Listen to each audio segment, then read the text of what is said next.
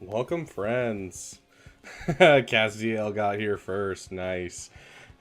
GAC lock-in. So this is basically my last stream that I have planned, at least, before the GAC lock-in to do roster reviews, is what I was referring to, Milk. So if you need a roster review to, see what you need to panic farm, that's kind of the point of this stream. So that's what I'm referring to, Milk. So really quick, I actually just opened my game, and I was going to, jump right in and start doing stuff, but this popped up, and so I wanted to talk about it for a second. This is a great bundle for those of you who are willing to spend just a little bit of money.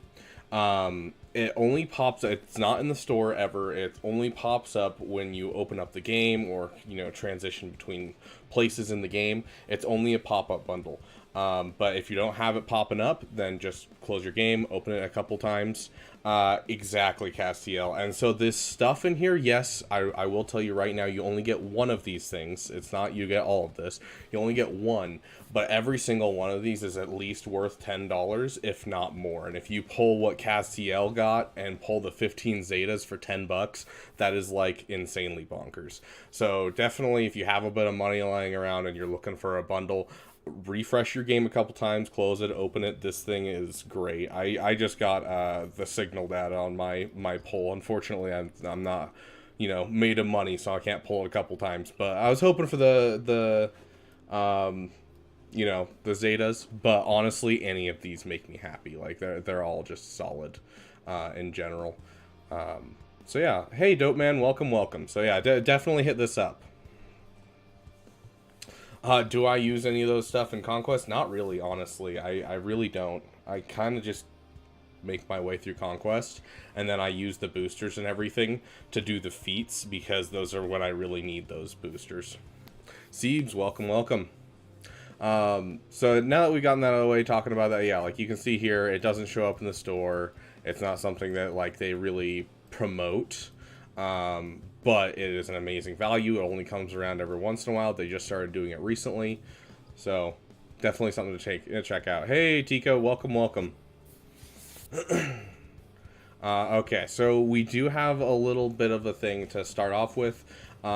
We do have our member, Siebes, or rather, he doesn't want to do a membership, but he donated to do a roster review. And so we're going to do his live roster review now.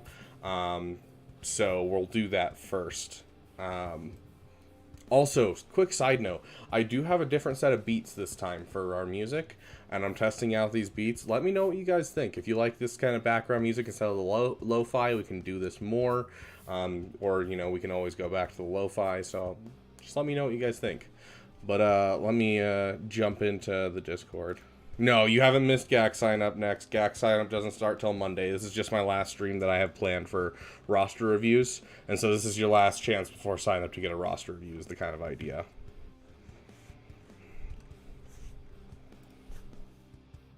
Do I think Gear 11 is enough to do the Malak Darkside event? Like across the board, all of them are Gear 11. I mean, you're going to struggle getting all your characters up to the right power level to do it. But if you're just talking about Darth Revan himself, I did it at Gear 12, I think. I think Gear 11 you could probably pull it off. The dark side one is much less difficult than the light side one.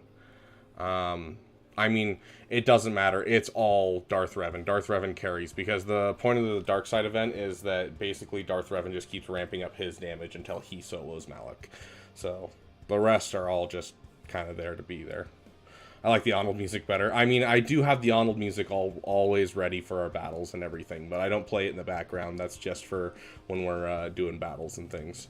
So, obviously, we'll keep that stuff, but this is just for our background music.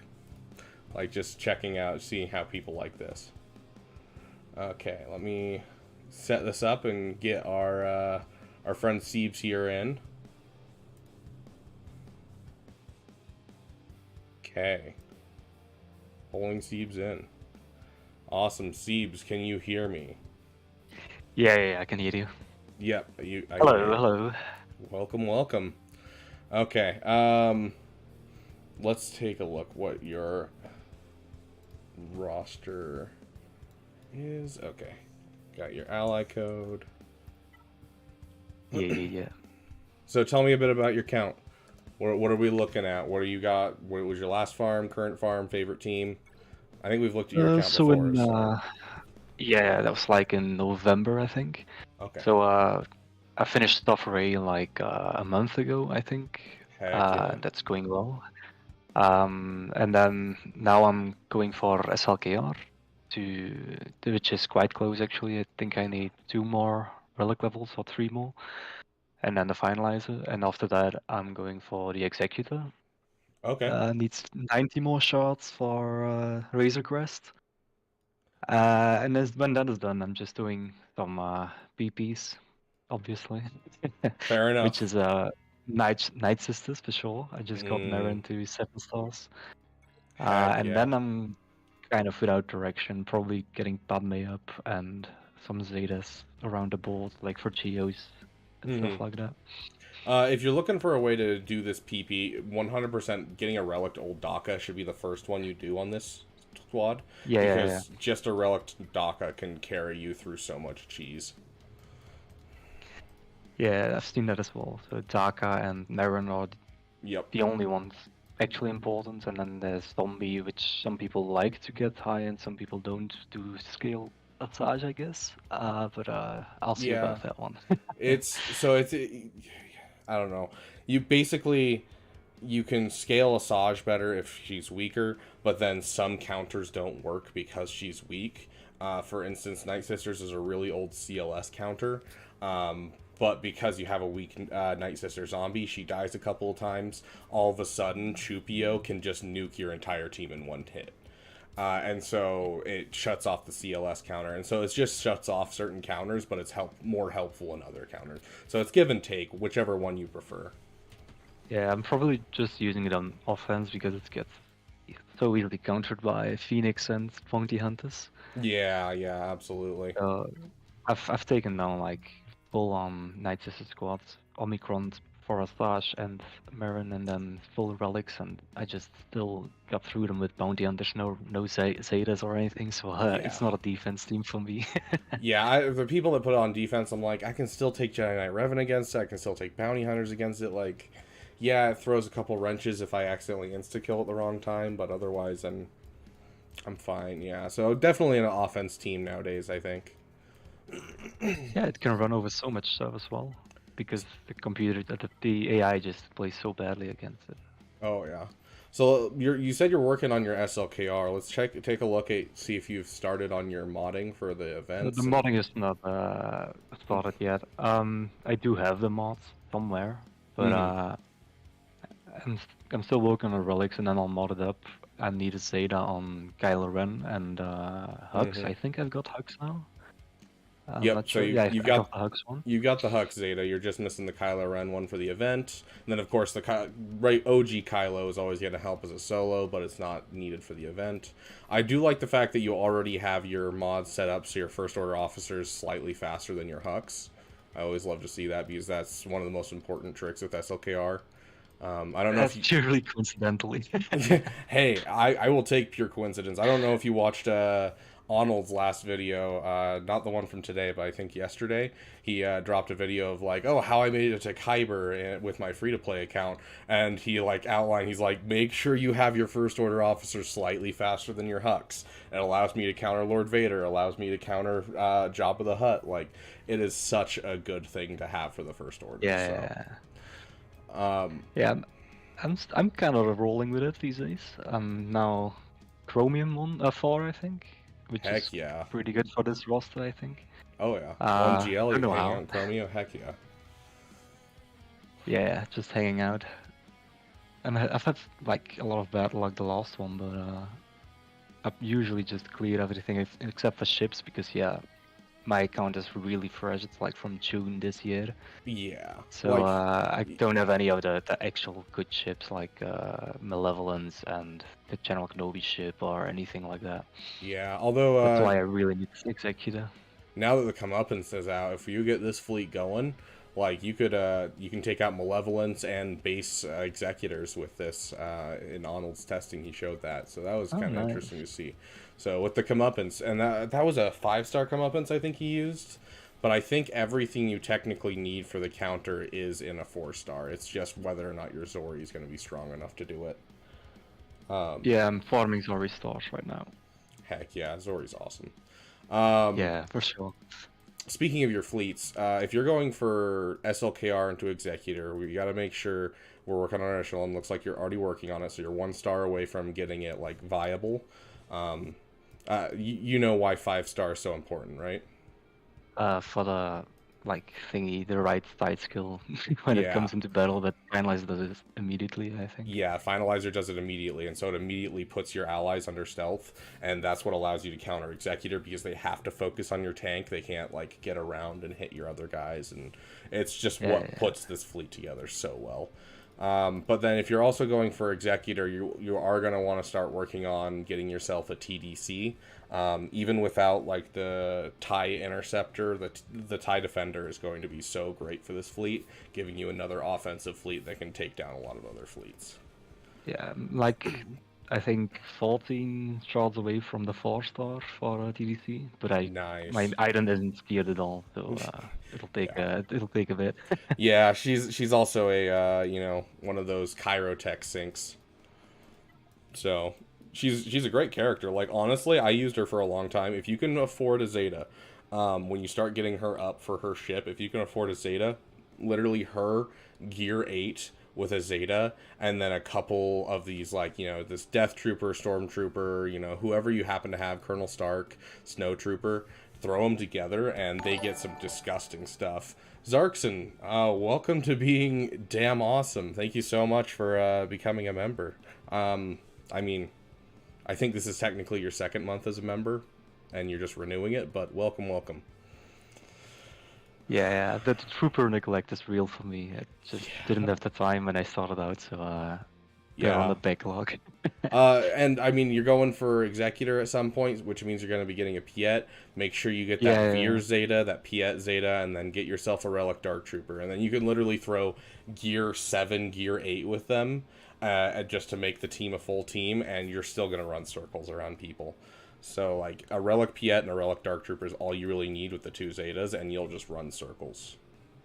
yeah, for sure. Like after the executor, I've got time to get so like every team in order and get a few gaps filled in, like the Imperial Troopers and Padme and all that stuff, Mm-hmm. and Treya probably as well, and then Yeah. like How's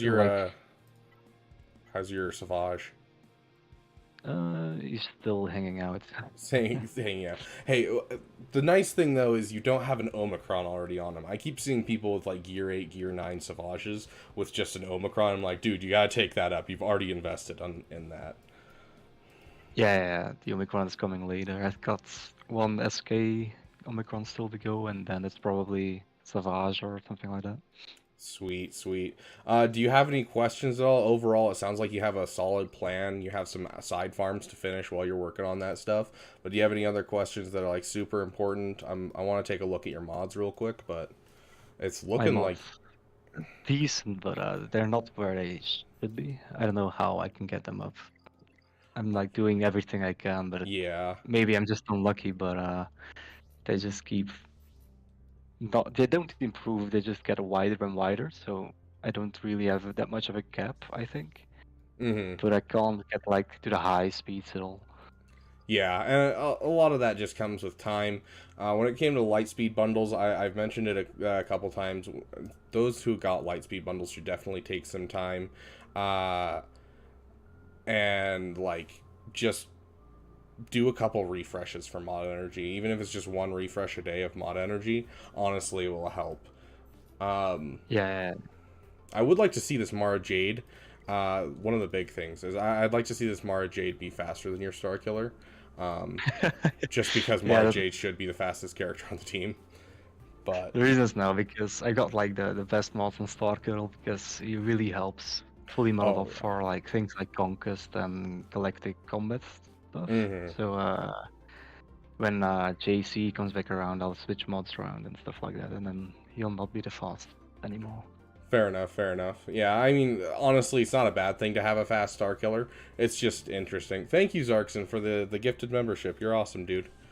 You're just being so generous today, and I appreciate it. We'll see who gets it. Ah, Tara was gifted a membership. Tara, you have a membership again. Welcome, welcome. Sweet. There it is, popping up on screen.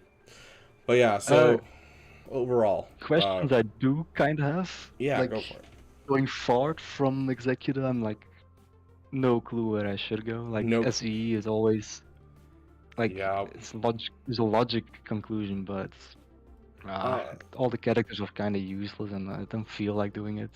yeah. So Uh, Sith Eternal is a great farm to fit in with what you're currently working on, but if you have no passion for Starkiller, Starkiller for Sith Eternal, if you've no passion to get Krennic up to relic level, I understand that it's a painful farm because like I wasn't a huge fan of Emperor Palpatine coming back in episode 9, so I had no passion there. Plus the character's kind of just okay unless you're using it on offense. So I can understand the lack of passion there. 100%. Alternative farm, if you want to go for something else, is building out your Jedi Knight Revan, Jedi Knight Luke, and going over to JML and starting to work into your Rebels. Because you did buy the Rebel Lightspeed bundle, which means you already have one. Let's see, let's see if I can remember all of them. 1, 2, 3, 4, 5 of your requirements already like basically done. Plus, you have a yeah. requirement right here for profundity. And then if you bought, I mean, you have Starkiller, so either way, even if you didn't buy the bundle, you have a dash render at 5, Relic 5, so you only need to bump that up for 2 levels, and you already have 2 requirements done for the profundity. So, like, you could totally go into the Triumvirate of Rebels and be fine. If that's something that you would be more passionate about, I'd rather you go for that than Sith Eternal. Because Sith Yeah, that's probably Eternals, what I'm gonna be doing. okay. Yeah, like, Sith, And I'm it's on rough. ages off from WAD as well, so there's no point in going for SE if like WAD is like 2 years off. Oh yeah. Like, do you even have like what unlocked at all? I'm not I seeing think him. maybe it's like not unlocked yet, but Yeah. I'll take a look real quick. I've got it open. But our guild is not that strong at the moment, and especially Mm, geos are a big problem. So makes sense. let me see, seppies. 1, 2, 3, 4, 5. Yeah, So so he's like 53 out of 80 right now, and we've been yeah. doing geo thingy for since August or September, I think. So Mm-hmm. he's gonna take a while. Makes But he sense. doesn't Yeah. need all the star levels, does he? No. So as soon as you unlock him, you can use him, which will be Oh nice. yeah. So I wouldn't use that as a reason to go for Sith Eternal because he fits just as well throwing him in with SLKR. So you're going to have a home for him regardless of what you're doing next. He also has a Mhm. home on Jedi Master Luke. People will put him on Jedi Master Luke and give Jedi Master Luke the tank tech, making it so he dispels his own debuffs and is always taunting. Ah So yeah. like there's a lot of places that you can use Watt at that 4-star level without it being an excuse to go for Sith Eternal. So Chill, 100%. chill. It's pretty good. I'll probably just skip on SVE for the near future and just get a JML or something like that. Yeah. I Maybe mean, even Leia. Probably not. yeah, well, that's the thing though is I mean, I don't know how much you've played during the events, but they gave a lot of shards away just from doing stuff for the characters. Like you already have a 6-star Rex, you already have a 3-star Drogon, you know. You have some solid start to Leia, and so like that's the nice thing is what they did is allowed you to basically go JML into Leia with 0 problems. Um, and so it honestly, I could see you getting Leia within a year from now. Like Yeah. she's not actually that far. Her requirements are super just like they share with JML hardcore. The only thing you gotta worry about is those new characters, and you should have quite a few shards for all of them. Like we go into requirements, and it's like yeah, Captain Rex, Nisa, Scout Trooper, and Drogon are the ones that we actually have to worry about. The rest is like Commander Luke Skywalker at Relic 7. It's like, oh no, a better CLS team? Oh no. Like, all of it is just stuff that Yeah. are just really solid and easy to grab because you're already working towards them with what you're doing. So, I do have to finish TLS one of these days, though. Jesus. dude, yeah. So, I mean, you got some time right now. I highly suggest you know, kind of finish some of those things you already have. Relic your DACA, maybe. You also can use, in a pinch, use a DACA zombie with the Watt you're about to unlock with SLKR and pull off some really good stuff. DACA Yeah, zombie and yeah, SLKR in 3v3 can actually beat JMK with 100% win rate. Um, like, you can do some solid stuff with that kind of thing. But yeah, just you finish some of your PPs. You know, you got a Padme team that you want to get up, get a Padme team up. When you start working on that yeah. Executor, make sure you're working on that Chimera fleet a bit. Make sure you're getting yourself a Dark Trooper to go with your Piet. But yeah, it sounds like you got kind of a solid grasp of what you want to do next. And, you know, JML around the corner. I think you get SLKR, Executor, and JML by the end of this year. Like you already have a solid start for all of them. Yeah, we'll see, we'll see. I'm probably gonna dub some money into it as well, so that'll help the process for sure. Oh yeah, yeah. No, I mean the game is pay to play, you know. So Yeah, for sure, for sure. yeah, Um, and then yeah, modding is just a bit of a slump right now, but it'll probably get better over time. And yeah. then I wish I could say that there was a easy way to be like, hey, this is what you can do for mods, but there's not, especially with this early of an account, because a lot of people will be like, oh, you should purchase the mods from the mod store, and you just don't have the credits or the ship credits lying around to do it because you have so much to level up.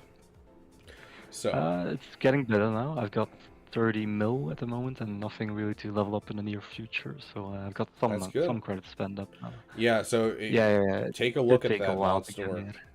there. Because like in this mod store, you'll find these gold mods and they'll have speed on them, and it's like, yeah, 1 million or 2 million, whatever it might be, is a lot. But like being able to pull one of these and then just take it up immediately, that takes no resources whatsoever to like level it up and slice it up. And so you can end up getting some solid stuff. That's where a lot of the best mods come from, is those gold Okay, mods yeah. that you already have them gold, because you don't have to slice them up, you don't have to waste resources.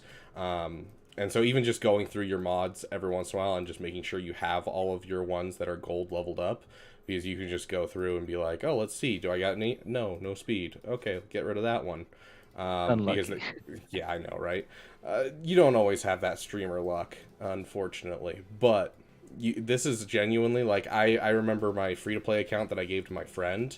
Um, I literally was pre level 70 and I pulled a mod that was 22 speed because I got a gold speed mod, and I just upgraded it and it was like, oh yeah, 22 speed. I was like, dude, this is amazing. Going on Mara Jade Let's immediately. go. Yeah. And so like Uh, purchasing those gold mods every once in a while, if you do have the credits lying around, like this is the one we just purchased, let's see if we get anything. Nothing. Garbage. But yeah, it's honestly the least investment that you'll have for anything that you have. yeah. Besides that, it's just There was time. something else I was wondering about. So, I like the game, like the Fallen Order games with Cal Kestis, and I've got like the characters, the requirements, like 5, 6 stars probably. Mm-hmm. But I don't avoid them obviously because it's credits. Um, Cal Kestis can go in like any Jedi team, right?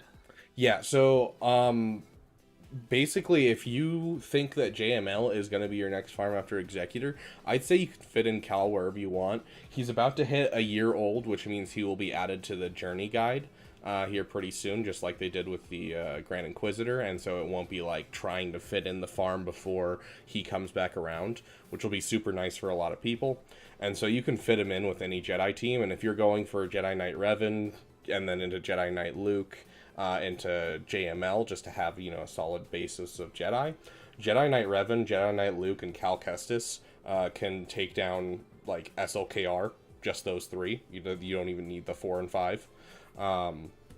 Like he'll fit in any Jedi team. He'll make any Jedi team. He'll be great for territory battles. So I'd say if you're close, you can fit him into your farms wherever you want to.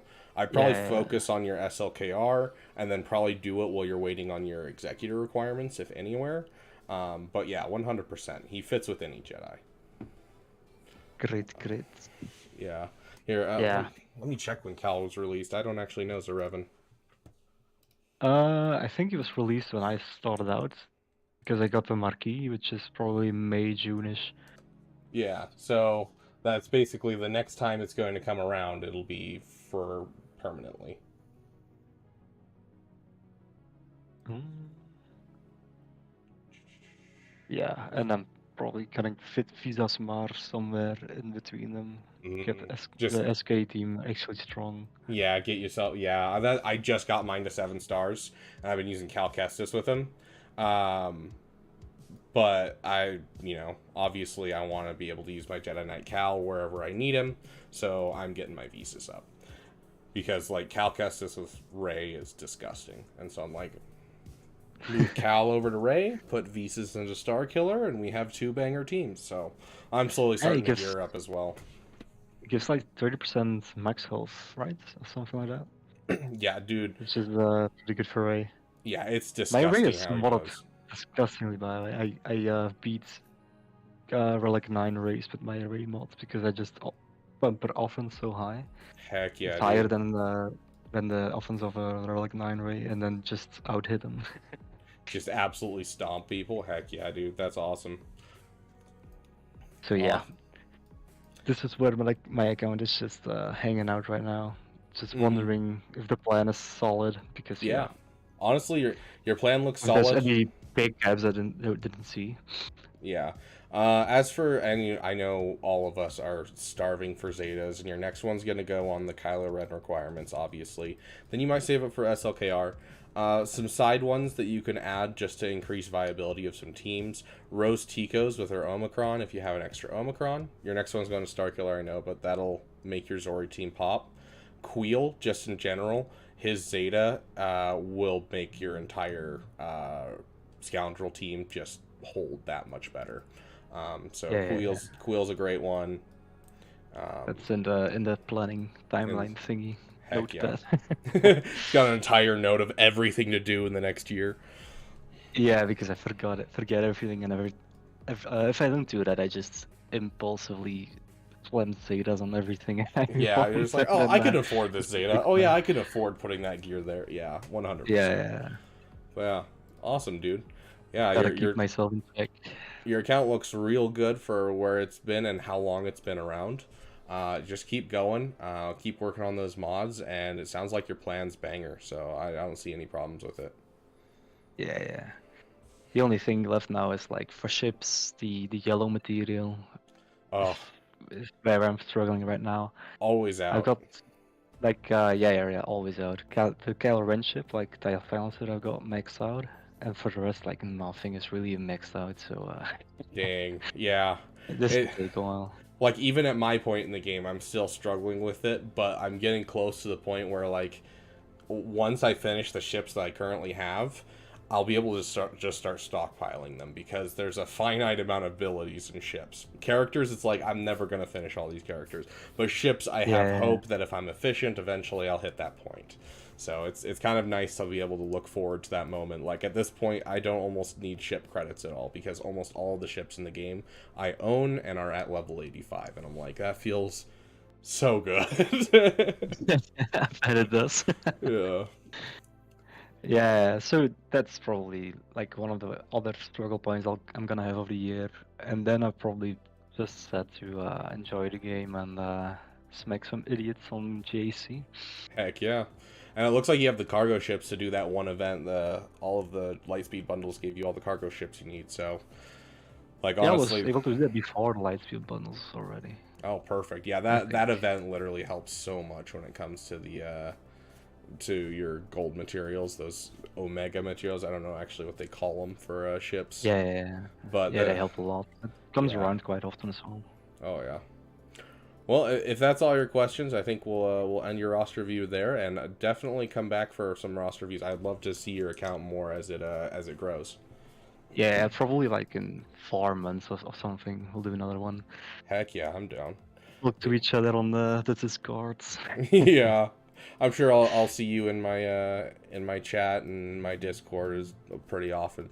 But yeah, I'm excited. Yeah, I'll hang around. Like it's pretty late for me now. I'll be working pretty soon, and then it's gonna be harder. But in the weekends, I'll probably still be able to hang out. Heck yeah. Also, congrats on the new job, dude. That's awesome. It's a rough Yeah, job market now. I don't know about other places besides the U.S., but like U.S., the job market's awful. So, yeah, it's been rough. Like today, we were supposed to do my contract, but she fell ill, so we're doing it ooh, next Tuesday. So it'll jeez. probably be all right. It'll all work Yeah, out in the end. yeah, nothing goes smoothly with me, so I'm used to it. uh, but yeah, All right, I thanks a bunch. yeah, I'm really excited for you to get your SLKR. Honestly, having a defensive and an offensive Galactic Legend is a huge Yeah, bump I up. need it for proving grounds so Yeah, much. he he does so much improving grounds. Anyways, you have a Can't great even day, get Siebes.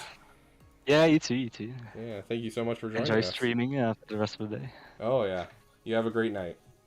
Yeah, you too. Yep. Okay, guys, I'm gonna catch up on your chats really quick because I wanted to focus on him the entire time, and so I just want to read through really quick. Zarkson, once again, thank you so much for the for getting your second month of membership. Welcome to the Elite 2, I think, right now that I have of 2 months of membership. So you now have your little silver dam next to your name. Um, and thank you for the gifted membership as well. I will make sure that we keep Tara on the membership list. And let me go through and just kind of see what people were saying while I was talking. Because I do like to monologue. I wish I could go back and play the Malik event again. I don't know why, Exothermic. The Malik event was painful for me. Milk, that's actually great. Getting some gear to laptops, heck yeah. Arnold just waffles. He does. He waffles so much. Like, I'm like, dude, I just want you to get to free play, please. It's the account that I live for. Just forgot to put... Okay. Fair enough, Zarkson. Fair enough.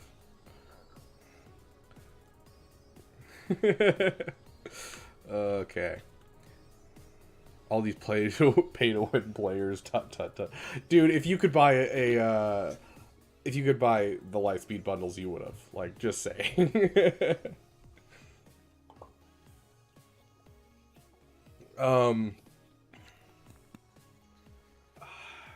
What do you think is the best GL after SLKR? You bought the new Lightspeed bundles. There's two ideas. We just talked about it with that guy, Vladislav. It's either you go for Sith Eternal, or if you don't have the passion to go for Sith Eternal, you go for JML. So those are kind of your two best options for going from the Lightspeed bundles. You can also go for Leia, but we'll see how viable Leia is in this next season. She no longer has her Drogon Crons. So, yes, Tico, absolutely correct. If you get Jabba, that's your best bet for getting better mods. Although he is a little rougher to get than most other characters at the moment, just because he's a little out of the way for people from... Like, Leia and JML are actually closer for most people. It used to apply to a lot of people next Reaper, but these Lightspeed bundles have kind of changed the game. Jay, pretty good, pretty good. How are you doing? X, welcome, welcome. And also, thank you, Next Reaper, excuse me, and Zarkson for getting that hello there for me.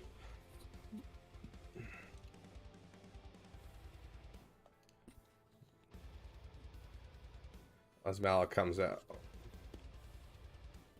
Don't tell anyone. Oh gosh, Next Reaper. If they dropped a $200 bundle for Lightspeed bundle for Leia, I don't think it would be worth it, because looking at her stuff that she has, like her requirements, a lot of them are old characters, and so they're really easy to get. It's only the new characters. So if they dropped like a $50 Lightspeed bundle, I'd say it's more worth it than doing like a $200, because honestly, the new characters are not worth the $200. Order of Zetas and Darth Revan. I can tell you what my Order of Zetas were, Castiel.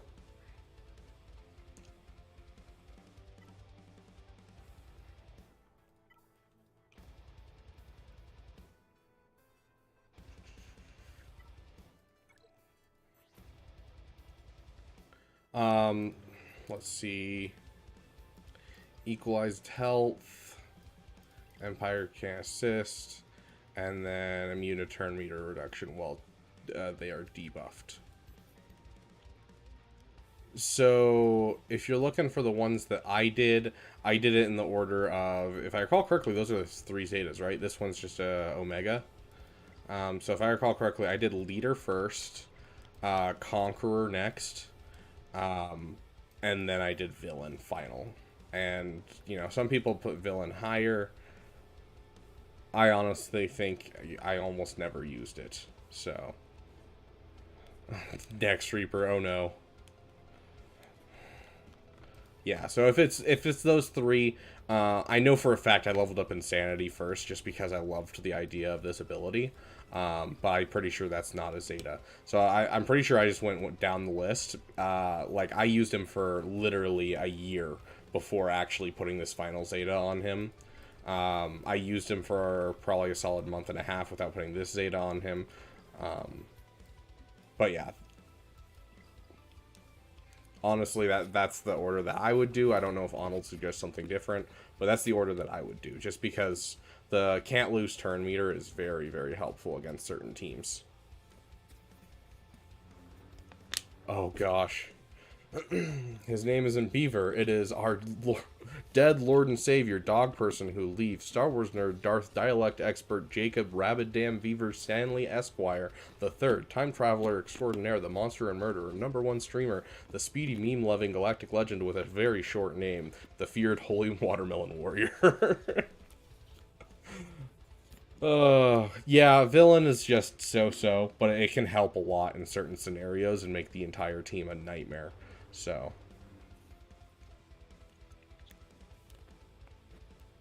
we add dad in there because of his deadly dad jokes. Dude, I kid you not, I make my dad jokes in real life too. That's not something I do for the stream. That's just who I am as a person. I love dad jokes.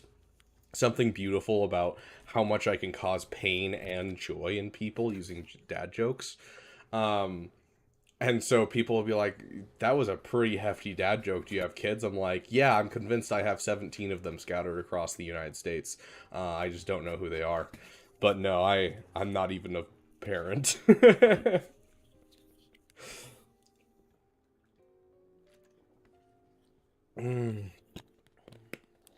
Dad jokes are the absolute best. No, still, to this day, my most proud moment streaming in the entirety of my time has been I made a dad joke during one of my streams and I lost 4 viewers when I made the dad joke. I was laughing so hard. Still my proudest moment to this day on this channel is causing so much pain to 4 people from my dad joke that they left the stream. Like, oh, immaculate.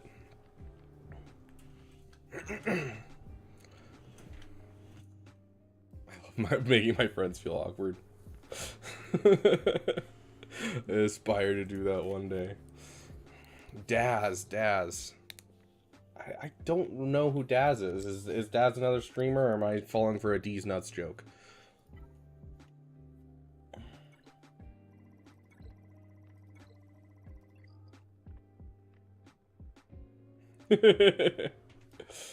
Causes pain. I'm gonna do a quick fleet battle just so that way I can make sure that I get some solid fleet rewards.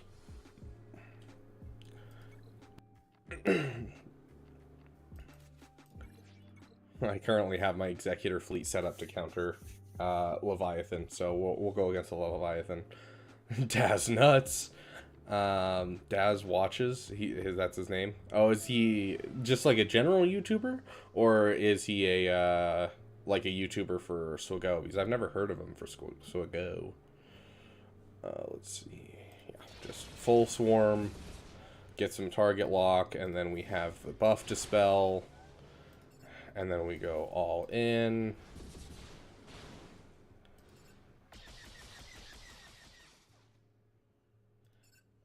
Jeez, everything got cleared off there. I hate how much the Thai Dorito breaks this counter. Reaction guy, I think. Yeah, honestly, I don't watch a lot of YouTubers myself. He has target lock, right? Yeah, he has target lock. So let's hit the ability block.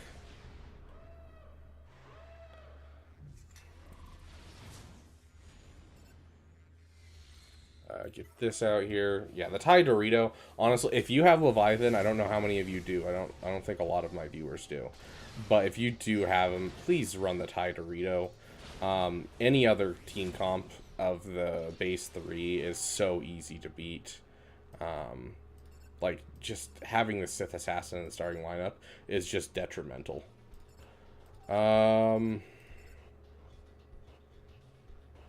Let's just go for the straight basic, because we want to clear off the foresight. Let's just keep you alive. Okay, this will clear off the foresight. Jeez, he healed up so much.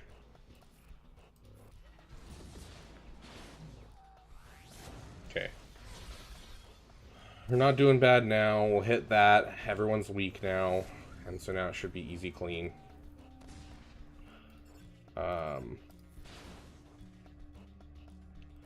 Assassin's better for mirrors. Yeah. So I guess I can understand why people would use it for Fleet Arena. But, like, it makes it so I can climb so much. Die. Holy crap. The fact that I got another reinforcement is crazy. Leave here and visit Rapid Peeper's stream. Lol. Okay, can I please finish these guys up?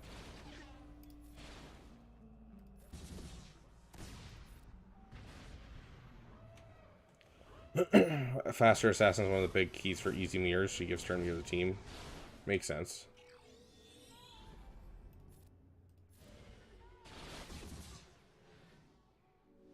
Yeah, it's looking like I might have to come back in 10 minutes and make sure that I get this, because this is awful. We just did not get any ability blocks out early on, and so it's just been awful from start to finish.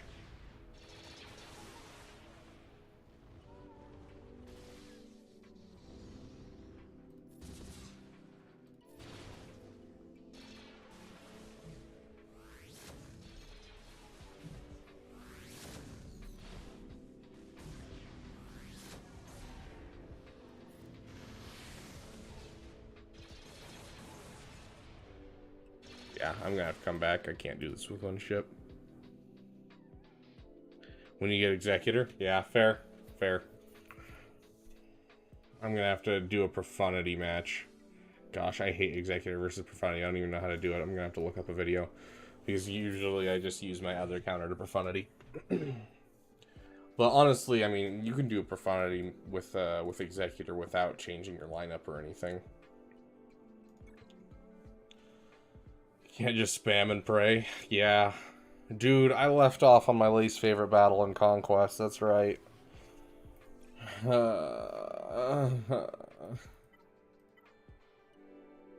Yeah, there's no way I'm doing either of those, so we're just gonna have to call it a day with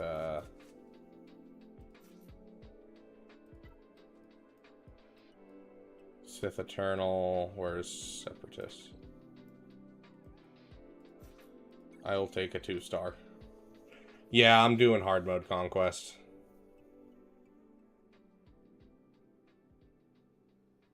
Go for dash first with the standard lineup. Okay. How do you get around? That's right. That's right. The bonus turn. Can he survive this? Let's see who's gonna take most turns. I actually don't know. I'm gonna make sure Han gets it. I can't target him. So we'll go Chewbacca to negate damage. Yeah, Han shoots first. I forgot. My bad.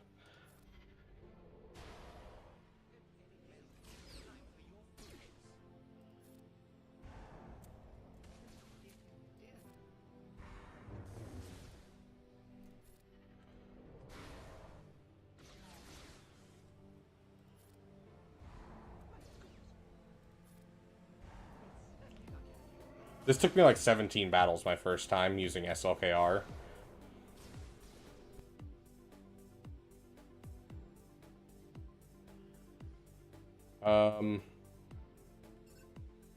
Let's relink.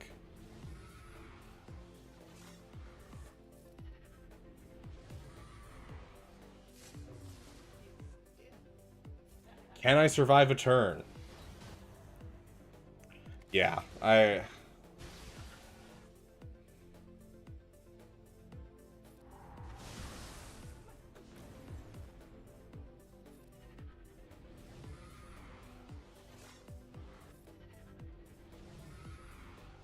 see with Bane? Ooh, interesting. That's right, I do have the Bane thing. I'm down to try that. If we fail this, I am 100% down for that.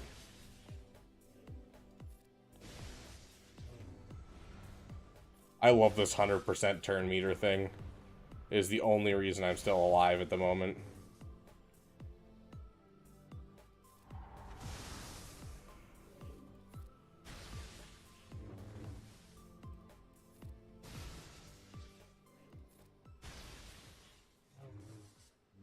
Gosh. Holy shiz. Try Savage Bane. You know, I mean, that's the thing is, though, we have the Kron turned off. Or not the Kron, yeah, the Kron, technically. But the Omicron turned off for Savage. So it's not actually going to be that, he's not going to be that great. But I would be down to test out some stuff with Bane real quick. Is this Frenzy? Is it this one? What one is it? Darth Bane. It's active for one battle. Summon Darth Bane, who simulates having Relic 9 mods, max abilities, and his leader ability active.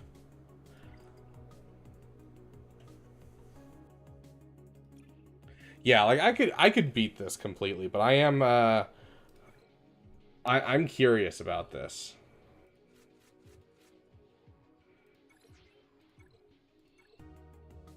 Basic palp with Bane.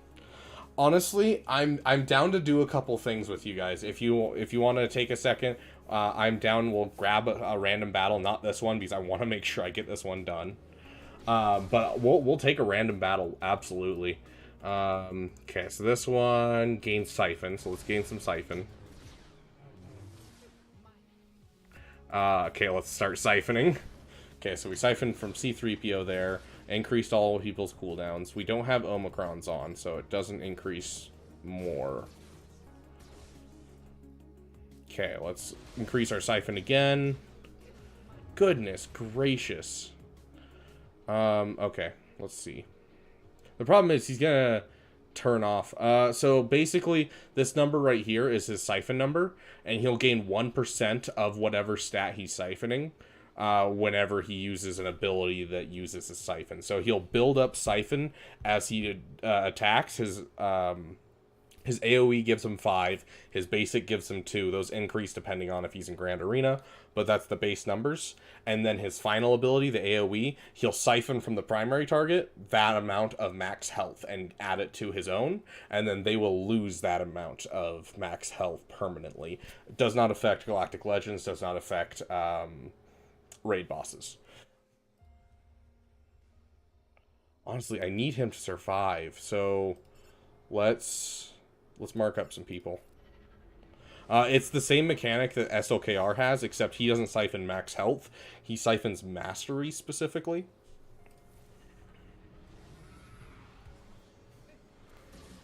The problem is his lead's active, and so that makes it so that Sith Eternal will die off. Typically, Sith Eternal will not die off when Bane is with him. It's only because the leadership ability is active.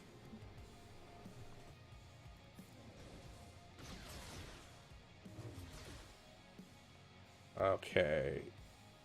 Yeah, let's just keep plugging along, making sure that he stays alive as long as possible. Let's siphon some max health from Chewbacca. Get Deceived passed around. Yeah, Afra siphons potency specifically, yep.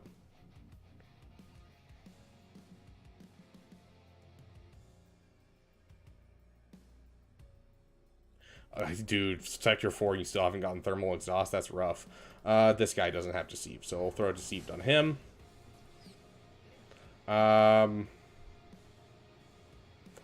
Honestly, I don't think it's a good idea while using Bane in this instance to actually hit ult. because then I'll lose out on my my stuff regaining. And so I'd rather just sit here for a hot second.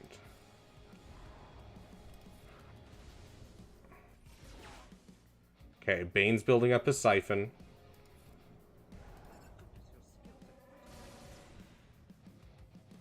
Sith Eternal's still doing good. So let's just start working our way through enemies.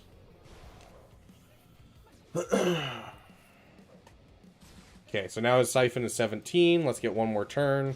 Honestly, I think we'll take another turn and just get our Siphon up a little bit higher. Jeez, he's starting to deal serious damage. So his, which ability is it? Is it this one? Gate 2 Siphon, target above 50%. Which one is it? Here we go. Deal damage to all enemies based on his max health, which is insane. I'm going to Siphon from C3PO specifically. Just because he's the strongest right now. Okay, so we're going to do this to continue to gain mastery and continue to get things going. Because we just really don't want our Sith Eternal to die off.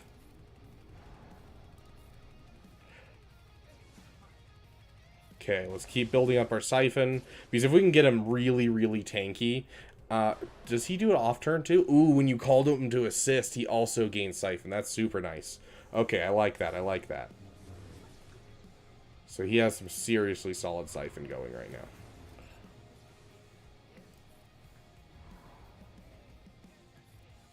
So unfortunately, we can't insta-kill CLS.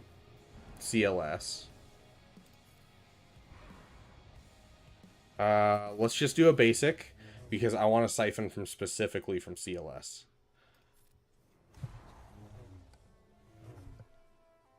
Dude, okay. Siphon. 37% of his max health just disappeared. Okay. Well, let's build up protection again. Keep him going.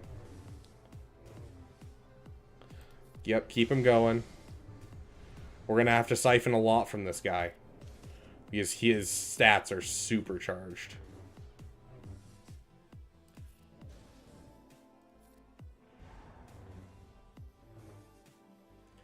Siphon again. That's another 48% from his max health, and it still feels like it's doing nothing. Oh, dude, Siphon is one of my favorite mechanics in the game, and I love the fact that we have another character with Siphon now. Okay, yeah, you can see right there, his max health is reduced by so much.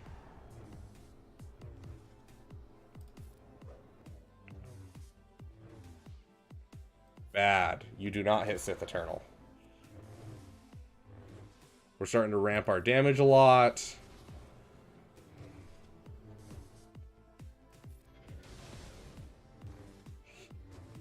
His healing is outpacing our frickin' damage, which is crazy. This CLS is so busted in this. I really need the help, like the regen, just to keep him from dying off to Bane. I really wish I could hit ultimate. Okay, there we go. We're almost there. We're almost there. And we're done. Yeah, the ult for shock would have been nice, but the thing is, then you lose your banner recovery, which is the recovering protection. And so then as soon as he hits less than 30% health because of Bane's lead, Bane will just kill him off and take his stats. And I wanted to be able to 3-star that event, and so I had to make sure that Sith Eternal didn't die. And so it was kind of like a balancing act for that one. Normally you wouldn't have to balance act Sith Eternal, but just because Bane's leadership ability is on, as soon as an ally hits 30% health, he insta-dies. And so I just wanted to prevent that from happening. Yeah, CLS's speed is insane in that. So let's look at the event real quick. The allied leader can't be targeted, has minus 50% speed, and the damage they receive is reduced by 90%. While the allied leader is active, all other allies have 100% defense, max health, max protection, and offense. While all other allies are defeated, the allied leader gains 500% max health, protection, offense, and a plus 300 speed, which we're going to assume he's probably got 300 speed, which means that he has 900 speed. after all of his allies die. And then he attacks again when he uses an ability during their turn. So yeah, he's basically, you hit him, he counterattacks, then he hits twice more. It is the stupidest thing. Yeah, he can almost lap a GL exactly. We'll get ourselves an unstable decelerator. Not that we're running. Oh, we can actually swap that out for our current one. Yep, unstable, unstable. 1200? 300 speed. 300% of 300 speed is just times 3. That's 900 speed. I'm not crazy, right? Is it plus 300% or times 300%? If it's plus 300%, then you're right.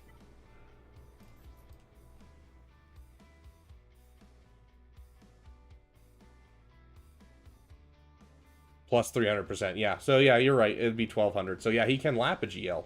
He can lap basically any GL.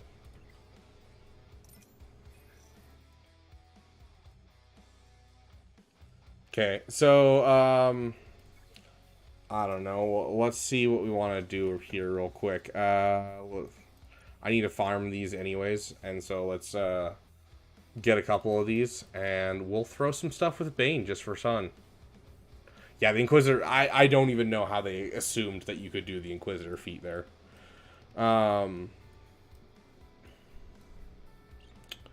Okay, let's take a look. We're looking for Sith. What do we want to see with Sith, with Bane? So I'll activate another Bane one, and I won't win on this one quite yet. So we can test it a couple times. Relic 9 Reva team, and you couldn't scratch him. Gosh. Insanity. You want to see him with Treya? You want to see Bane with Treya? Okay. Let's take a look. Ours is going to be the one with 4. Preview Darth Bane.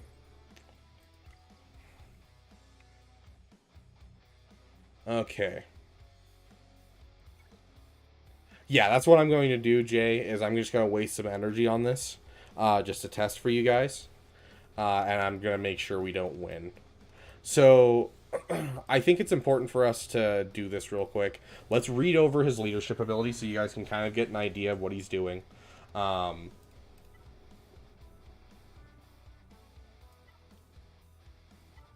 Because his leadership ability will be active. So rule of 2 will not be active because that's only if we're bringing in 2 people at the beginning. So if we bring in 1 person, we can test out some stuff with rule of 2. But no matter what, his leadership ability will be active. So Sith allies get 30% offense, 30 plus 30 speed. Sith allies can't be revived.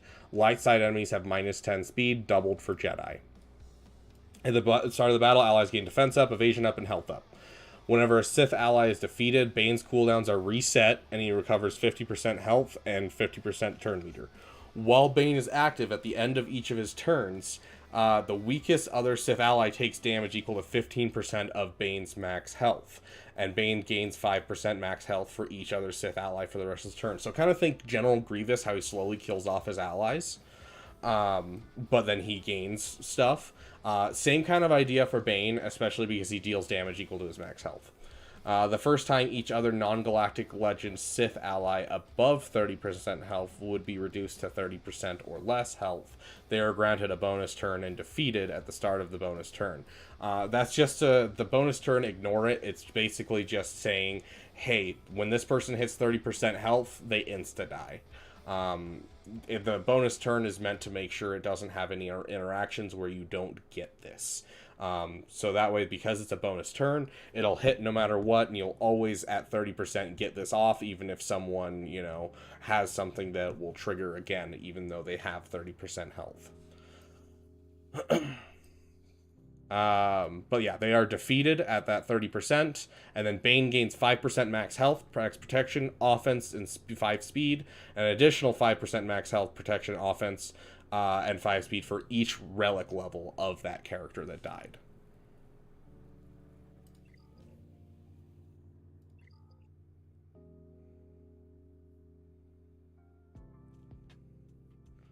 Yeah, that sounds right, Next Reaper. Hold on. I just chose Malgus. I wanted Bane. Where's Bane? I think I have more shards than... No, I don't quite. After this Conquest, I'll have more shards for Bane than I do for Malgus. So it's minus 10 doubled for Jedi. He's not a Jedi, so it'll just be a minus 10 speed. It's not 10%, it's minus 10. So, dude, I was still doing normal Conquest when Bane came out, or Bane, sorry. When Malgus came out, I can't speak today. When Malgus came out, I was still doing normal Conquest. So, and then on top of that, I couldn't do the Proving Grounds for a long time until I got Sith Eternal, just because his event is insane in Proving Grounds. Okay, let's do some testing for Bane. So you guys now know kind of what his kit does. You know, kills off his allies to make himself more powerful. He'll slowly build up more and more power as people die off. And so I think for the first battle, what we'll do is, first of all, I'm going to remove all of my stuff. So this will be a base level kit without any influences on the kit. And then we're going to do kind of what they intended. This is what they claimed they intended. Can SLKR do Proving Grounds? Not for Malgus. He can do almost every other tier but Malgus. I say almost. He can do every other tier besides Malgus. It's just one of them has high RNG. Okay, so the point of this character that they were kind of pointing out was that with your Sith Eternal farm, you'd have leftover Sith. So we're going to use our leftover Sith first. We'll use a Savage lead with our leftover Sith from our farming for Sith Eternal. So here's our leftover Sith from Sith Eternal. And we'll take this in, and then Bane will be our fifth. And this will be kind of what they intended for him to do, was to take a team like this. In fact, we'll get rid of the leadership ability. Do any of these guys not have a leadership ability? Maul has a leadership ability. Count Dooku has a leadership ability. All of them have a leadership ability. So we'll give them Sith Assassin as the lead. Just so that way we don't have a leadership ability, and it'll be just Bane's leadership ability. There's that guy, and there's that guy. Okay. Yeah, Dooku is for Seppies, Maul is for Sith, Savage is for Sith, Sidious. Does Sidious have one? Yeah, his is for all allies. It's a really, really old lead. Okay, so this is what they claimed in like the kit reveal, was that this was the kind of thing that you wanted to do, was you could take your leftover Sith from different farms like Leviathan and Sith Eternal, and you could throw them on a team with Bane. So yeah, with the rule of 2, he does do better with just 2 people. That's what you're supposed to use for him offensively. But this is supposed to be the defensive team that he has, is this kind of thing. So if you're using him offensively, it should always be a duo. If you're using defensively, this is the idea that they had for his defensive team. And since the lead is active, we want to show the defensive team side. If his lead wasn't active, it'd be a lot easier to, you know, be able to play around with the offensive side, and we still will. We'll still do a little bit of testing and fun stuff with just 2 people. Okay, so we got our Bane, and Bane's kit is the only one that's activated for our leadership ability. We don't have a leadership ability. So I'm guessing we'll just play this like normal and watch our team slowly die off to Bane, and watch Bane become the most powerful person on the team. Yep, let's dispel debuffs twice. Okay, first person's gone. So he just increased his stuff by 5%.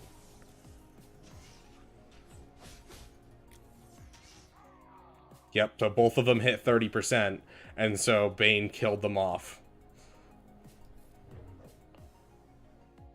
Our siphon's still pretty low. Let's just dispel all the debuffs. We killed off our last ally. Let's see if we can actually survive this, or if we're going to die to true damage. Let's siphon some max health. So that should increase our max health by 12%.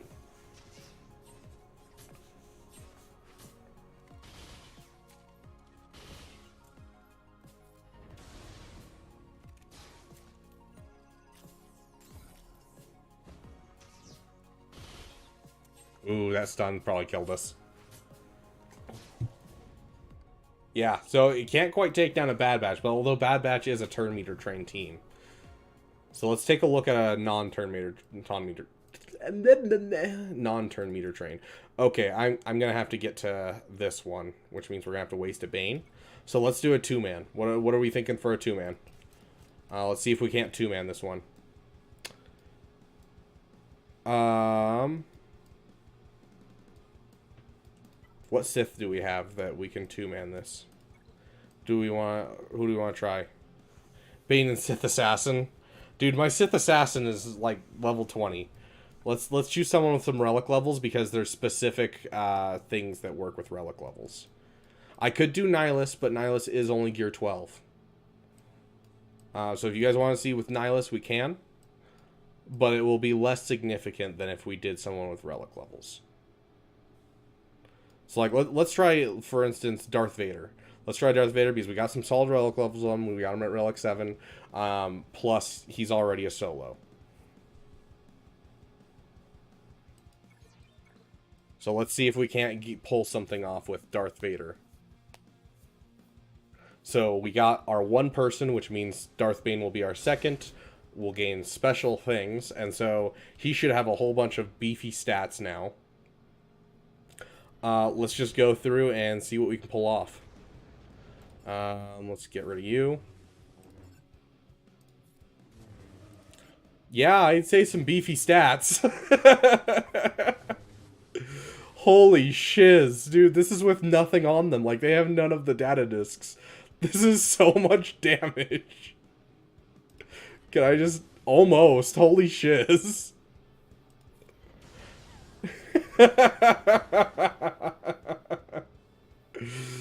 Oh, goodness gracious.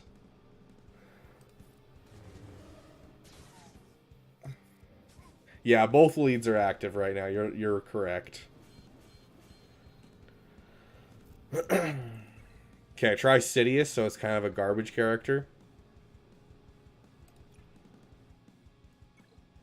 Okay, we're gonna have to put another one on because we won that one. Try a non-lead Sith. Okay, I'll see what I got for non-lead Sith. There's not a lot of them, but I have a couple. Okay, so we're gonna have to do another of these. Where's my 3? There's my 3. Relic Nihilus. Dude, he's on my list. He is on my list. Like, and that's not like a, eventually I'll get to him. It's like a, I have a plan to get him soon. Malik. I'd be down to see Malik. That's a, yeah, I got him at relic levels, and we have a, that'll be a non-lead with him. It'll be interesting if he can do some solid work soloing teams with Malik. Okay, so we have Malik. Same, Anthony. I'm so excited. Okay. I'm going to start turning on airplane mode so that way we're not wasting these and we can try it out a few times. I am willing to waste some crystals for this just to have some fun with you guys. So let's turn on airplane mode. Okay, potentially stupid questions. There are always stupid questions to be asked, and I'm glad it's you asking them and not me. Shoot, what do you got? I mean, there's no stupid questions. What? Did you just notice that they just did, like, 0 damage to him? Let's increase cooldowns. I actually don't think he increases cooldowns unless it's Grand Arena.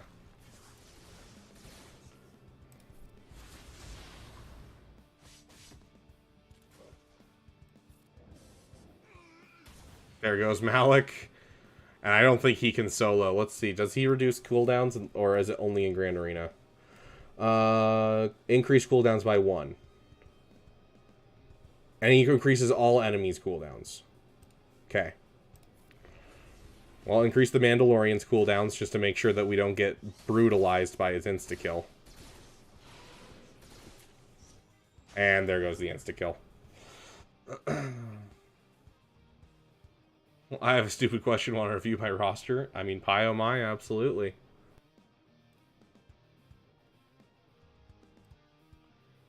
Where's the button? There's the button. What was the old joke? There's only stupid people who ask questions. Yes, ADP, exactly. I'll finish Ray's ultimate ability farming on Sunday. I'll also be in SLKR's Journey event next week. Should I apply Ray's ult immediately or wait and unlock Kylo's first, then use my mats for Ray? It's up to you. Would you prefer a stronger offense or a stronger defense? Is kind of the question that I have for you. Because Rey is usually your defensive Galactic Legend, and so you'd want her to have her ult if you're more worried about your defensive holding, because without it, she can be killed by like gas and some other stuff. Or would you rather, and she can also be killed but really easily by SLKR, or would you rather have a stronger offensive team, in which case I would go SLKR's ult first, because that allows him to counter a lot and do a lot.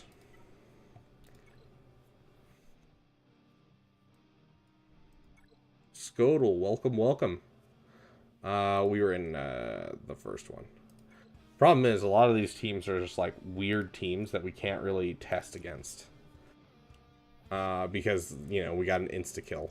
Let's do this team again, and we're going to try Malik and see what Malik can do, so that way we're having a normal team, at least.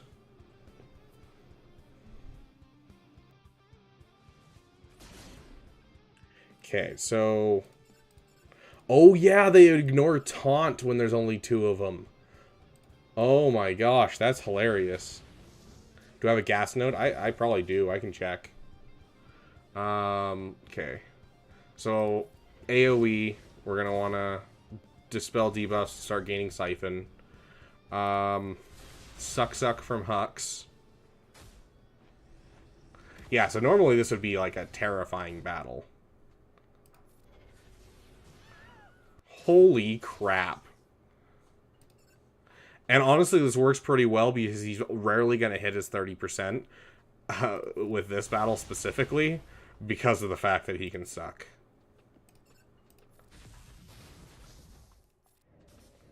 Jeez.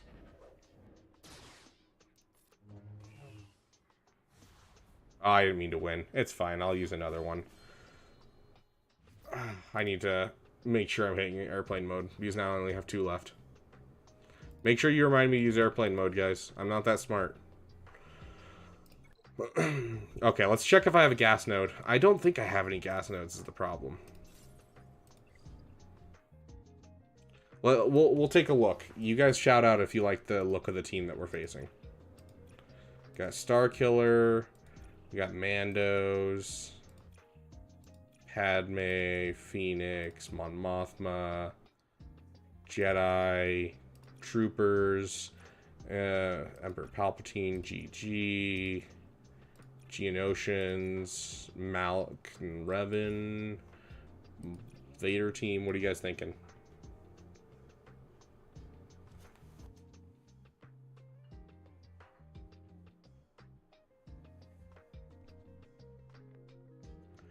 Darth Revan? Okay, where's that Darth Revan? It's right here. Okay. Let's see what we can do. So we had some fun with Malik. Let's take a look at our Sith tab. So someone said they wanted to see this.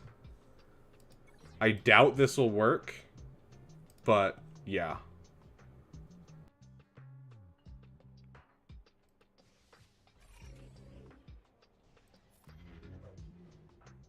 Wow, that was actually some solid damage. So he's not immune to fear, right? Yeah, okay, so they're not immune to fear.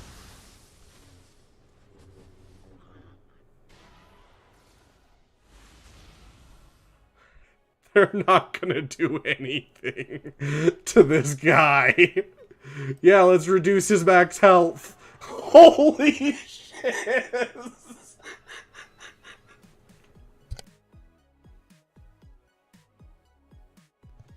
Oh my gosh, his max health gets boosted so much. Holy crap, dude. Airplane mode's on, thank you though. Like, holy crap, guys. Holy crap. Oh. Oh.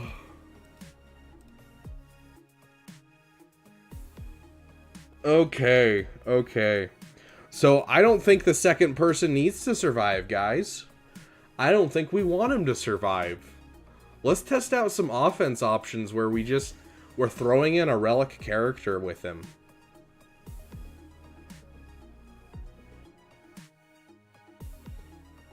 Like, holy crap, dude. That was insanity. Okay, we're going to go over rule of 2 really quick. Throw in a trash Sith with no lead. Okay, hold on. Sith. So, this is what rule of 2 does. This is what rule of 2 does.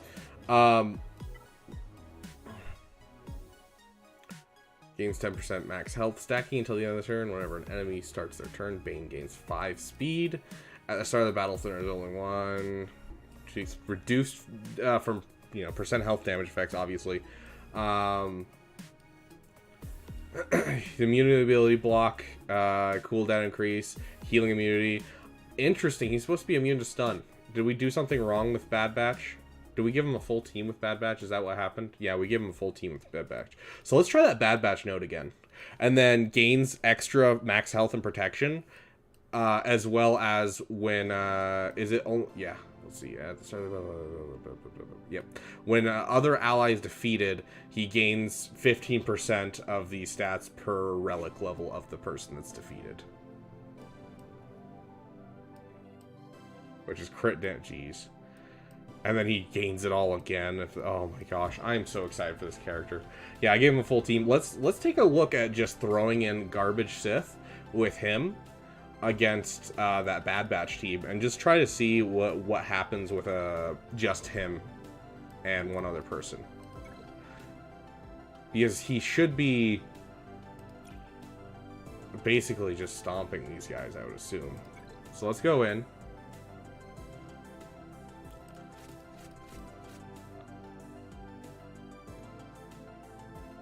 This is a weapon. Oh, I guess if you have to sacrifice it, it doesn't take some banners, though. Yeah. It does, but you're also doing a duo, so you're going to end up with like 65 banners anyways. And so it's really not a bad thing to do. Okay, so let's see if we have a... I don't think we have a Sith is the problem, who doesn't have a leader ability too much. Okay, here we go. Sith Marauder. Doesn't have a leader ability, has high relic levels. Let's throw them in together.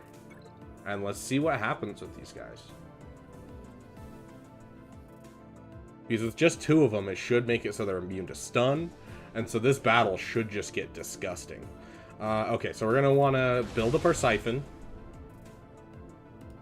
Oh, thank you, Jay. I appreciate you. Yeah, so they're immune to stun. So that does nothing. Literally, they got like nothing on this team. Okay, he lost blind, that's right, because they dispel debuffs just like they have Wat Tambor on their team. These guys all have foresight. Is this evadable? Which can't be resisted, but it can be evaded, it looks like.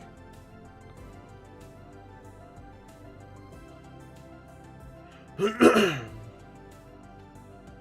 can probably clear ads fairly well, yeah.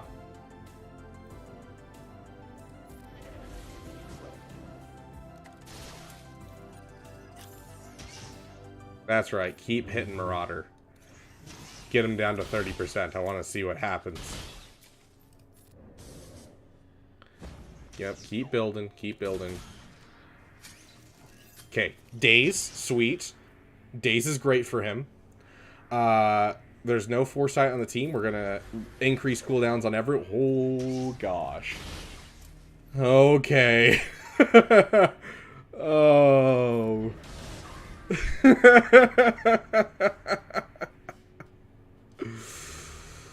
Oh, I love this character.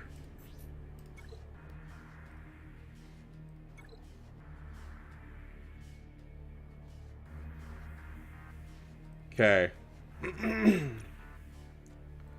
Okay, let's see. Well, let's check Sector 2, see if we can't find another team that we want to throw him against. Okay, we got Mon Mothma. When should I switch airplane mode? Are you asking, like, seriously? Vladislav, if you're looking for when you should turn on airplane mode, once the match has loaded, so the characters spawn in, that's when you hit airplane mode. if you do it before that while it's still loading, it'll just kick you out of the battle and you'll lose that team in Grand Arena. So you want to turn it on as soon as you get into the battle. Especially because if you do it right as the characters are loading in, they won't have a time to insta-kill you just in case. Yes, next Reaper, you're hilarious. Thank you for your damn joke.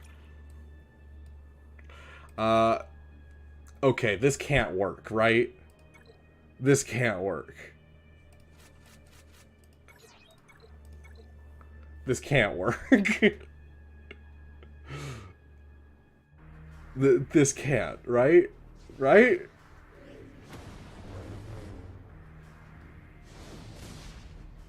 That daze is helpful.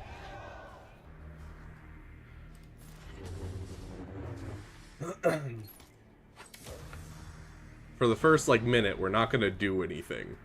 But after the first minute, we're gonna have a lot of fun.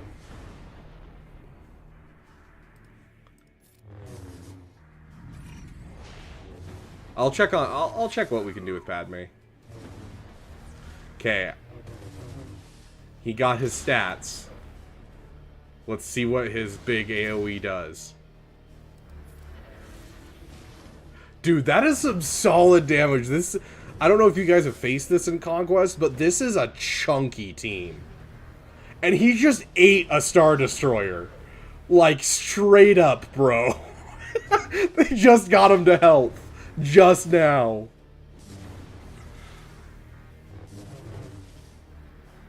Oh my gosh, guys. Oh gosh.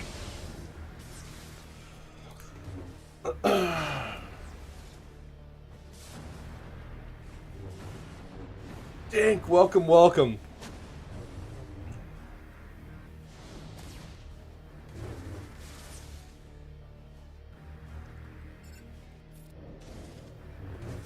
We'll see how long he survives. This is hilarious, dude. He can't lose turn meter. Dude, this is literally insane.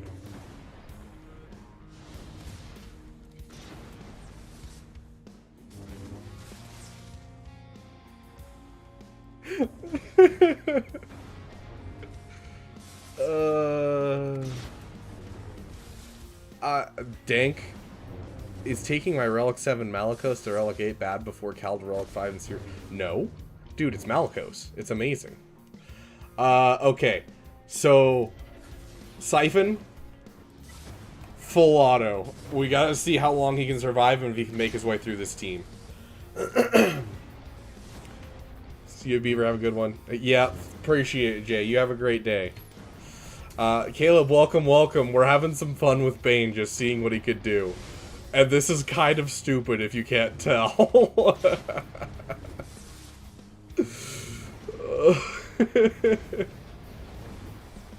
He literally ate a Star Destroyer, bro. This is insane. He's just with a Marauder. He has no other leader ability with him.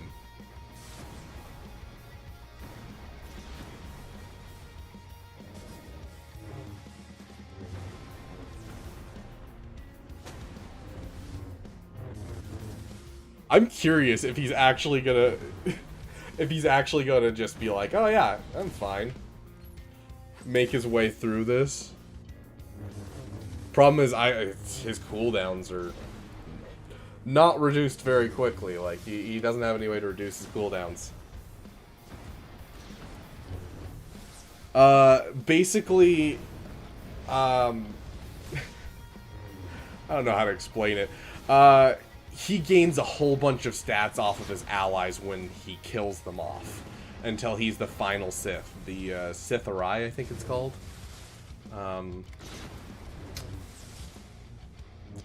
Yeah. Had a Star Destroyer for breakfast, lunch, and dinner. It's like that frickin' video that... I don't even remember who did it or anything. It was just this dude in high school. I watched this video. It's like, you know, what did I have for breakfast? A bang. What did I have for lunch? A bang. What did I have for dinner? A felony. That's how Bane feels right now. Like, this is crazy. They're gonna time out against a solo character. Oh my gosh.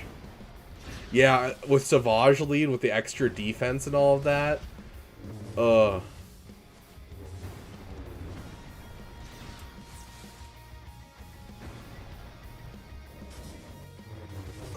Okay, this is his last suck.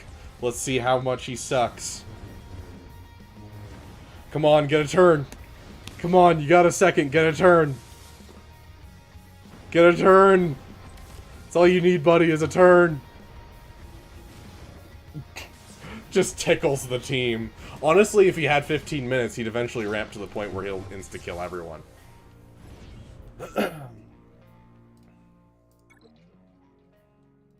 Gosh, that was amazing.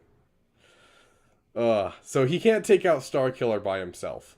If we gave him some help, I'm sure we could. Like, let's see if we can give him... Problem is his lead is in place, and so we're getting his lead as well as his rule of 2, and unfortunately we can't test perfectly. Sounds good, ADP. Welcome. Sorry. I will see you later, ADP. Thanks for joining us. With the 15-minute timer. Yeah. Okay, so let's see what else we got that we can throw against.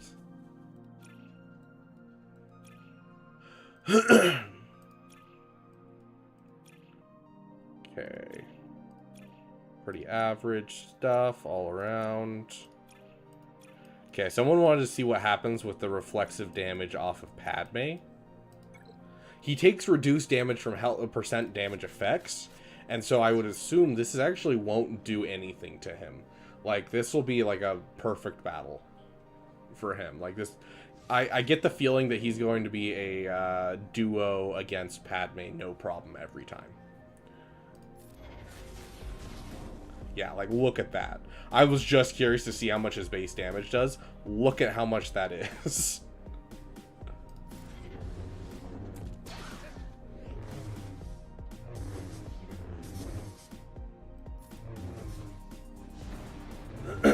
Oh no! Well, dispel everything.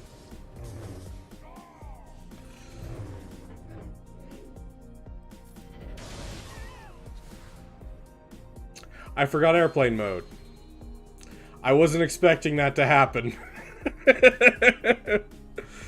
Yeah, so I get the feeling that he will be a Malak, or not, similar to a Malak solo with Padme.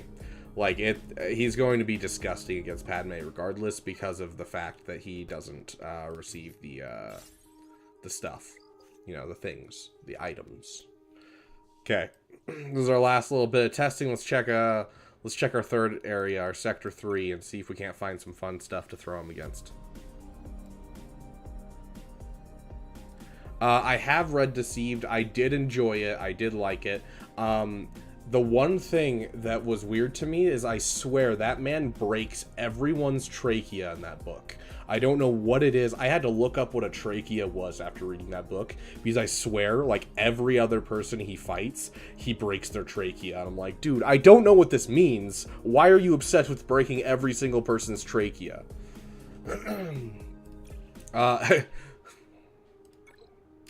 You mean this CLS that's absolutely busted out of its mind?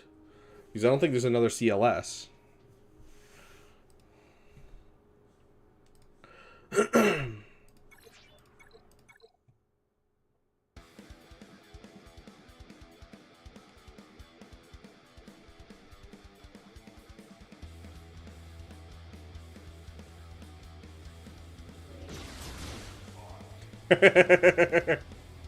Well, there he goes. Start with JK, left clock, first, get CLS, this only, yeah. Dude, using just Sith Eternal and Darth Bane, I got 3 stars. That was awesome. Yeah, so these, what are they called? Exposes aren't going to do almost anything because they're, health percent damage effects. And so they're going to do almost nothing to him.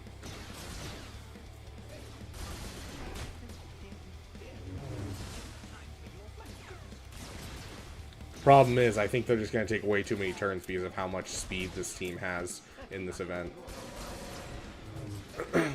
Just looking at this, I'm going to say yes, he can beat CLS. Like, it took them so much to actually kill him.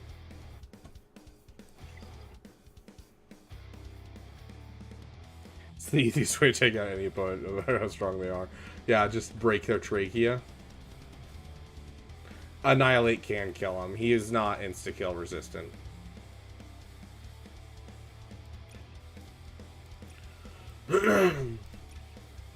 Although he is, or at least he should be, immune to Night Sisters. Like, their plague shouldn't really do anything to him. And so it'll be an easy Night Sister kill.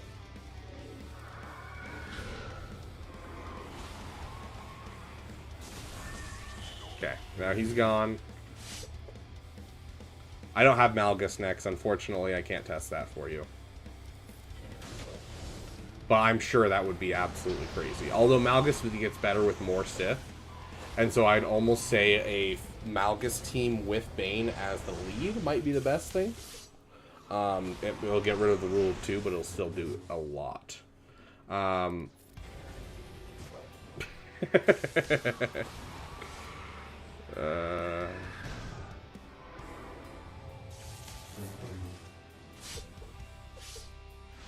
Pop Bane to help you out normal. Dude, honestly, yeah, go for it. This guy's a tank in and of himself.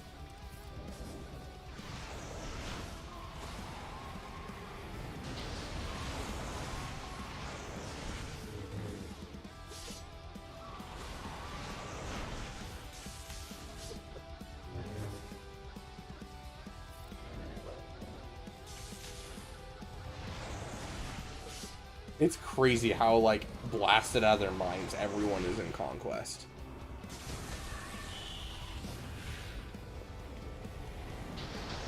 Yeah, you get 5 at the beginning. It just gifts it to you, so it should be in your inventory already next.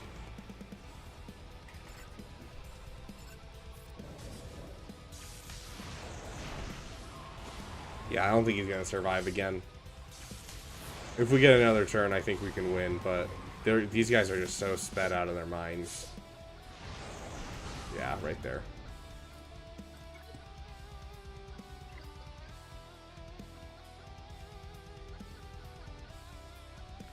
Okay, let's see. Is there any other teams we want to take a look at?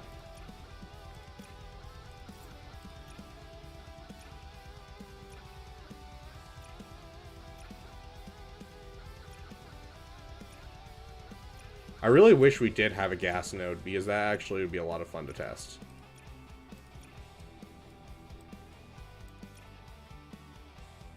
Ooh, that's an interesting point. I think that Thrawn is going to be super helpful for taking down Bane teams on defense. Interesting.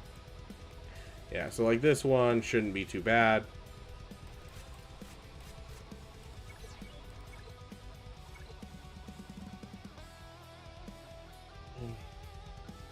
You're in Sector 2 of normal. Oof.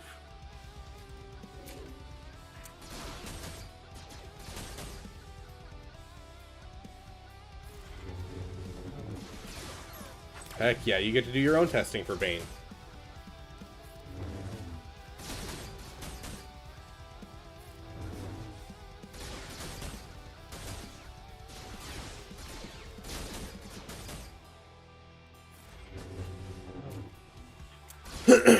Just the amount of, like, beefiness that he gives his allies with Rule of 2 is insane, dude.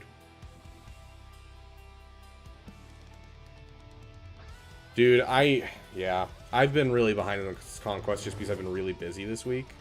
And so I'm going to have to spend some crystals to catch up. I'm probably going to have to do 3 refreshes for the rest of Conquest. And this testing doesn't help too much. Well...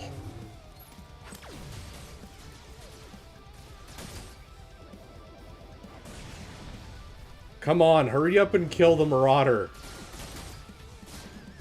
I literally got the sack just so you kill him. Thank you. Thank you. Okay.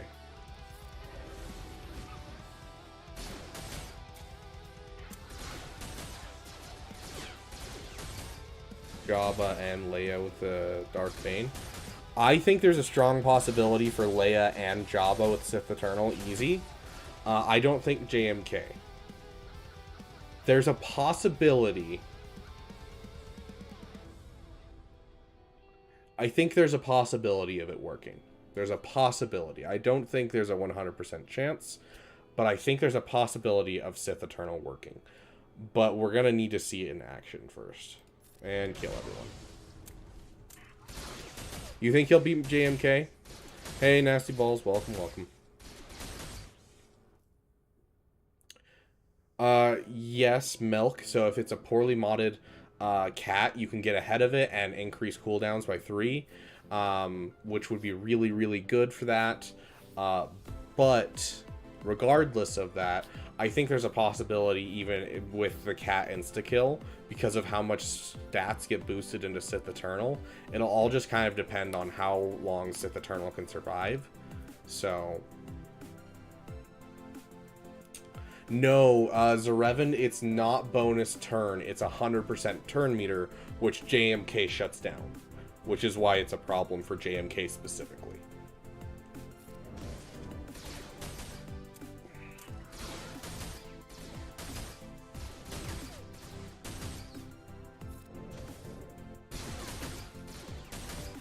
Yeah, Sith Eternal will be on, like, just completely juiced. And that's the point of Sith Eternal's team when you're going against JMK, is for him to just basically survive. And so if you have the ability to survive, I think you'll be fine. So I think there's a chance that JMK, it can work. We just need to see how juiced out of his mind Sith Eternal gets once Bane dies. Because how it's going to play out in almost every JMK match, unless they have a poorly modded cat, which no one does because the people are smart, is turn 1, JMK is going to whoop, and then Cat's gonna oh, and then Bane will be dead. So I guess there's also the chance that she's really stupid and she goes up and goes for Sith Eternal instead. But it's not likely. Sounds good, Next. You have a great night. Be better than Watt Tech and 3 stacks of Beskar armor combined. That is the idea. Hold on, we'll go back into this kit. It depends, Nighthawk. So with Sith Eternal, they've specifically designed JMK's AI against Sith Eternal. And increase the percentages of hitting certain people and that kind of thing, because Sith Eternal was stomping JMK originally, and so they've done a lot to kind of change how the AI interacts with Sith Eternal. So there is the possibility that it doesn't actually work the way we want it to, and she'll always hit Darth Bane. Can Cat ignore taunt? No, she cannot. Not until Obi-Wan hits high ground. Once Obi-Wan hits high ground, she can. So the way that you pull off a mirror match for JMK is you wait for your own high ground, and then you use your cat to insta-kill. And so you save her insta-kill until you hit high ground. And so she cannot ignore taunt until they hit high ground. And so she always hits whoever's taunting first turn.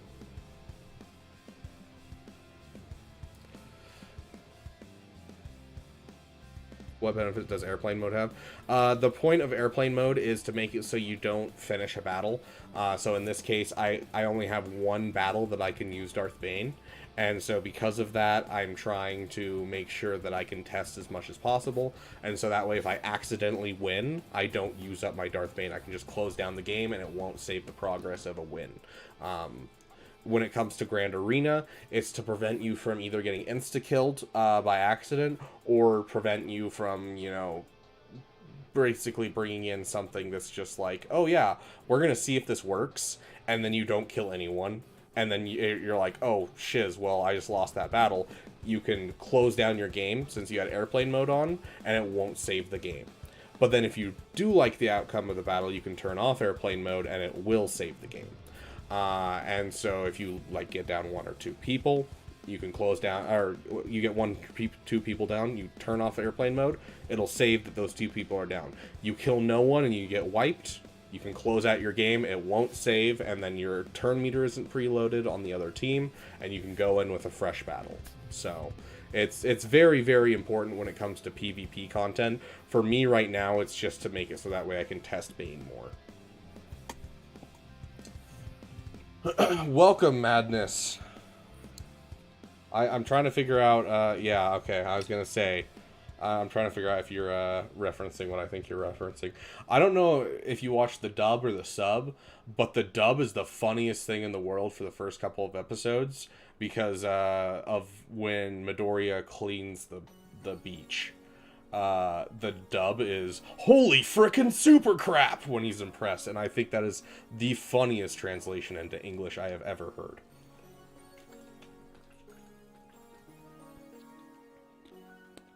Anyways, bro, Galactic Republic teams suck in Conquest. Yes, they do.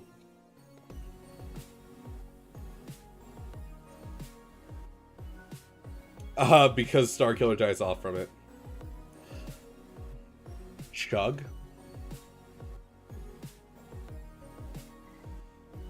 Dude, honestly, this last season was super, super hype. It's kind of what I've been waiting for seasons and upon seasons. Like, yeah. My Hero it was the first anime that I watched an episode of, actually. Was My Hero Academia. I only recently got into anime in the last couple of years. So, I watched the first episode of that, and then I watched Sword Art Online, then I watched My Hero, One Punch Man, a couple stuff like that. I still haven't watched many animes. I'm very picky with my anime. But yeah, we're gonna go over Darth Bane real quick. A piece of his kit. So let's go back to Darth Bane. So, oh my. I've got 6 more battles to do in general in Conquest, and then I'm just gonna jump right into roster reviews with you guys. But so the rule of 2. So, whenever he's dazed, he gains 10% max health stacking until the end of the battle. Whenever an enemy starts their turn, he gains plus 5 speed. This really doesn't matter. At the start of the battle, if only one other non-summon ally is present and they are Sith, Bane takes reduced damage effects and gains 350% offense. That's just for him. And then whenever his other ally gains ultimate charge, they gain an additional 2% ultimate charge, and the following effect occurs for Bane and the other Sith ally. Immune to ability block cooldown increase, healing immunity, stun, turn meter reduction, gain 75% max health, gain 75% max protection until the first time they are defeated. Ignore taunt effects. At the start of their turn, recover 30...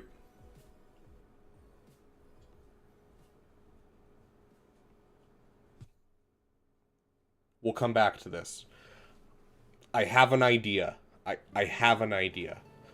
At the start of their turn, recover 35% protection and dispel all debuffs on themselves. So someone asked about Wat Tambor. This is Wat Tambor. They gain 35% protection and dispel all debuffs on them just because Bane's there. When Bane or the other ally is defeated, the remaining ally, so Sith Eternal, will gain 5% crit damage, offense, and potency, an additional 15% of these stats per relic amplifier on the person that was defeated. While in Grand Arena, at the start of the battle, if there's only one non-summon ally present and they are Sith, Bane gains 75% mastery, which is not going to help against, because he's just going to die off. But max health as well as protection. Whenever an enemy is defeated, Bane gains 10% max health, max protection, and offense stacking, which is going to be great. Gains turn meter. But the thing that's important is these effects persist if Bane is defeated. And so during Grand Arena, he will give some bonuses. I think the big thing that's going to cause Sith Eternal to work against JMK is ignoring taunt effects, which means you can link Cat and you can link JMK, meaning that you will get a faster ultimate charge. And then on top of that, you also get a plus 2% ultimate charge every time you gain ultimate charge, which is, the idea would be that you would gain... Let me check Sith Eternal's kit. Yeah. Okay, Sith Eternal. We're looking at Sith Eternal. Can't target Sith Eternal Emperor, and whenever an ability is used, 2% ultimate charge.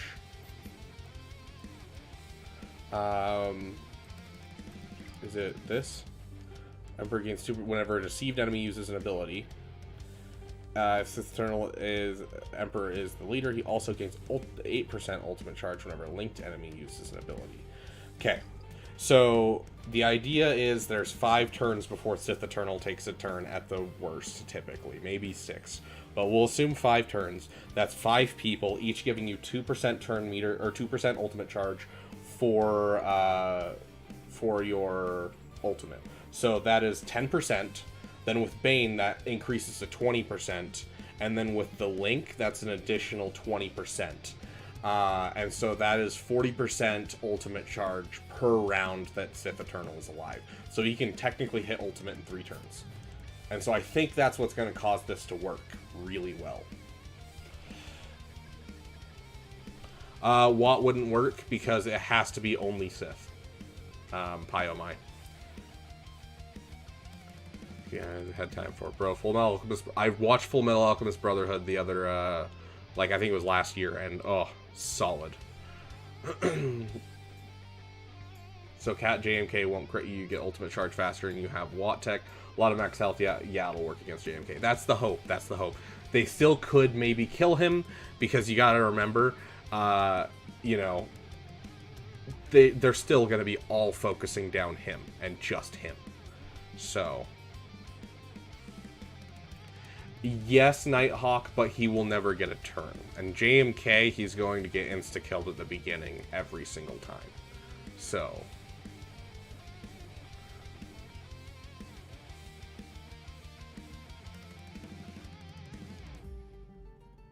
Yeah, I mean, technically, yeah, he's supposed to be the culmination of the Darth Bane line, so yeah. And I do think it's cool to have Darth Bane be the lifter for Sith Eternal because it's so fitting. Because Darth Bane started the line and Sith Eternal is the end of the line. And so I think it's very, very fitting. Madness... that depends on if you're talking about old canon. Old canon, the power scale will never actually work. It's the kind of the whole argument of, but can he beat Goku? Because everyone has their own power scale and everything is different. Like you look at Starkiller's power scale and it's ridiculous for some reason. And so all the power scales in the old canon can be thrown out the window hardcore because of that. But in new canon, yes, technically Sith Eternal is the most powerful Sith. Solar Power Tree, hi, happy Friday, Beaver. Really enjoy the banger lore video. Oh, Bane lore video the other day. I think Star Wars Theory is still looking for a replacement co-host. Hey, there we go. I'll go out and contact them. I got to get rid of my ums though. I'm really bad about saying especially when I'm monologuing, and so I'm working on it. See, right there. I just caught myself saying it. Once again, every time I finish a sentence and don't know where I'm going next, my brain immediately is like, throw out an and so I'm working on that.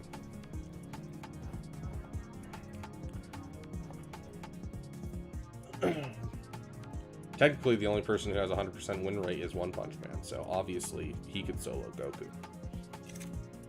Anyways, so that's going to basically conclude our Darth Bane testing. I'm just going to do some Conquest real quick and get our Conquest just pushed a little forward.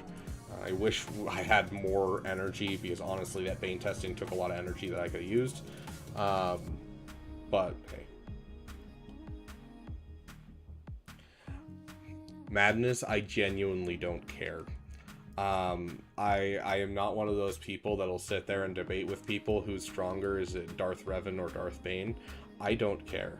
I think they're both beautifully well-written characters, and I love both of them. I'm not going to debate with you who's going to win in a fight, because I don't care. And so, like, I throw out things like that just to be a little toxic and be like, ah, ha, ha, ha, I want to start an argument, but I genuinely don't care. I've never watched Dragon Ball Z, so I don't even know anything about the show.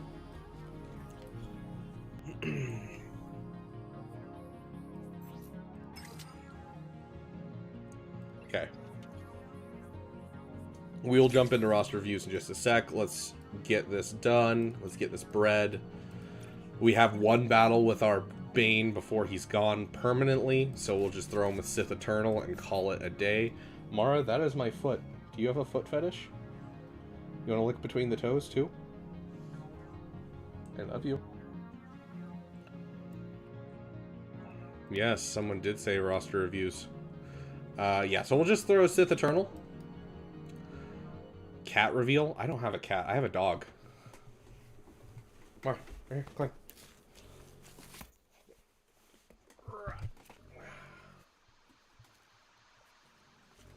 This is Mara Jade. This is my poopers. I know, you're not comfortable sitting on my lap. Yep, this is it, Dank. This is Mara. Hi, Mara. Hi. Who's your good poopers, huh? Who's your good poopers? I love you. Ow! New one.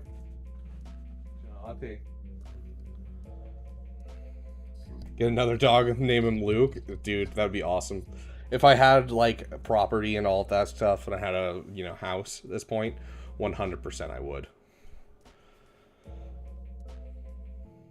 He has that, dude.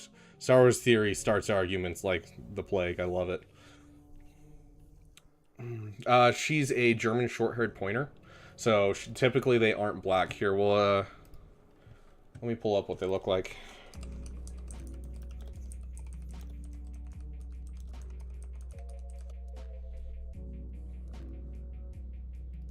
Where's my browser? Yeah. So typically, this is what they look like. They're speckled with black or speckled with brown.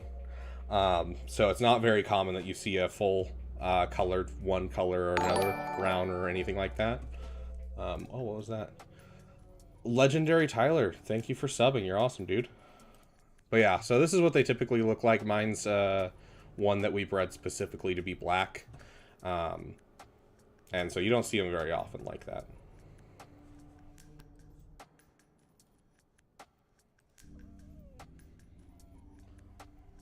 But yeah, she's a very, very sensitive poopers. She has bad anxiety. If I yell at her, she breaks out in hives. Like, she's super anxious. So, all Star Wars Theory collab stream. I didn't actually. It's been on my list, but I haven't gotten around to it. Oh, interesting. So I've never watched Star Wars Theory myself. I have... Okay, how can I put this politely? I have a very strong dislike of anyone who goes on the internet about anything that I love and talks about it without giving sources and just going from point to point and like saying theories and stuff. It bothers me immensely because it gives people hope about things that will probably never come to pass, and it also gives people false information a lot of the times. I'll sit there and watch one of the videos and I'll be like, that's not correct. Have you not read the book? And like, I myself don't go to Wikipedia to read things unless I need to. I go to the source material and I always try to read the books and that kind of thing. And then I never talk about the things that I don't know about. Like, I'm not going to sit here and tell you about Rogue Squadron because I never read those books. And so it's just something that I kind of steer away from. And that's kind of what Star Wars Theory's channel is all about. So my buddies watch him and they talk to me about him, but I've never watched one of his videos. So I might give that collab stream a go just because I like Arnold, but I don't know. The chat was flaming Arnold. Oh gosh, dude, Arnold, I love Arnold because he's just like he's a total dad streamer. Like, he doesn't know a ton about Star Wars, but he loves being who he is and being this personality online. He's like Mark Hamill, where you can't help but love him, but he really doesn't know that much about Star Wars. It's like the difference between Mark Hamill and Sam Witwer. You're like, you have Mark Hamill, who's like an internet personality and loves Star Wars and just loves being there to be there. And then you have Sam Witwer, who loves being there to be there, but he also knows everything. And so, like, yeah, it's just... Arnold feels more like that Mark Hamill personality of like, dude, Star Wars is just, it has a special place in my heart and it always will. Doesn't mean it's everything that I do, but I love it with all of my heart. So, seeing those, so I watched my first, Nice. But yeah, so, you know, you guys can flame me if you want for not liking Star Wars Theory or whatever, but I just. And so many of the videos are just so clickbaity when it comes to all of the lore videos for Star Wars, like even in the shorts and stuff. It's like, oh, why did Ahsoka do this? And then they never get around to that. They just explain a little bit of lore they know, and the clickbait title was just to be a clickbait title. And I'm like, this. I hate all of you. Sam Witwer on Star Wars trivia. I've seen clips of him talk about Star Wars, but I've never like specifically sought out videos about him like doing Star Wars trivia or anything. No.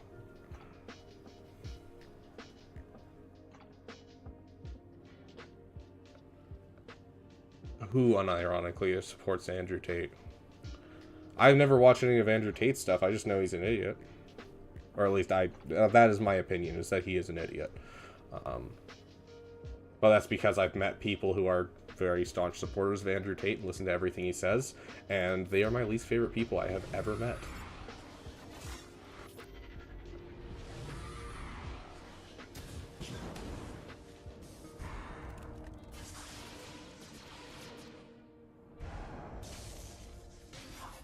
Yeah, this team is so beefy. These two are so beefy together. It's insane, dude.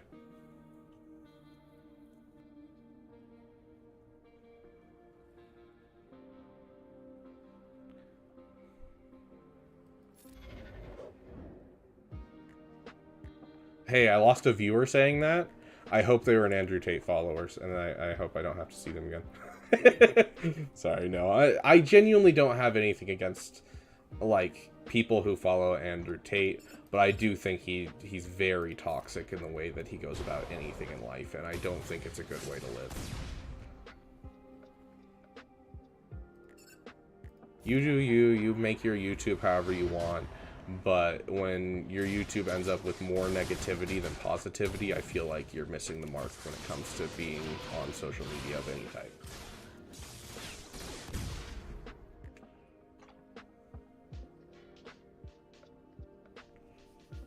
Oh yeah, like dude, listening to Sam Witwer talk, I'm like, he's on the same level for me as Dave Filoni, where like I would trust him with things in Star Wars. There's not many people I would trust with things in Star Wars.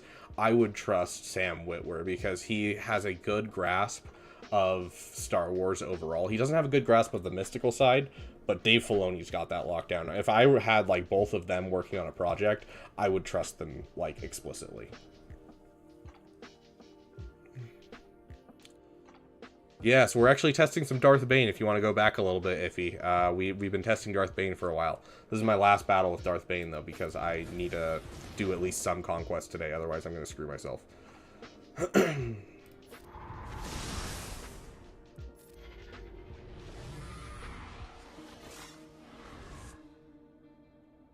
It's all legit with the lack of innocence here.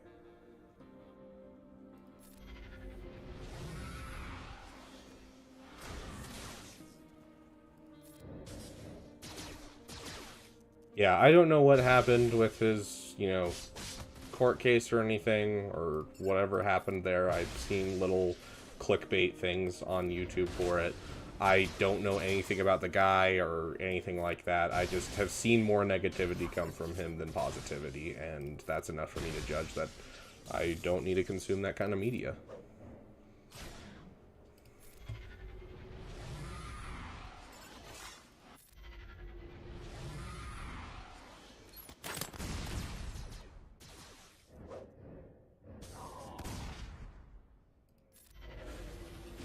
Gosh.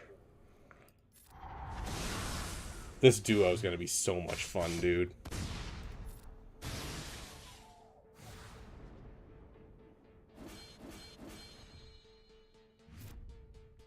I cannot wait to have Darth Bane. There is a reason I'm pushing for Darth Bane, and it's because it is a PP of the highest variety.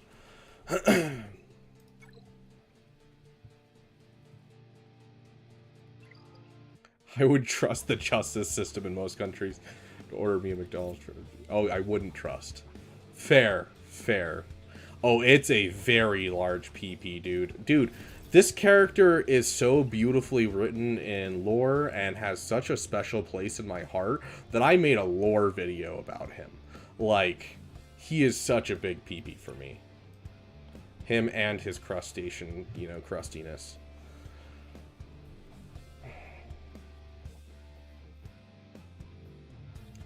Yeah, you're not wrong, Dank. From what I've seen, he does have some good points about health in general, but, like, I don't know.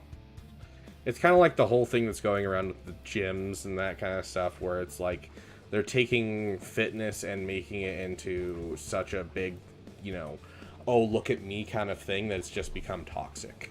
And so it's just, yeah. The positives don't outweigh the negatives.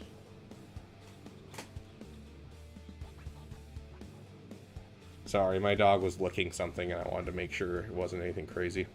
Urs has the Hall, Arnold has the Kaipo. Do you have the Beaver Dam or the Beaver Dam?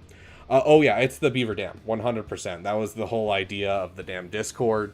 I wanted to do something that was, you know, specific to us, and the fact that my username is Rabbit Beaver, I thought fit so well with the whole dam community and the Beaver Dam kind of thing, and I thought it was hilarious, and I'm like, dude, it's a dad joke, and it's my community. I love that so much. And so that's why I went with that. Like, yeah, I don't know. Yeah, I spent like a solid week considering it. Like, just the fact that it fit with so many things I loved. I need to check what my feats are real quick before I do this battle, because I think this is one that I have to... Yeah, okay. This is going to be a wild team, guys.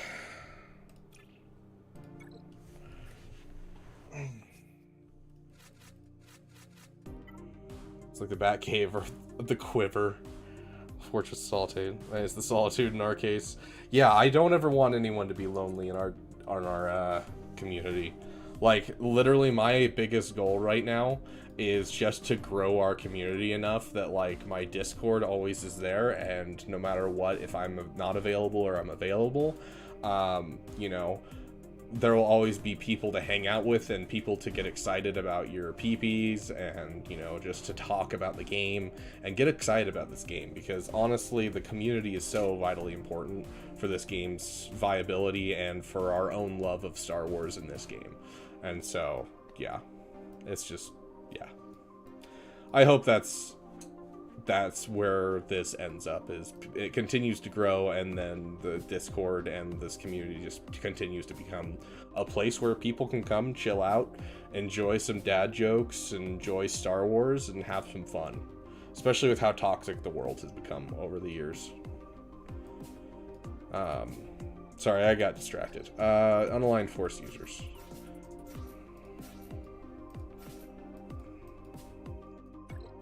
What a wild team.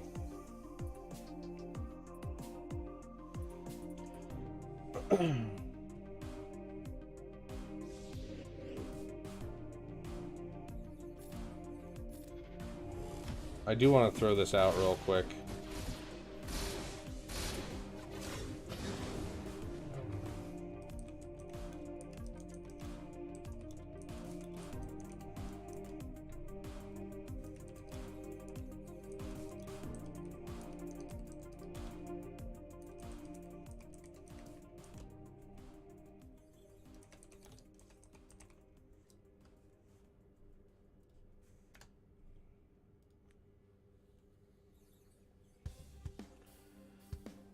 I enjoy showing my PP to everyone daily. Exactly, Dank Ideals.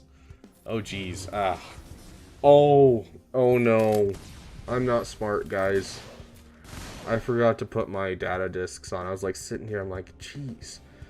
What's happening right now? Like, I'm not gonna have ramping damage right now. Like, this is gonna be a struggle. Okay, slow them all down. Remove some turn meter from you. Make sure no one gets Beskar armor. Drop some more of that on you.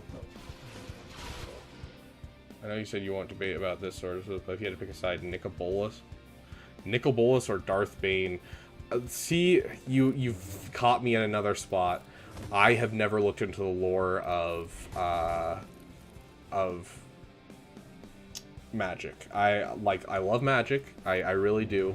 It's a really fun thing for me. I love playing Magic.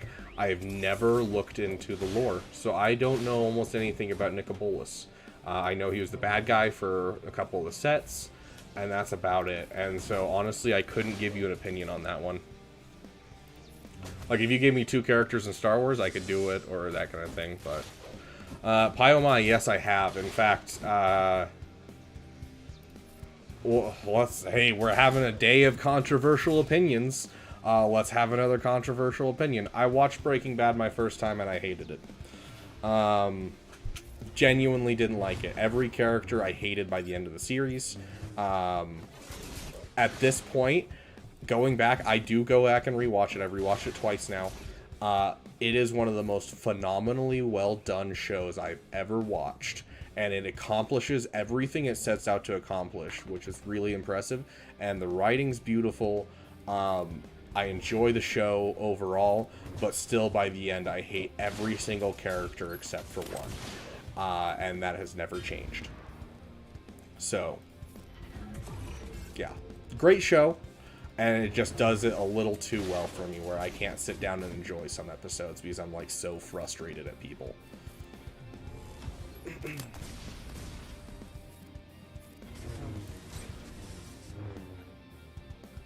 Is it even possible for me to win at this point?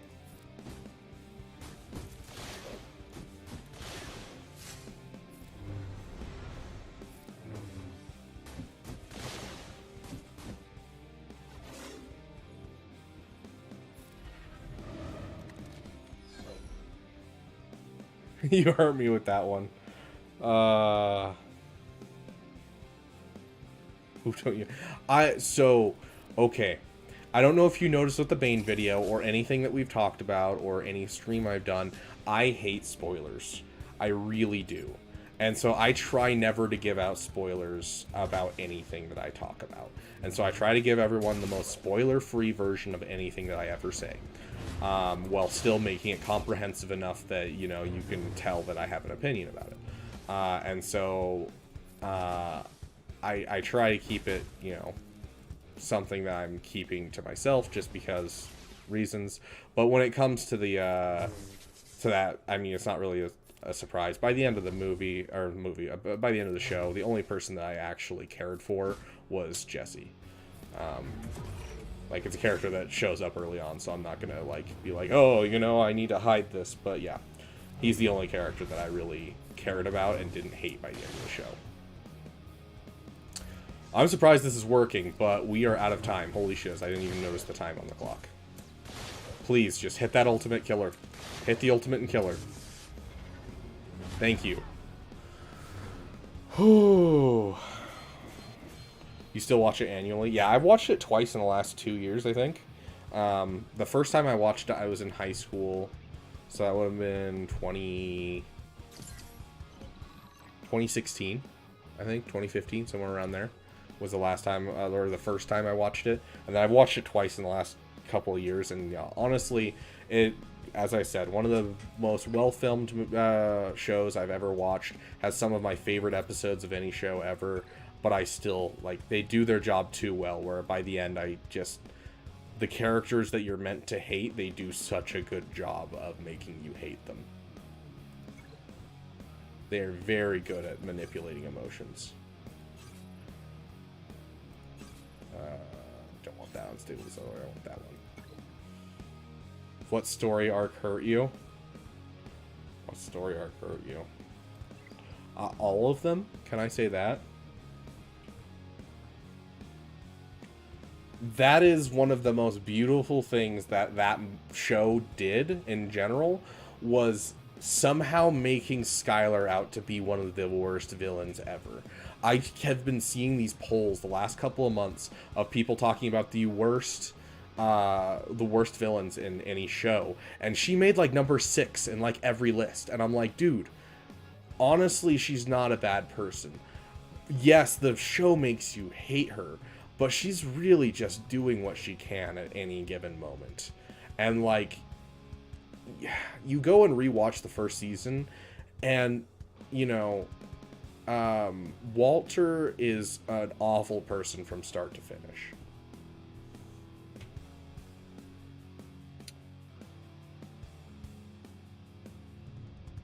You let shows marinate before giving a rewatch. That's fair. Bolus notable feats. Fought a time mage to the death and won in his depowered state. Fought and destroyed an entire pantheon of gods and made them his brainwashed ways. Beat Mastermind Mage, Master Necromancer. I mean, just based off of the power scale of magic, I would say Nicobolus would win against Darth Bane. Because it's not like Darth Bane was invincible or this crazy, crazy powerful Sith. Like, his notable feats are crazy and cool, but he's not a god, and that's true of basically any Force user. The only one that gets close is Sith Eternal, and that's because Disney doesn't know how to make a power scale. I haven't watched Sopranos yet. No, I have not watched Sopranos. I don't actually know what that's about. I think I saw a clip from it, though. Okay, this battle should actually work because, you know, we don't have anything, or we have our data discs now. Most recent like full show that I watched was Suits. I enjoyed Suits. It was good. It was a good pass the time. Okay, it's about the mob. Good to see you, Cortisol, by the way. Welcome, welcome. Yeah, I'm just gonna hit that. Let's just focus down trying to get as much ramping damage as we can. Until someone Scarlet Witches it, yeah, where they just, like, destroy the power scale and be like, oh yeah, it's now this insaneness. And it's like, okay. Darth Tenebrous, Vitiate, Valkorian.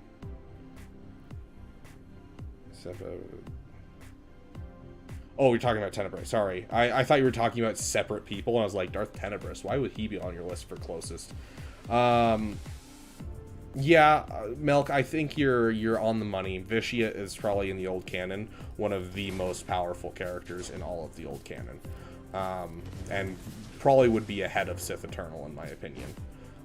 But they gave the scale with a good ramifications.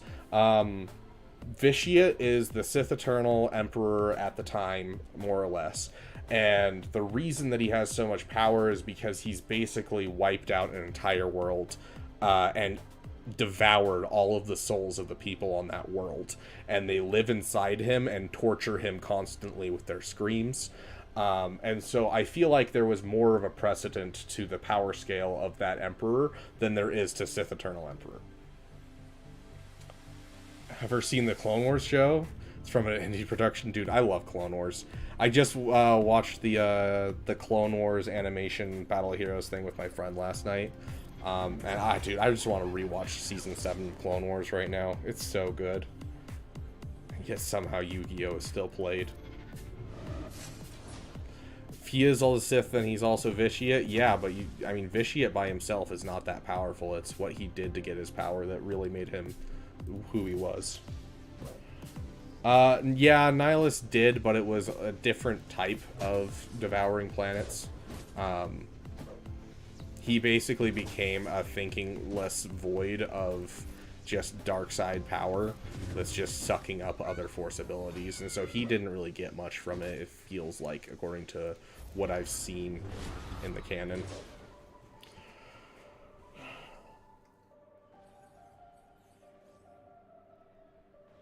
Yeah, the chronology of Clone Wars is rough, I will say that.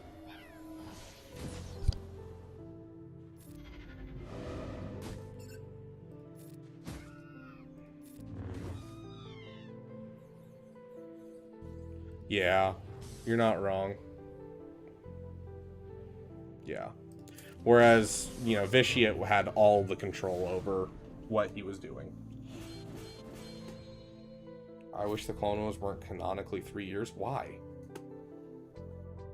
Like, is that just too short of a time or something? Like, why is it a problem that it's 3 years long?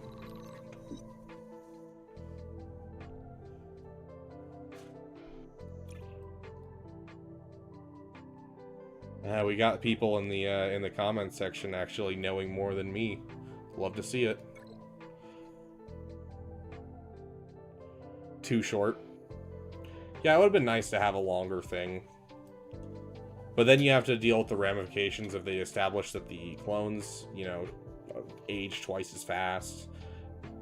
And the only thing that really dealt with those ramifications was Republic Commando, and they decanonized that. Yeah.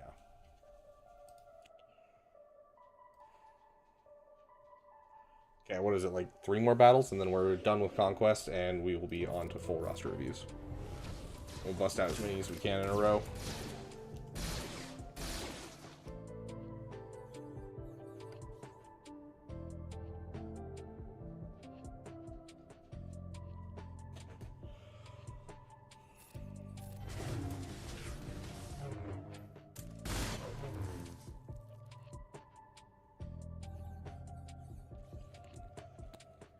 Yeah, dude, Bad Batch Season 3 I'm excited for. And I don't know how many of you saw it. I haven't looked at it myself, but Zarkson threw in the Discord that apparently they announced that it's not going to be influencing the events of Dark Disciple. Apparently they're going to find a way to reconcile those two. I'm curious what they're going to do for that, because Dark Disciples has really been one of my favorite books in the new canon. Hey Swogo, welcome. Dank Ideals, honestly, Bad Batch Season 2 is dank. Like, literally. Ideally, you would watch it quickly, because it is dank.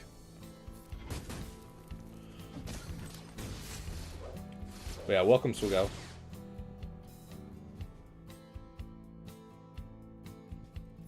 Does anyone need this right now? You need it. Just take a turn, Ray.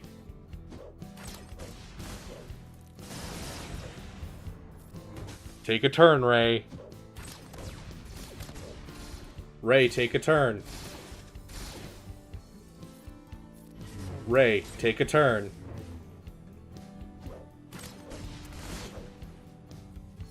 Ray, take a turn. Ray, I need you to take a turn.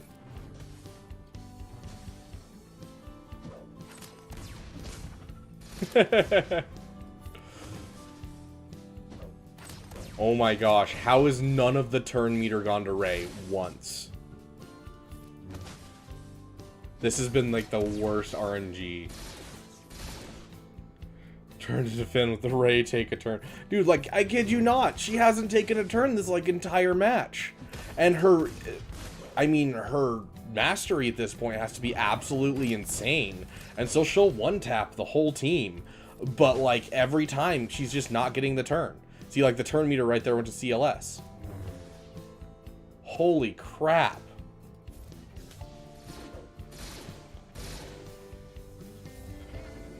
Goodbye. Oh.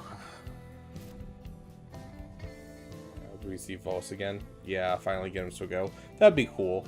I'm actually using Quinlan Voss in my Star Wars D&D game that I am running, because they decided that I let my players decide when what time period they wanted to play, and they wanted to do directly after Star Wars Episode 3, basically. So always got to rely on trusty old Hux. Fair. Problem is, I'm trying to farm the frickin' stuff. Whatever they're called. Okay, get rid of Unstable Decelerator. Let's get ourselves another Vitality. Where's our Vitality? There's our Vitality.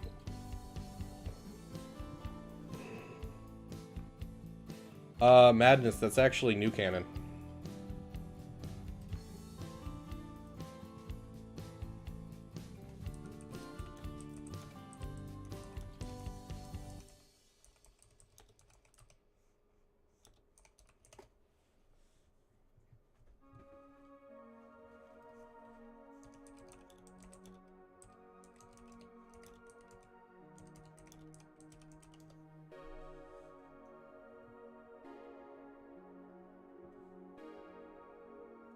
Where is my browser? So yeah, 2012 is when they took over and they announced everything that was Legends. And Dark Disciple came out in 2015. It was one of the first canon novels. And so, yeah, Dark Disciples is canon, and so that is part of new canon. That is not old canon.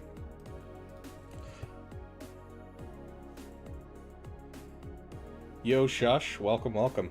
I don't think I've ever seen you in one of my streams. I could be wrong, though. Welcome, welcome. I don't know, your profile picture looks familiar, though. Do that Doctor Who thing and say everything is canon? Yeah. When I talked about that campaign, me and another player independently made almost the exact same character. Oh yeah, yeah. So Omnicornizal is in my Star Wars D&D campaign, and I didn't tell anyone anything about each other's characters beforehand, and I just let them build whatever they wanted. And literally 2 characters chose the same species, the same color skin, the same class, and the same subclass, and it was hilarious. And so the entire joke has been like the whole campaign that they keep getting mistaken for each other, and I love it. I love every moment of it. The holiday special definitely never existed.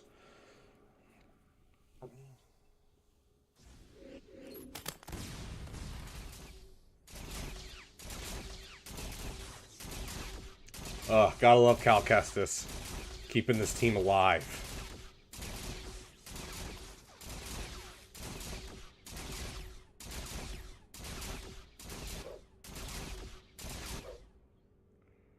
How are you running the game? Is it like modified Spelljammer or something? Oh, hold on. I'll show you real quick.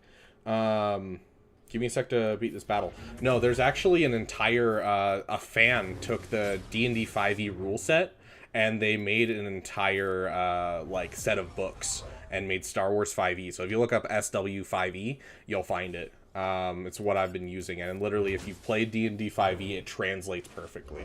It has a little bit of, like, some third-party stuff from 5e that it uses, as well as some things from, what is it? From, like, KOTOR, Knights of the Republic. And so, like, it's just kind of like 5e mixed with KOTOR with a couple third-party things. And it's really well done. I've been really enjoying running it.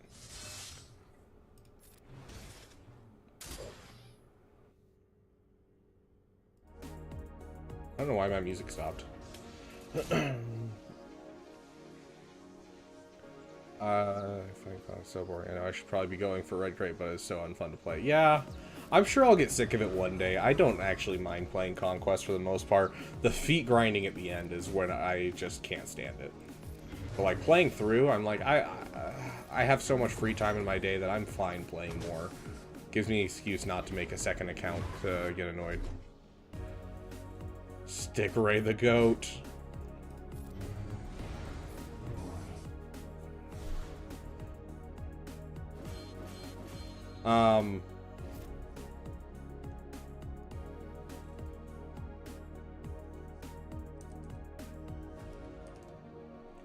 Yeah, so right here, I don't remember who asked, but SW5E.com.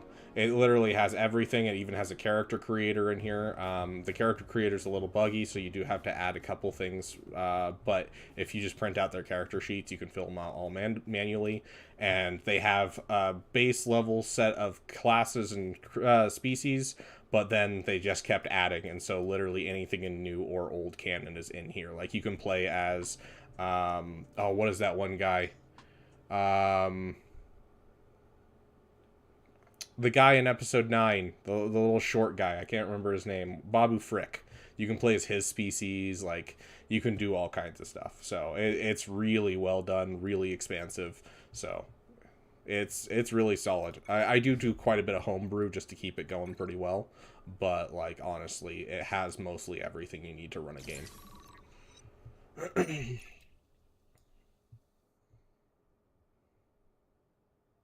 Yes, you can play as a Hutt. In fact, one of my players was wanting to play a Force-sensitive Hutt. I told him no, just because he was trying to play a 100% joke character, and I'm not a huge fan of a 100% joke character in a campaign when it's trying to be serious, unless you're doing all joke characters. And so I said no to that one, especially because there was a whole bunch of side things that I'd have to figure out as well. Nice, Madness. It sucks that it ended, but it's nice that you got to actually play at least. But yeah, basically any species you can think of, they have a stat block for in that game. Like, one of my players is playing as a Lasat right now. Another one is a Nautilin. Another one's a Jawa. The other one's a BX battle droid, so like the assassin battle droids from the Clone Wars.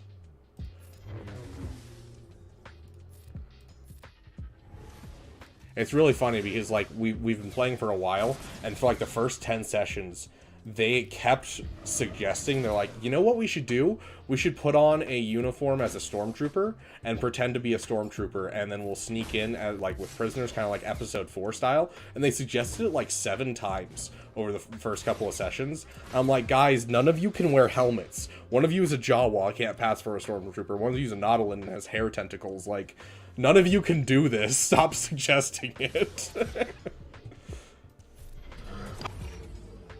Yes, HK droids are in it. In fact, the system is originally made for Old Republic content, and so it has more for the Old Republic content than anything else. Zarevan. Oh, there's been 2 that I know of off the top of my head, Madness. Are you referring to Gunji from Clone Wars, or are you referring to Lobaka from the old novels?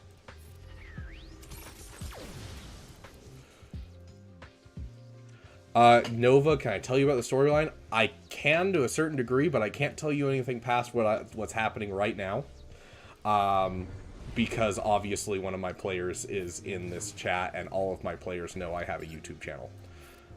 Okay, sounds good, Apple. You have a great night. I can still collect the helmets. Dude, one of you guys had half a stormtrooper in your inventory because you cut him in half. Can you play as a Wampa? I don't think you can because Wampas are not sentient. So I don't think a Wampa is one of the playable classes, unfortunately.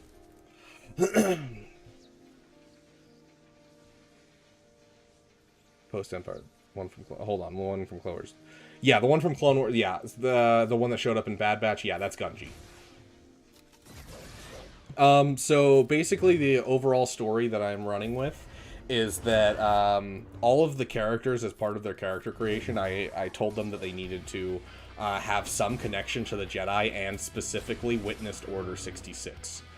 And so I then kind of forced them together based off of that, where, you know, they showed up as committing crimes on Empire Day, when they finally made it to civilized society, and so they were on their way back into like the mid-rim, and they got stopped by stormtroopers on a transport ship. And who else was on that transport ship that helped them out? It was Quinlan Voss. And Quinlan Voss is not necessarily trying to set up the hidden path, but basically trying to do something similar, where he's trying to just get Jedi that survived Order 66 and help them out, because he does eventually help with the hidden path. And so it's kind of basically all of the main characters of this campaign are all trying to help Quinlan Voss kind of set that kind of thing up, as they're being chased by the Empire. And specifically, there's an Inquisitor that I have after them, whose name is Bracken. And he's been chasing them because he had posed as a Jedi that escaped Order 66 to try and catch people who were trying to sneak Jedi out, and met the party at the first rendezvous, and they managed to survive their first encounter with him, and so he's hunting them down.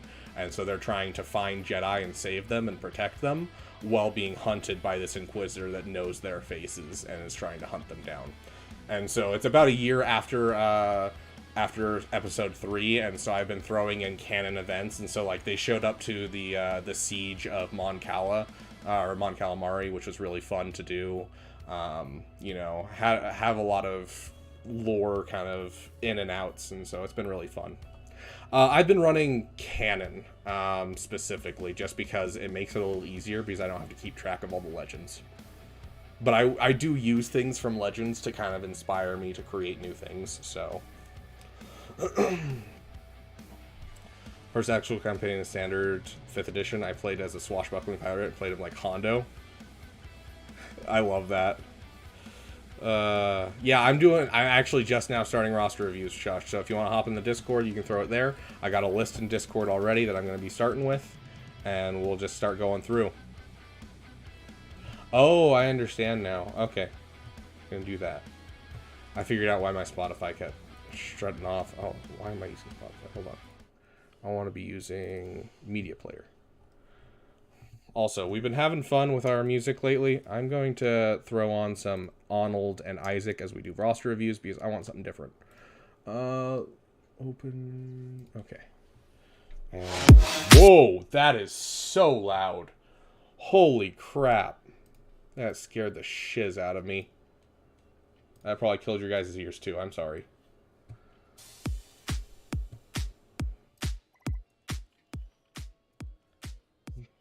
Oh gosh, that scared the shiz. Okay, now everything's set up. How's that volume? Okay, the volume looks not bad. How do you ask Isaac for permission for his music? So I looked for a way to ask for it. I asked in Arnold's Discord to see if anyone knew. No one really knew, so I just commented on one of his videos and he responded to me. So that's how I asked Isaac.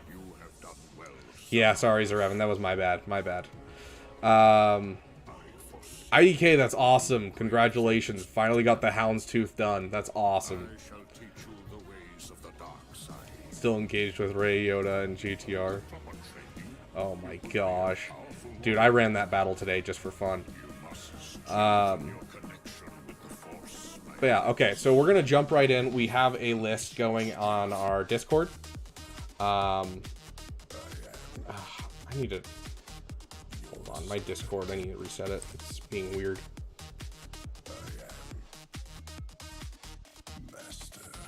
Okay, so we have...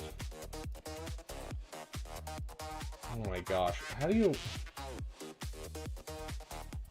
Like, I get it. My streamer mode is enabled. But I want my streamer mode off. How do I turn my streamer mode off?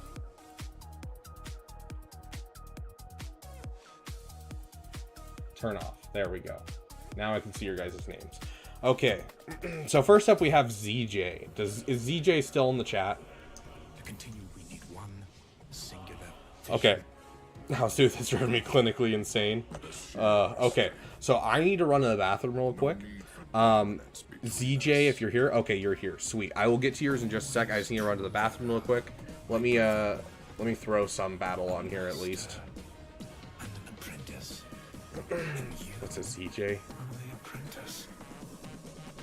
Dude, I have no idea. Is that a car thing? That sounds like a car thing. Do I even have Tuscans to do this?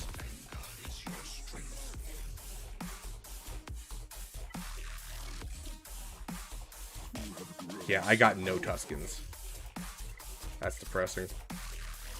Okay, I also need to test this because I was having trouble earlier today using this team. And I don't know what was wrong with it, so let's try it real quick. So Galactic Republic, we'll throw you on the team and you on the team. See if they can do that. It's a slow job. Of course, Pyomai, of course. Okay. Yeah, so I got the 18 stacks. That's how many I should have. I don't know why I was getting less than that. Jeez, that is so much damage.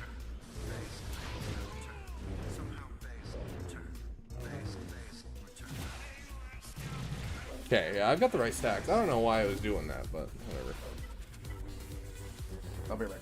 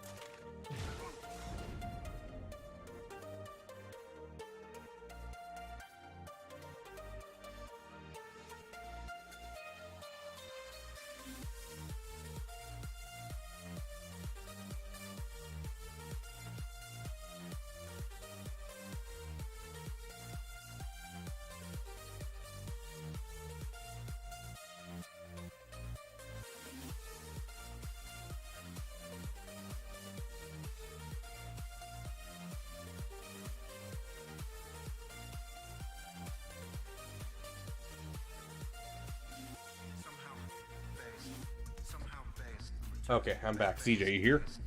Oh, my ears just popped.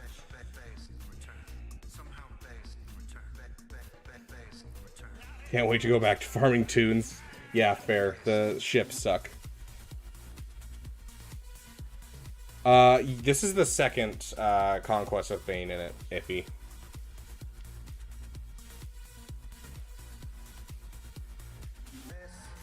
Yeah, honestly, the ships that I got from Lightspeed Farms or Lightspeed Bundles is amazing. Okay, ZJ, you here? Let's do your roster review.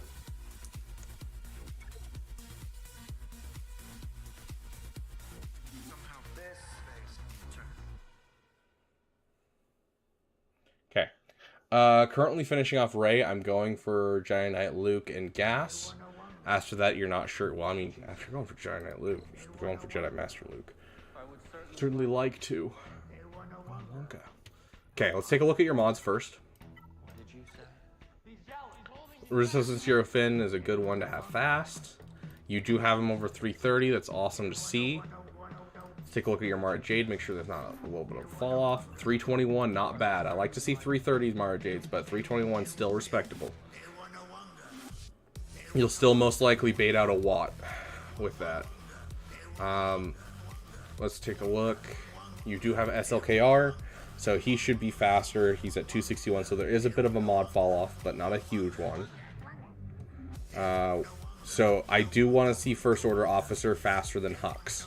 So that's something that I would switch around, ZJ. It's how you're able to counter, like, Jabba, Lord Vader. It's really big to have First Order Officer slightly faster than Hux. Even if you gotta move some of Hux's mods to First Order Officer, do it. Trust me, it'll be tons of help in so many game modes. But beyond that, like, keep working on your mods. Obviously, this is a Lightspeed bundle account, so you're going to be struggling for mods, but keep working on them. You got some solid modding already done. And it looks like you kind of know who's important to mod, which is really good. But yeah, switch that foo around.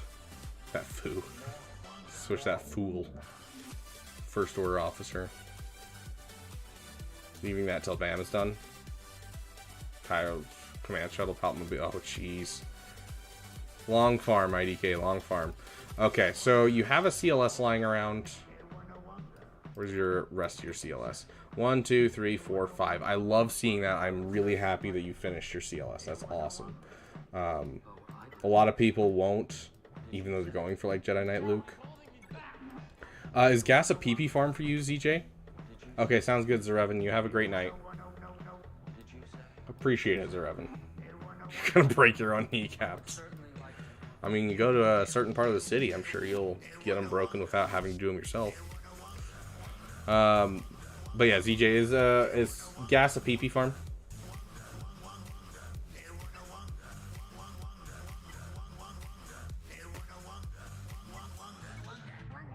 You do have an Executor. No, I'm just close, and this also would give multiple teams.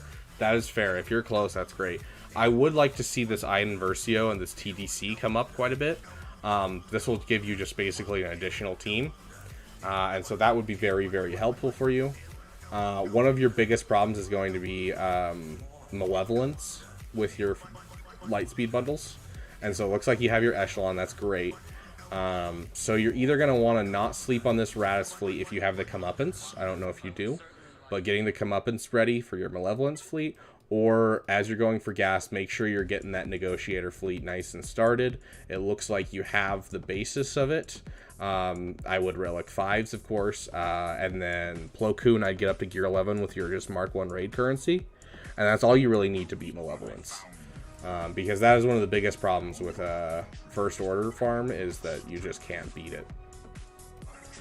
Let's take a look at your Galactic Republic.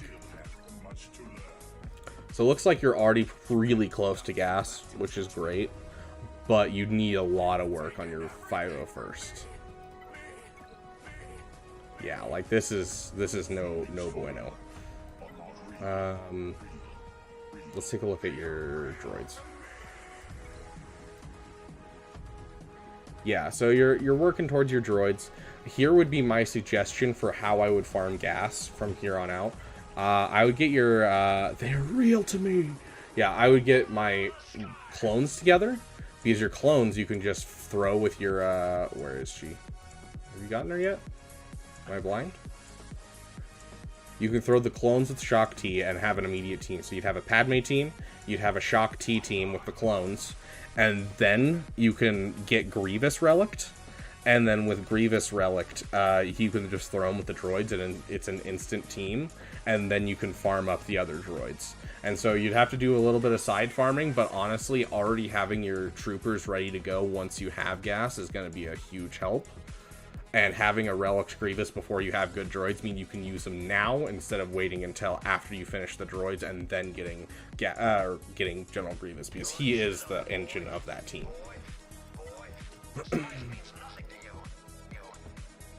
I would Relic your Dark Trooper whenever you have time for a little PP on the side. That'll help you a ton. But if you're looking for ways to go, if you're going for Jedi Knight Luke, either JML or Sith Eternal, you're close to either one. So either one, choose which one you're more passionate about. You already have a defensive Galactic Legend and an offensive Galactic Legend here. So I don't think either one's going to change much, because Sith Eternal and JML are offensive Galactic Legends. So choose one that you're more passionate about and that the requirements will fit with your roster more, and go for one of them after that. But yeah, finish this fleet. You know, get yourself a solid malevolence counter.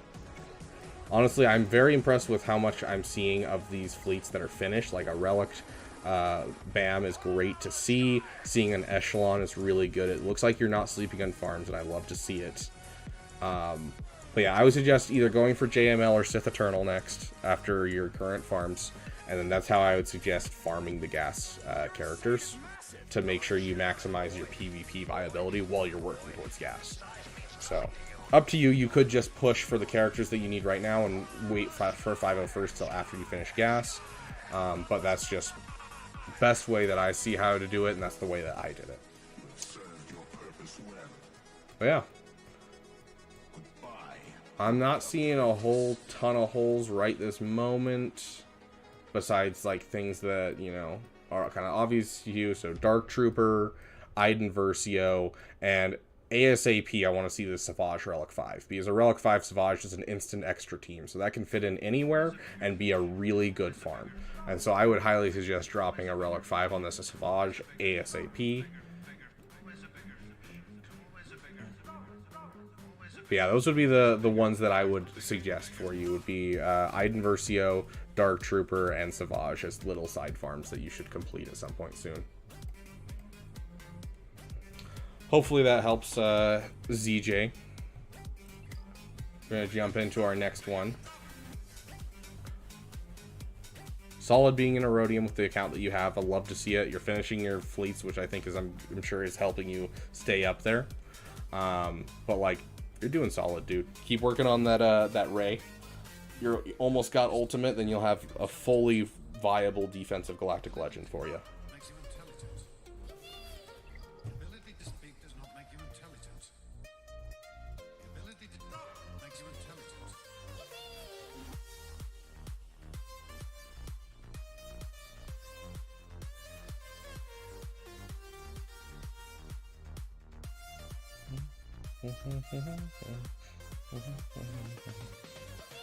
Okay, let's see who's next.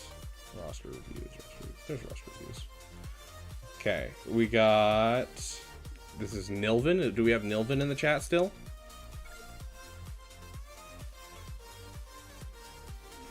Heck yeah, Madness. That's awesome. Okay, got it. So you are Nilvin. Okay, Nilvin said, thinking of what GL will be next. Currently working on Executor.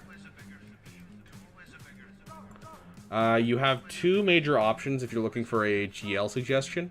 We'll go through your whole roster here in just a second. But like, you have the Rebels. You've got the Rebel Lightspeed bundle.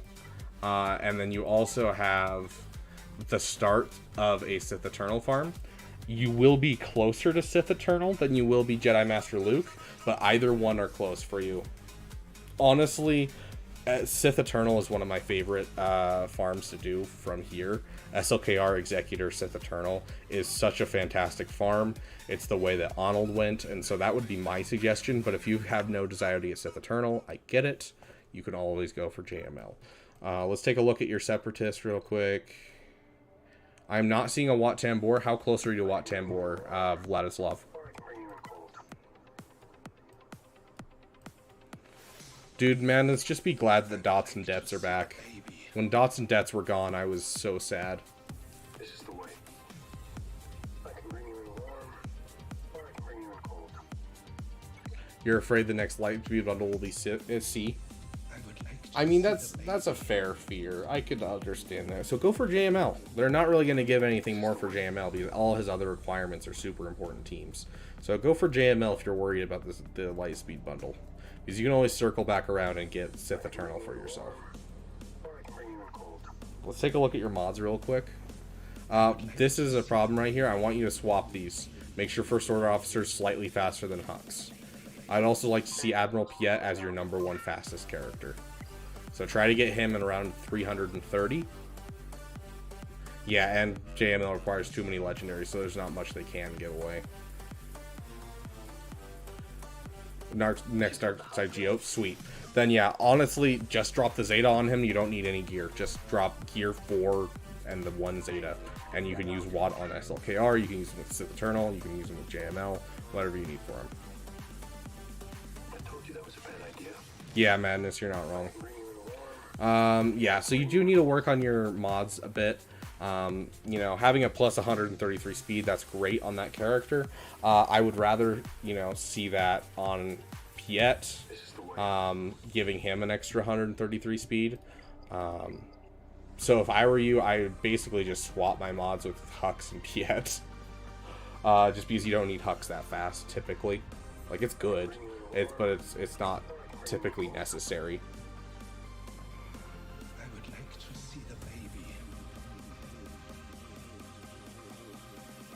I think they have really laid the foundation for a Sith Eternal Lightspeed bundle with the Rebel bundle for a little Palp and Grand Admiral. Yeah, you're not wrong. You're not wrong. I think they definitely have set the stage for it. But yeah, so that would be my suggestion: is swap your mods with Hux and Piet and get Piet to be your fastest, and then have First Order Officer be slightly faster than Hux. Just swapping those two mods will actually cause that to happen naturally. And so that would be my suggestion to you if you want to fix your mods a bit.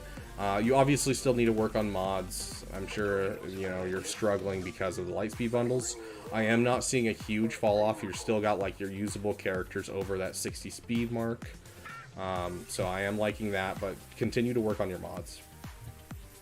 But yeah, if you're looking for a way to go, it's either going to be Sith Eternal or it's going to be JML. And if you're worried about that, go for JML.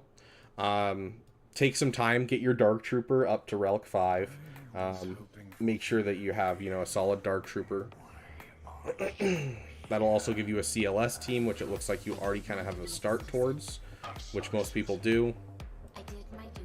I'm not seeing CLS himself, though. Maybe I'm crazy. There he is. Yeah, so you have the start of a CLS squad with Han Solo and Chewbacca. So start farming 3-Poc as soon as you can. Or Chewpio, or whatever you want to call him. To get him on that team. Start working on your Ewoks. Start working towards that kind of thing. Hey, Tara. Welcome, welcome. Someone gifted you a membership. Zarkson did, actually.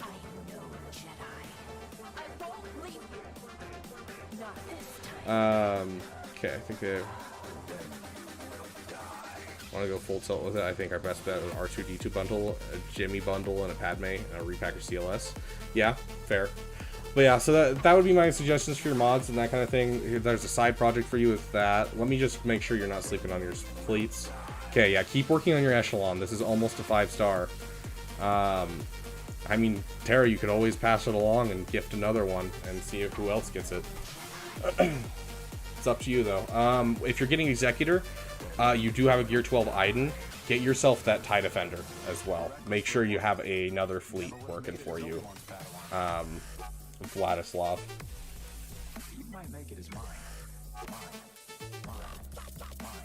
Yeah, so finish the echelon, get yourself a TIE Defender, And then when you get to it, make sure you relic Bam.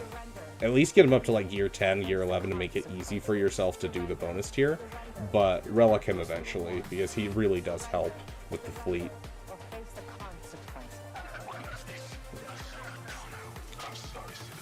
Yeah, no problem, Vlaslav. Honestly, I could definitely, with just a little bit of work on your fleets and, you know, a little bit of work on what you're doing, like, you'll finish Executor. I think you'll jump up to Chromium, no problem, honestly.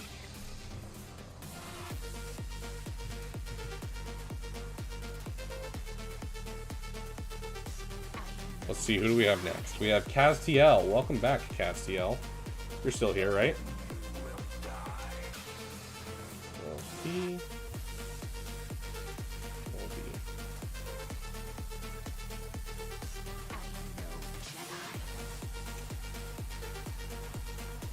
Okay.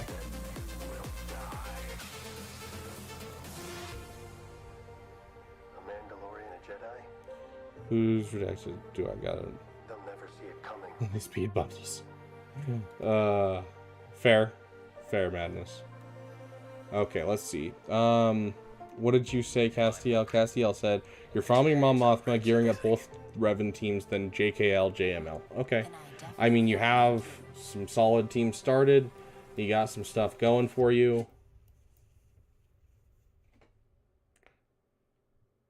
Were you going for Leia at some point? I just asked because you have a Relic 7 CLS, so... Love to see the Relic Zori Bliss. After JML, fair. I mean, JML's always closer, so CLS is a PP. Fair enough, he's a great PP.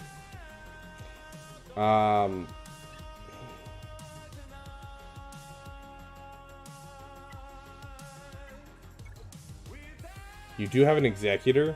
I would heavily suggest that you relic your BAM. I mean, you've already spent all the Chirotechs you need to get him to gear 12. You might as well push him the last little bit and relic him. That's only 100 more Chirotechs. That's like no problem. So definitely I would relic your BAM. I'd bring up your relic level of your Wampa by 2.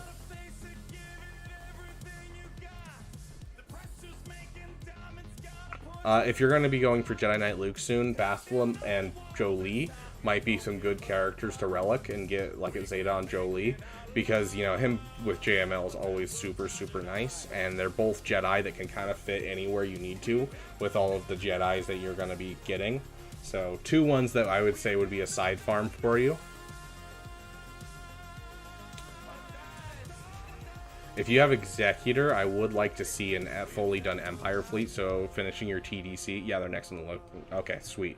That's great. I would like to see a TDC, so make sure you're farming your TDC, because this is a fleet that can just take down so much. Like, all you need is a Palpmobile and, like, you know, a couple ships here or there, and you could take down any of the meta fleets with Chimera and Executrix. So, like, this is a fleet that you don't want to sleep on, because it can take down so much.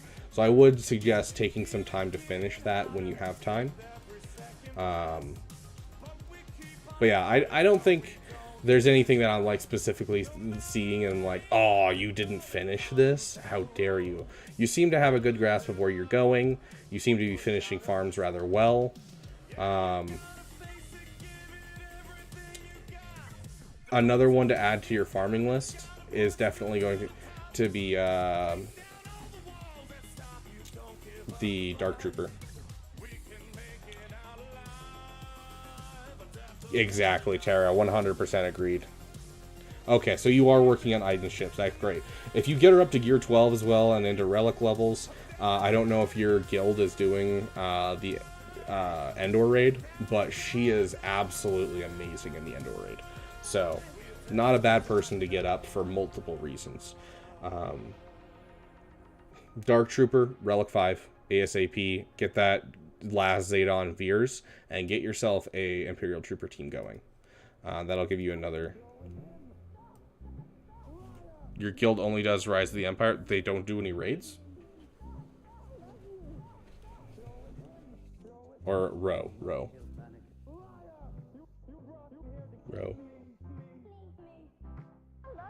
Yes, raids. I'm talking about raids. Yeah, so the Endor raid specifically. I'm like just double checking you're talking about Rise of the Empire because I'm like, Ro, is that a different thing than Rise of the Empire? Yeah, doing Leia's raid. Yeah, so that, like, literally him and C-3PO get me so many points. Just the two of them. So she's great in the raid. So it's another reason to get her up. Drop that Veer Zeta and get that Dark Trooper relic, and you'll have a team to take out any Darth Revens you run into and clean up, you know, GLs, and you'll be able to do so much with that team. So definitely something to think about throwing into your farming list.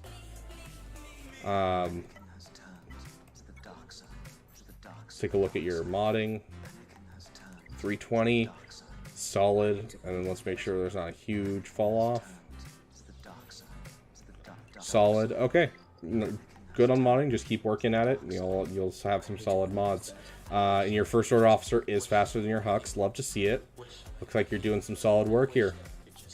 So yeah, I think your farming plan's a great idea. But yeah, it's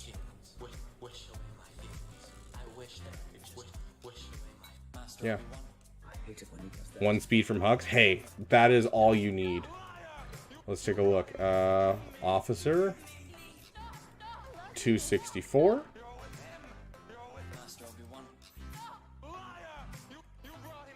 And 262. So 2 speed off. Not bad at all. That's like perfect. That's about where I keep mine too. That's awesome, dude. But yeah, overall, not many problems with this account. If you really want to make your Zori disgusting, try upping the speed on this Resistance Hero Finn. If you can get them up to like 320 to 350, you can do some really stupid stuff with this team. You can just throw it on defense and watch people struggle so hard. This is what handed me my last win in Kyber. Like, and I have her at gear 9. And I still got 3 holds in Kyber, which is stupid. But yeah, so consider upping your Resistance Hero Finn's mods overall. But your modding looks great. I love to see it. You're doing some solid work with it. But yeah, so it looks like you kind of have an idea on your side farms already. But yeah, you're getting yourself an Imperial Trooper team is going to help a lot. Getting yourself a couple Jedi to go along with your next couple of farms is going to be helpful. Don't sleep on your Sith Empire either. You got Darth Revan, you're starting on him. Get yourself a set, get yourself a Marauder, and get yourself a Malak.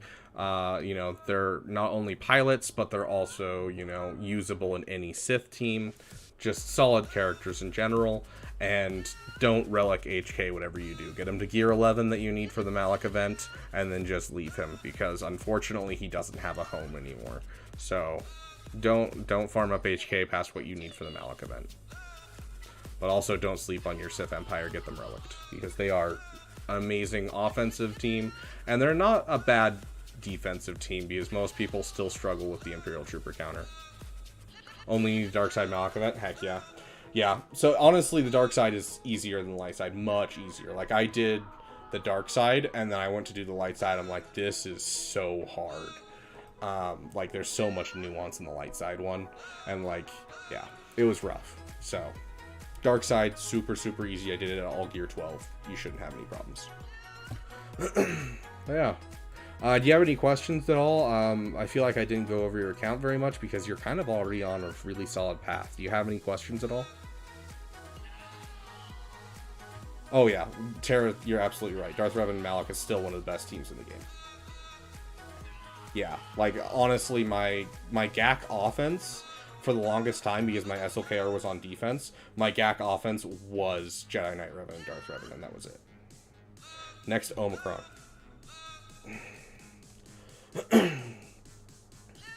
So just based off of what you currently have, you already have the Zori. You could put on Rose. Rose is a really good addition to the Zori team. He Darth Revan and Relic Knight eventually anyways for the Logan. You're not wrong. Yeah, I still use them myself, and I clear out any Night Sister team with my Jedi Knight Revan. It's amazing.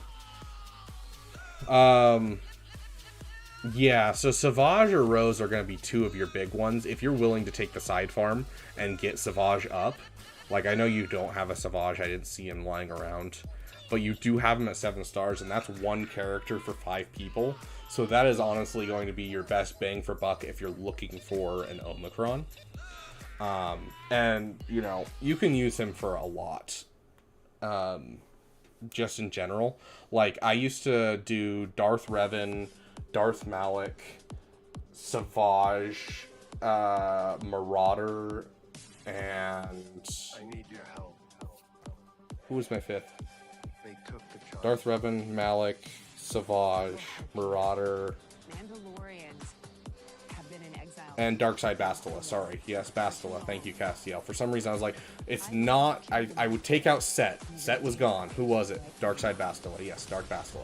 I'd take those 5, and it's basically a 100% win rate gas counter. And so if you're struggling against gas, you could just slot Savage into there and take down gas. Or if you're just like, oh, there's a CLS on defense, you can slot Savage by himself, and you can take down the CLS by themselves. So honestly, the Savage Omicron is going to fit really, really well. Not just in your teams, but also as a solo, and that's 5 characters for 1. So that is going to be your best bang for buck. He's an old character. He only requires 100 Chirotechs. Great bang for buck, 100%. So I put Roxanne on both Revens the day before I unlocked both of them. Yeah, fair. Like, Arnold kept his Jedi Knight Revan at Relic 5 for years and years and years, and then it wasn't only till, I think it was last year, that he finally brought his Jedi Knight Revan up to Relic 7. This is on his main account. And so, like, he's viable, so viable, even at, like, Relic 5. So, yeah, no problem, Castiel. Let's jump into our next ones. Tico, are you still here?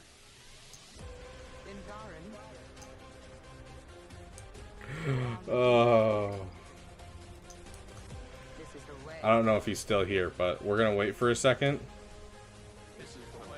Yeah, he's squishy, but he can still take down the SLKR counter, no problem. Where is he? Where is he? There he is. I knew it. Gonna call this guy out.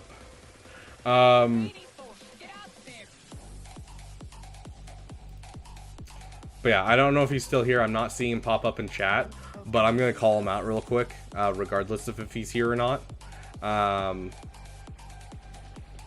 Yeah, if you don't have Jenna Luke, yeah, you're not wrong.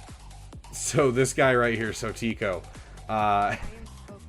he got a roster review from me before, and oh, nice IDK, that is golden.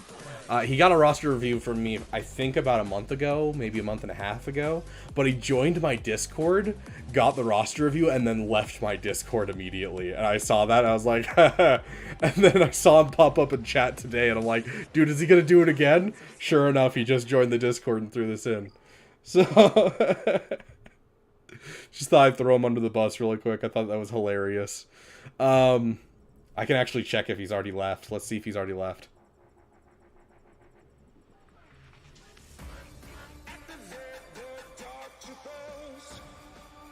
Nope, he hasn't left yet, so we'll see what happens. But I don't think he's in the chat right now, so we'll skip him for now. If he does come back, I will get to him next. Okay, let's jump into... What a wonderful name. Is Blackula here? Oh, gosh. Okay, Pyomai is your YouTube name. Got it. Yeah, love the name, dude. Love the name. Okay, you just unlocked SLKR yesterday, and have I no idea what to go for next. Okay.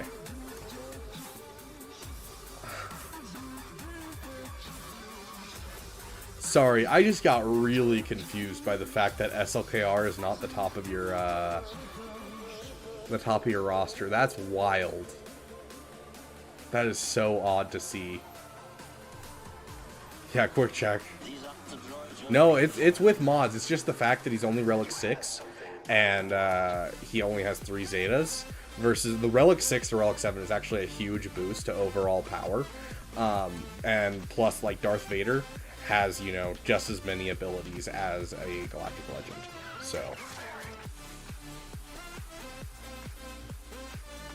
Let's see. He put Stasis Strike, Furious Onslaught, and Leader. Yeah, honestly, instead of Furious Onslaught, it should have been Galactic Legend, but I'm not going to hold it against you too much, Pylo.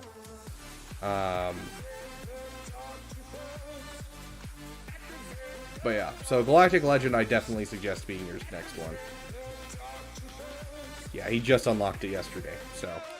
A GL without GL. Honestly, I mean, that was the last one I put on all of my GLs until recently. Just because usually I had the Zetas saved up. And so it was not important because I'd have them at year 12 for a while, or year 10. And so I was like, oh, I'll take all the other Zetas. So, day one, so I got lucky on refreshes. Fair enough, Biomai. Dude, I'm not going to blame you. Definitely your next Zeta, though. Just make sure you put it as your next Zeta. Let's take a look at what else you said. You have no idea what to go for next. Well, let's check what you have. What Lightspeed bundles you bought. Who are you? Right. Where are you from? Nowhere. Nowhere. Yeah, all GLs need all of their Zetas, period. Jakku. Alright, that is pretty much nowhere. Jabba, I mean, not technically. It's still helpful, but...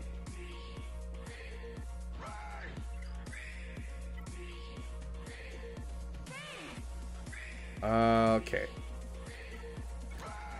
You're working on your Echelon, it looks like. Make sure you're also working on your Special Forces TIE Fighter. You do need that, like, desperately for the Executor counter. So I do suggest you take the time to get your Special Forces TIE. JP Moraes. Hi, is there still space for... Yeah, if you want to hop over to the Discord, it's in the description. We're going through a list right now. And so, basically, as soon as I hit the end of that list, or I start getting a massive headache, I will end the stream. Looks like we only got one more person on the list after the current one. So, if you want to hop on that list, you 100% can, JP.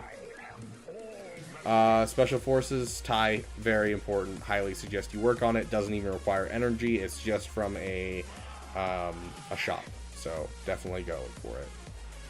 Dank Ideals, I will fight you. So, help me. That's not a controversial opinion. That is fighting words right there. Because no counters work. Some accounts it works better for them, but none of the counters work. Like you're like, oh yeah, I have like a 50% chance of winning this instead of the normal 90%.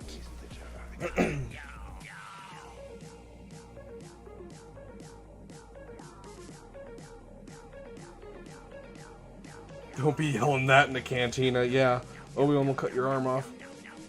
Yeah, can't use like it guts a whole bunch of teams that are really good, and that hurts my soul.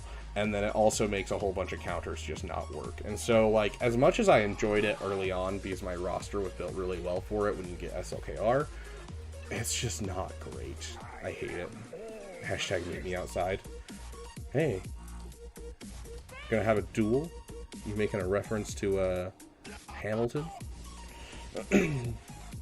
It takes less time, also true. Well, that means more views for me, right?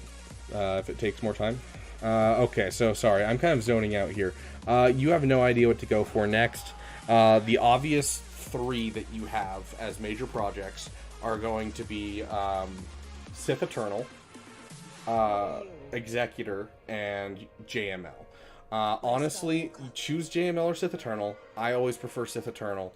But people are afraid of a Lightspeed bundle coming out, so if you're planning on buying the Lightspeed bundle that comes out, you can hold off on Sith Eternal and go straight for start going for Jedi Knight Luke and Jedi Master Luke. But the moment you finish your Razor Crest, start going for Executor because you need a meta fleet. Is a Sith Eternal stand? Yeah, he's just a really, really solid addition to an SLKR roster because SLKR can be a solid defensive team for you, and then Sith Eternal is just one of the best offensive Galactic Legends and can take down so much, and he's so versatile that, like, 100%, I'm not someone who says Sith Eternal's the worst Galactic Legend. I do think he has his own place. So, solo or duo, that's beating Lord Vader. Yeah, it's gonna be depressing. Well, you know, get to move it. It's a one-player game. Yeah, honestly, Solar Power Tree 100%. Dude, I'm starting to work on Bo, so we'll see if I get her. I'm not going to get her during this current set of Datacrons, so you won't see me have the fun with Lord Vader. But I will be getting Bo probably in 6 months. But yeah, so those are your three kind of options. It's JML and Sith Eternal, and then Executor whenever you finish Razor Crest. So these two are what you should choose, and then this one should be the one directly after. So at least C can't be countered even with a lifter by only marquee characters. Fair. Yeah, with his lifters, like, you know, with Savage and Treya, it actually becomes one of the worst teams to go up against on defense, in my opinion. Yeah, depending on the side pieces. Terry, you're going to get it within 2 to 3 months of Beck being farmable. Yeah, so I've started farming. It's just I can't afford doing more than, like, you know, a refresh. So I've started working on all of them, and I already have Keller and Beck. It just depends on how fast I get the shards. Because of the potential C bundle. Fair enough, Biomai. Yeah, so shoot for JML. Make sure you hit Executor on the way. Yes, ADP. I get so many holds in Territory Wars, or they throw GLs, and it makes me giggle. Let's take a look at your mods real quick. Your First Order Officer being faster. I love that. Great stuff. Okay, it looks like you didn't buy that bundle. That's fine.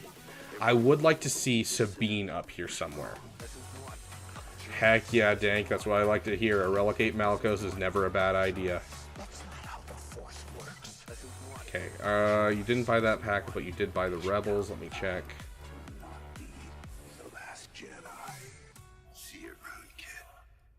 Okay, I need to see this Captain Rex at Gear 9 with his abilities leveled up. Don't even need the Zeta. Just the abilities leveled up. And that'll immediately give you another defensive team that's good. So don't sleep on that. Get him up ASAP. Literally, I would take a Rex at Gear 9 with level 6 unique ability over any other Relic Phoenix character.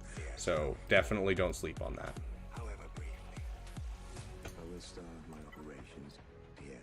Oh, I love this song. I'm turning it up for myself.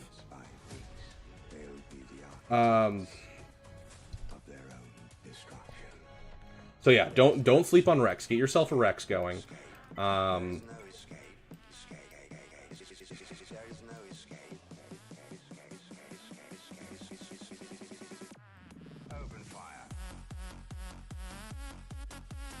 Yeah, definitely don't sleep on that Rex. Let's check your Sith. Okay.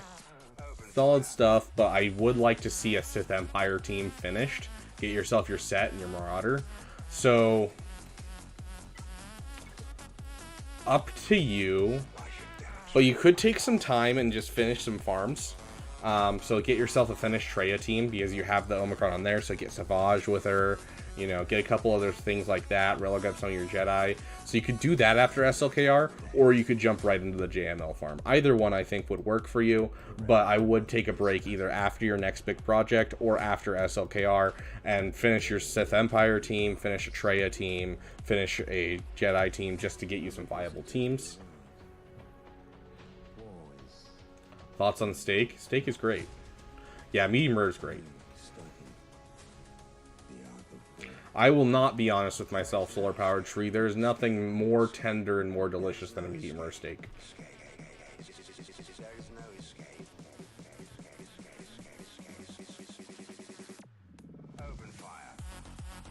Sorry, I zoomed out there for a second. Okay, let's check. You're working on your echelon. We talked about you're getting your special forces. Start working on this fleet whenever you have a chance because of the Executor. You do have the Rebel fleet, so I would suggest finishing your Y-Wing just to have a viable fleet here. And then going for Executor is also going to finish your Millennium Falcon, which is super nice. And so Executor is going to fit in your account really well, but you need some time to get Razor Crest. So choose JML, go for JML. By the time you finish like Jedi Knight Luke, you'll probably have what you need for Razor Crest to be able to start working on Executor. So then you can finish Executor and then jump straight into JML. So Pittsburgh Blue. I'm worried. Dude, my stepdad used to make well done steaks, and they were the worst thing ever. Oh, solar powered tree. I almost just gagged. Heck yeah, dude. That's awesome. So that looks like you have a solid start. So like shift toward Jedi Knight Luke after Supreme Leader Kylo Ren. As soon as you finish Jedi Knight Luke, you should have everything you need to farm Executor. So be farming the shards for Executor while you're working on your Jedi Knight Luke. And then you can just shift over to that Executor.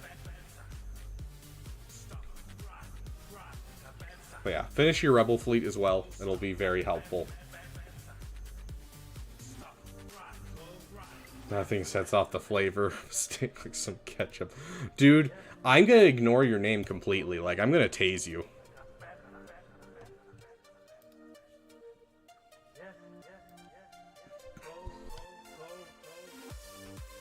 Oh, gosh.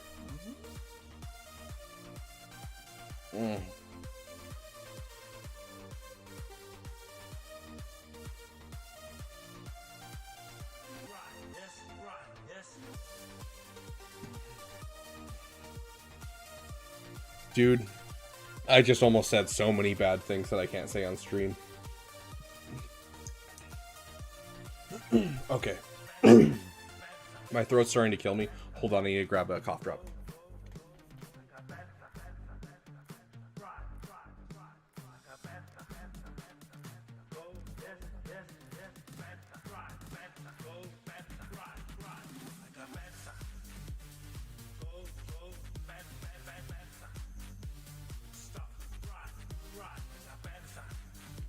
Okay.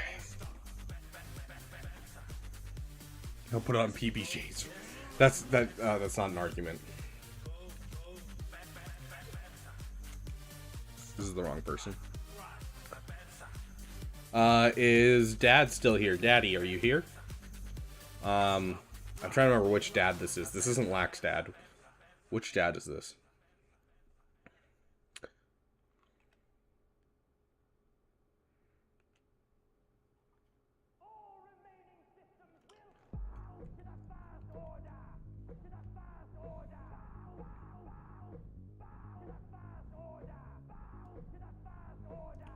Okay, shush, your dad.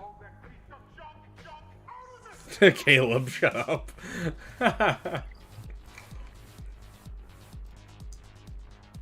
Ugh. I hate that madness.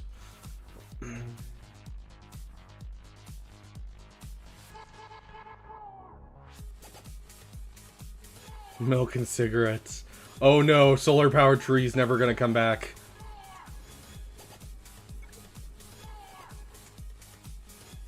Okay, so you said, shush. I'm about to get SLKR, just one Relic 5 off. Ray ult soon, then farming Leia to Jabba, then pretty much collect a JML. I mean, yeah, at that point, honestly, you're probably closer to JML than you are Leia. Yeah, you're closer to JML than you are Leia. I don't like ships. I know how important they are. I just prefer to have more fun and invest in my characters more, but I plan to get Executor, Negotiator, Malevolence after JML. So you're going to wait a long time to work on your ships.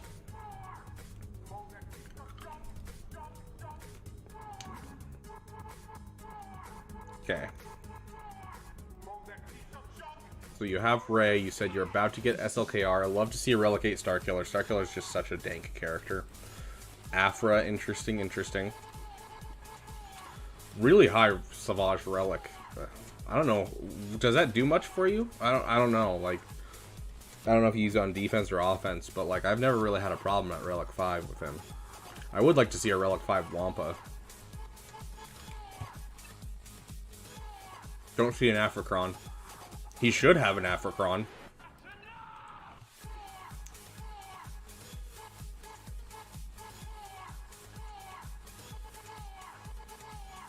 So well under in defense. Okay, sweet. Yeah, so what you're gonna want to do if you're gonna ignore fleets for that long and you really don't enjoy them, then you're gonna want to throw your Rey in front of your ships and just try your best to make your one right in front of your ships be just the absolute powerhouse of holds. So throw yourself, let's see, where's your Sith? Get yourself a Treya team and throw a Treya Savage team in front of it. Throw your Rey team in front of it. I'm really hoping you have this. Yeah, throw your Zori team in front of it.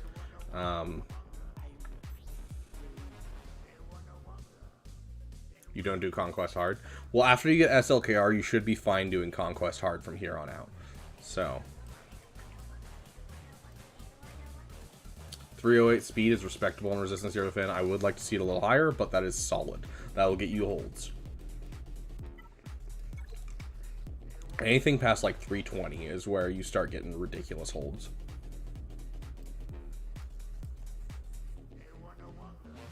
Hey Shush. Can you do me a favor? Can you go into your Conquest and take a picture, like take a screenshot of each of the nodes that you can farm datacrons on normal and just shoot them to me in a DM? I'd really appreciate it. I just want to know the difference in rewards and how many nodes they have in normal, because I haven't played normal since they did the changes, and I haven't played normal in like a long time. So if you could just shoot me what you get from the nodes, I'd really appreciate it. Let's see though. I mean, anyone that's in normal, DM me. If I get 30 DMs, I'm fine with that, but anyone that's doing normal, please send whatever you do have access to, send it to me. Because that'll, even if I just have the Sector 1 and Sector 2 nodes, I'll still know at least like the percentage difference between hard and normal. Yeah, I mean, Afro with the Kron takes down Malgus, it takes down Jabba, it takes down everything. Jabba without the Kron, of course. So, like, getting that Kron should be a top priority for you. Why am I in here? I was looking at something and I wanted to check it. Ah, yes. I want to check your rebels. One. Okay, so after you start working on SLKR, a side farm I want you to finish is I want to see the CLS finished ASAP. Like, I know you're going for Leia and all that, but a CLS team is so incredibly good. So get your 3POC done, get your Chewbacca done, get yourself a C-3PO. I'm not seeing him offhand, but get your CLS team done ASAP. That is such an incredible team that you're sleeping on. Finish your Treya team, definitely something I think you should work on. I have broken my chains. If you have Veers already that high, you have Gear 12 Piet, Relic your Dark Trooper. That is going to be super, super helpful. Through Leia and Jabba.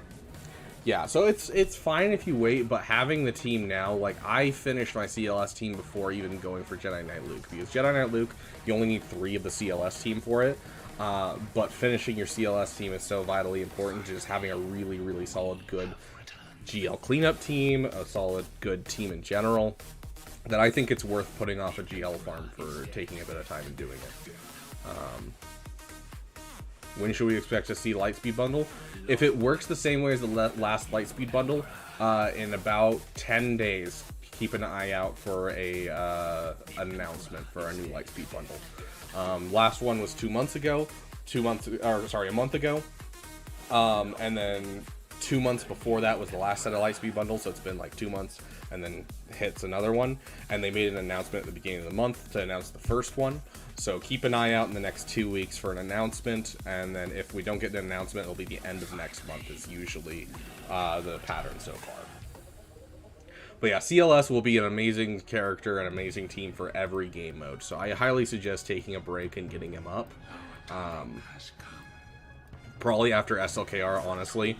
After you finish SLKR, I'd take some time to grow out your teams a bit. Especially if you're going to ignore fleets, you're going to need to go very heavy on your teams and get yourself some core teams going.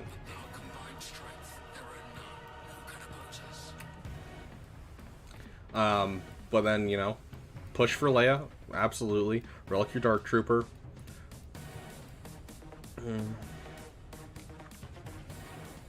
But yeah. I don't know what much to tell you. You kind of have figured out what you want to do. Is it the most efficient? No, but is it what you're gonna enjoy most? Yeah. So go for it. Do it. But yeah, that would be my suggestion: is finish your Treya team, finish your CLS team, get your Imperial Troopers, at least Dark Trooper, if not Piet as well, Relict. Give yourself just 3 more solid teams for offense and defense. Did I check your mods? I think I checked your mods. Let's double check your mods. 343 solid speed on Mara Jade. So it looks like you're not really struggling for mods. Let's make sure there's not a mod fall off. 241, not bad. So your mod fall off isn't bad. So just keep working on your mods. You're doing good. But those would be my side farms I suggest for you, just to increase the viability of your roster. I'd also suggest getting that Resistance Hero Finn just a bit faster, just so that way you can get those holds and keep them away from your fleets if you're not planning on working on fleets. Because you definitely need to keep them out of your fleets if you refuse to work on fleets.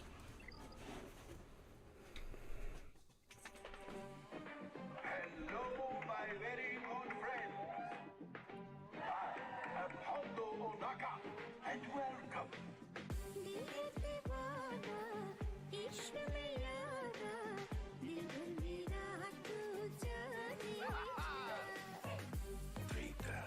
Are your Ray mods okay? Let me take a look. Usually you just want over 500 speed.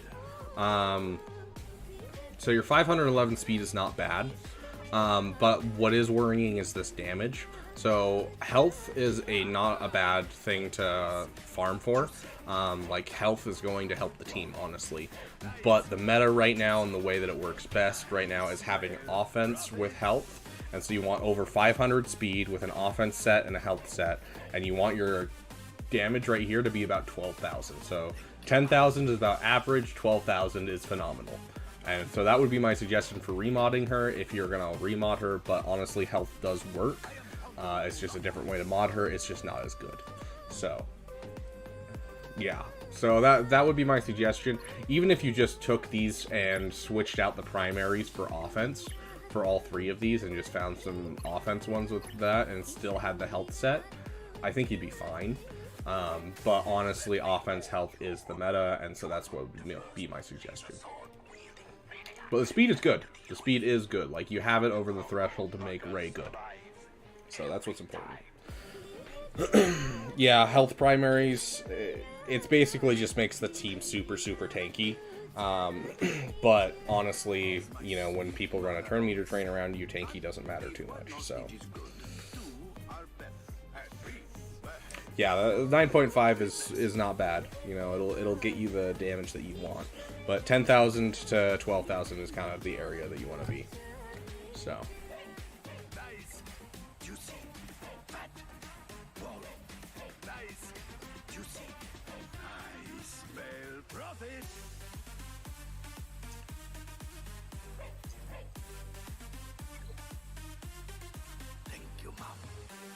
Almost an executor trying to figure out what to farm to do better with the current Conquest. Yeah, ADP, yeah, exactly. That's about where you want it. Like, that is the perfect modding. So you're looking for things that are specific to this Conquest. We only have this Conquest for 1 more. So if you're looking for a way to boost your stuff just a little bit, one of the best things that I could tell you is getting the Sabine Wren Zeta. Honestly helps a lot with a ton of different things that are in this Conquest. Another one would be another Zeta that you could drop that could immediately get you what you need is Paz Vizsla, which you already have. I'm trying to think of other things you could farm for this. I mean, we only have another month, and so it's not really worth taking a whole bunch. You could take your Ewoks up a bit, because these Ewoks are going to be very, very rough surviving, and you're going to need Nisa up. So...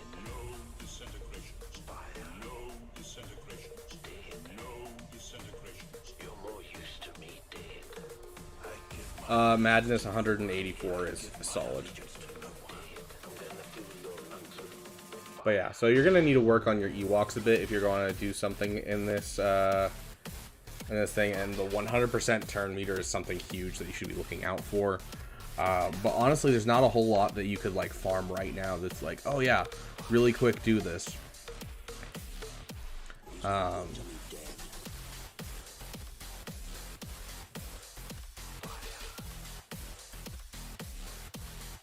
I'm hoping for Cecile, but it's most likely going to be Clone Wars era, based on just what's happening.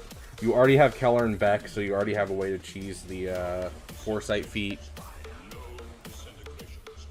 Yeah, so like, I don't know, with what you got, you should be able to get like Gold Crate, honestly.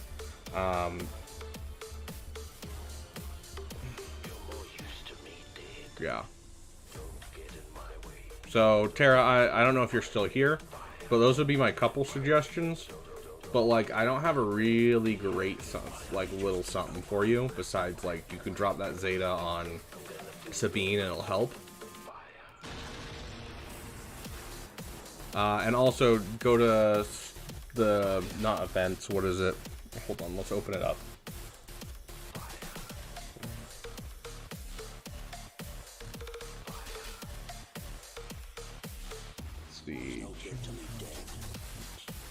Go over here, your channel. Let's bring you guys over. Browser. Okay.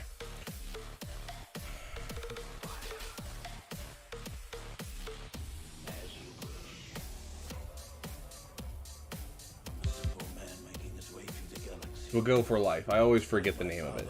But yeah, so we'll go for .life. Use this channel. Not this channel, but this website. So go to Conquest and then feats, and then you can literally just look through these. This is what I do every time. So like the other day I was looking at I think I was looking at potency up. Yeah, I was looking at potency up, and I saw Kyle Katarn. I was like, oh, so I can work on my rebel feat and just use CLS with Kyle Katarn because he gets potency up for all of the rebels.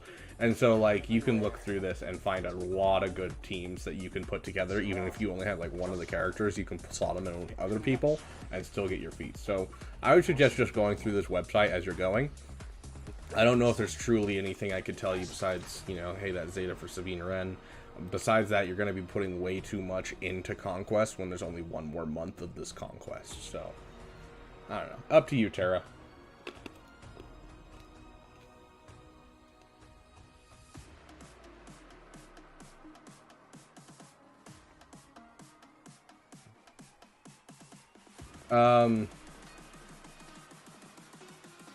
Jesse, Oddball would be cool as well. Jedi Dooku, I would love to see. Welcome, Justin Legolas. Welcome, welcome. Yeah, it's Bit Dynasty's site. Yeah. Honestly, one of the greatest things ever. Bit Dynasty is amazing for doing it. Like, honestly, makes Conquest so much easier. Okay, let's get on to our next person. I don't even see Tara in the chat anymore, but hopefully that she or he, I actually don't know if Tara's male or female, whoever they are. I always assume female because I dated a girl named Tara for a while. But regardless of who they are, hopefully they find that little spot and, you know, can be like, oh yeah, so go for life. Perfect. I might be one of the last of my kind. Terrible taste in Star Wars movies? I don't know if I know Bit Dynasty's. I've only seen his guides. That's all I've watched of his. Whose ranking's iffy? Your Mando? Okay, sweet. JP.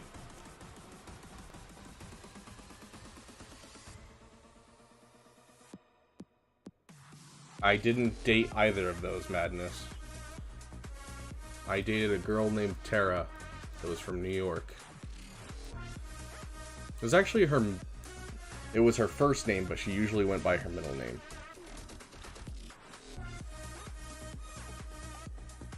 I'm busy remodding my CLS team. We rank the Star Wars movie 1 through 11. Ooh. I don't know if I want to see that. I might lose respect for him.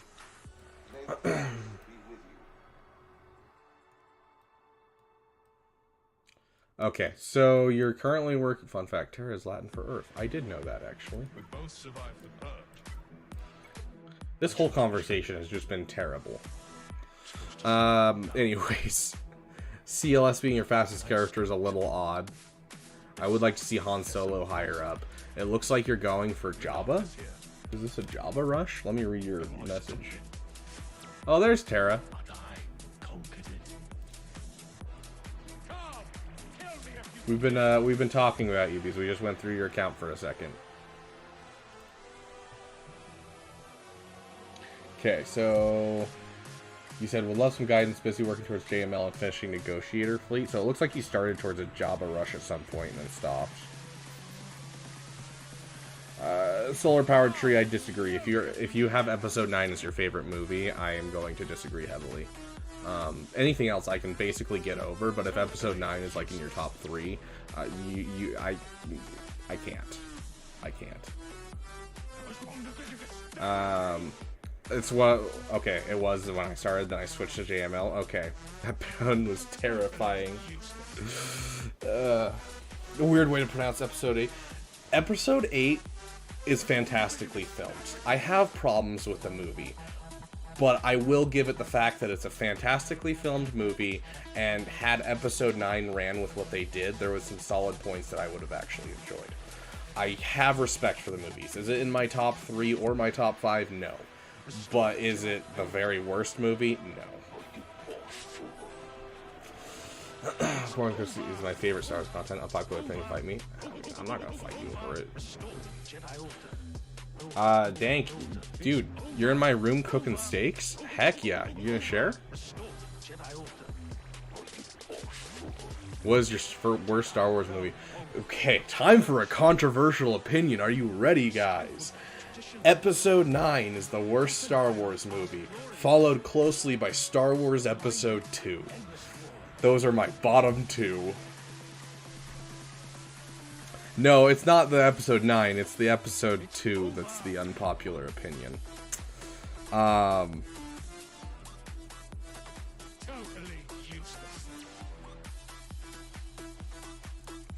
useless. Madness. Funny. Every time I bring up the fact that I hate a prequel movie, and I don't even hate it, it's just so poorly done. The dialogue's awful, the special effects, you can tell it's just random dudes in suits that have never been in combat.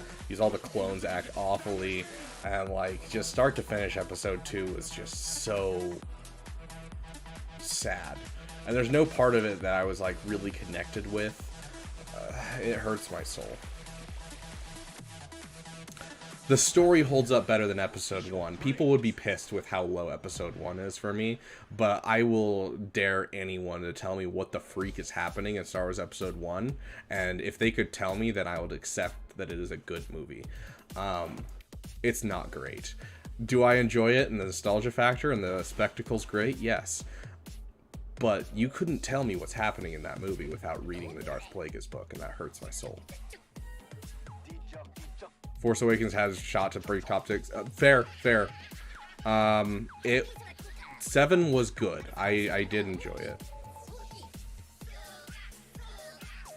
Forgot Darth Talon. That's all it took. All it took is Darth Talon. Sorry, I'm getting really off topic.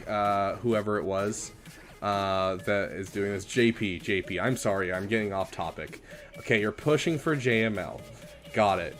You're finishing your Negotiator Fleet, which is a wild fleet to go with JML. But I mean, it's if you're getting your Marauder up, great. I would suggest Relic 5 here, Relic 5 there, at least. And then you need to start working on your BTLB like ASAP. Episode 1 is to find the Skywalker bloodline. That's the thing, is the only point to the movie is to find Anakin. And then he doesn't have almost any screen time, and they focus so much on this side plot that's actually the main plot. instead of focusing on Anakin, because they've developed this huge side plot that's supposed to be the main plot, and no one knows what any of this is about, and so we have all this like political stuff and no one cares, because it's like, well, I'm here to see Anakin as a kid, who cares about all this side stuff? And so it drives me crazy because it's just like a huge movie of no one knows what this is about, but it's the focus for 70% of the movie.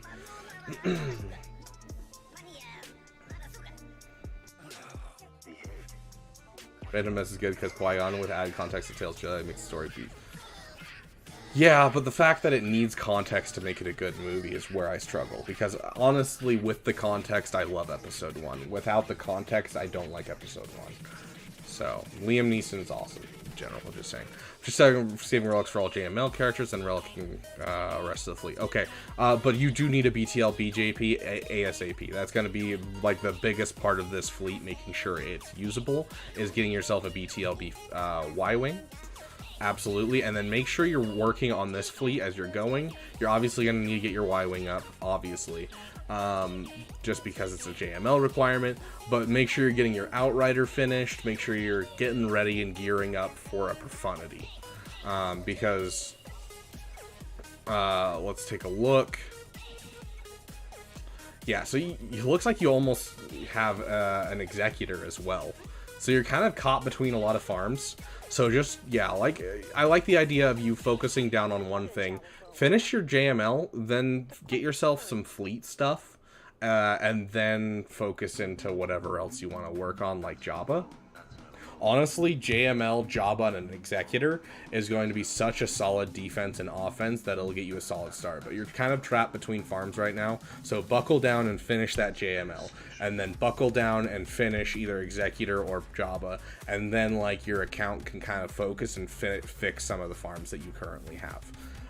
Because it looks like you have quite a few farms that you kind of have started. You look like you have some Leia Rex, you look like you have some Executor stuff worked on, you have some Jabba Rex, you have some JML Rex. So just buckle down and finish JML, and then Executor and Jabba, and those three right there is going to make your account pop.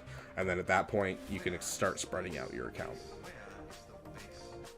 Episode 1, 2, and 9 are all in a category of enjoyable bad movies. It's actually pretty fun to watch 9 and pick it apart. 8 is just wrong.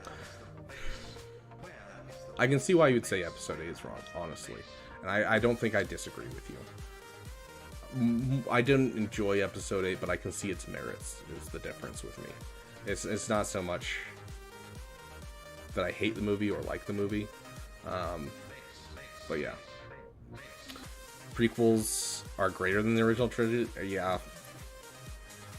Yeah, okay, you can die on that hill, Madness.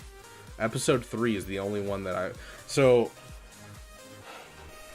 Episode 3 is the only one that I would put on a similar level as Episode 4 and 5.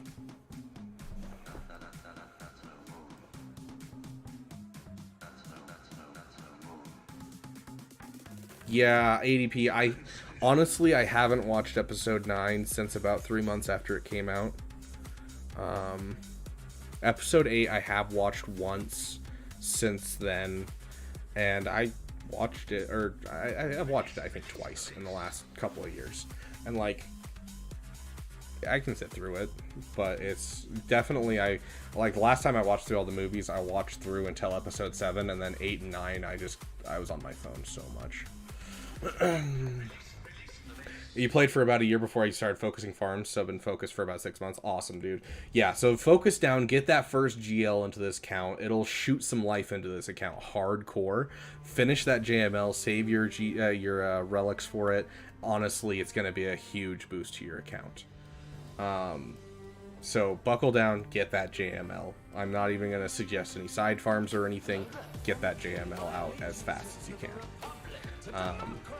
And then, honestly, Executor would be my next farm if I were you. But if you don't have the stuff for Executor, you can go for Jabba, because I think both are going to be golden for your account. I think those are the two that I would do, because that'll give you an offensive Galactic Legend and a defensive Galactic Legend, which is going to be super nice.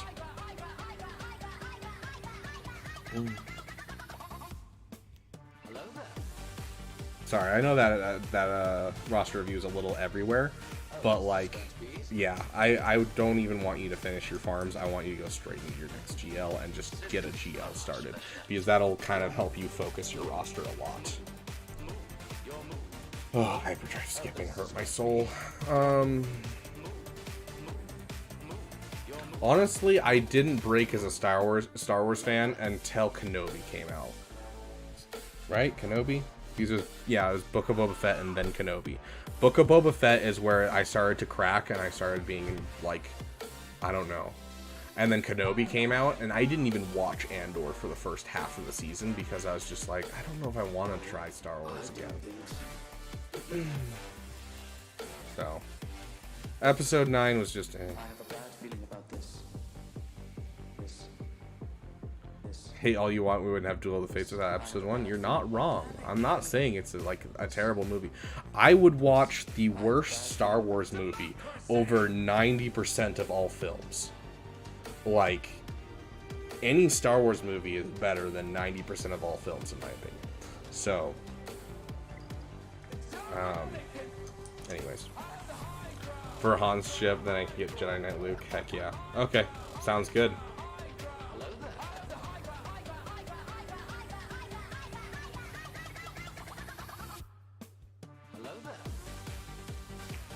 Madness, they weren't that bad. And that's the problem. Is we had a phenomenal season of Mandalorian, and it kindled my love of Star Wars so hard. And then we had 2 shows that were not that bad about 2 of my favorite characters in all of Star Wars. And that shattered me a bit. ADP, it is great. Ahsoka series, 8 out of 10. It's good. Like, it's solid Star Wars content. Anakin, good to see you. I haven't seen you in a while. We were just talking about how you grew up on Tatooine.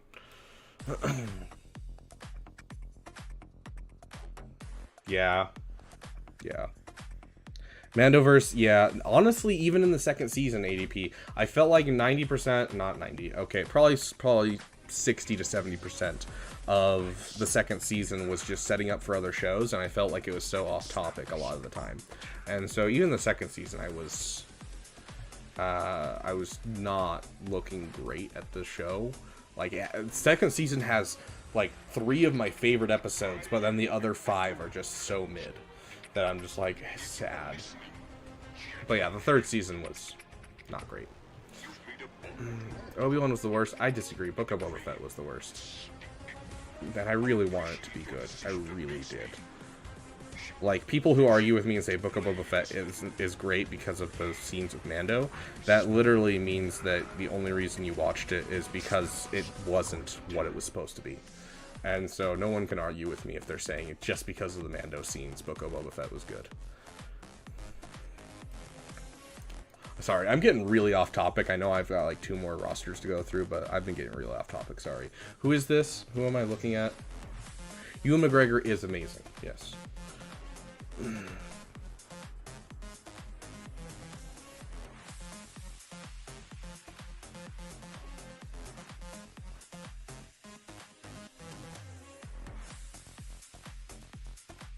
Kaiman. We're looking at Kaiman. There's Kai. Okay, Laporte. Yes, Kai Laporte.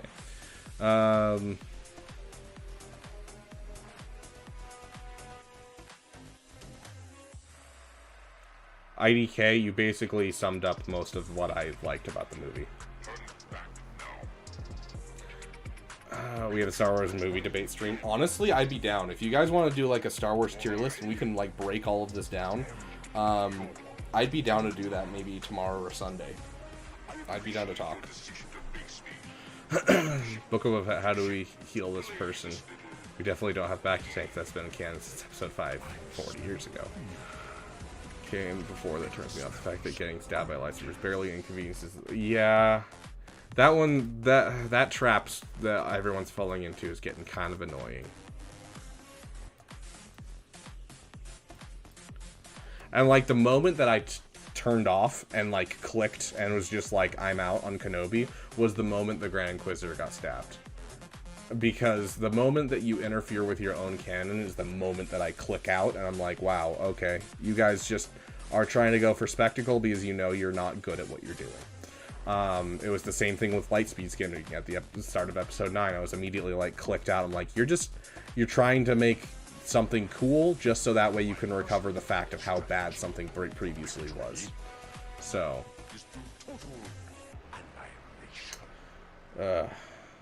episode 3 is your favorite? I can respect that, Caleb. I can disagree, but I can just respect that, Caleb. 100%. It is one of the best movies.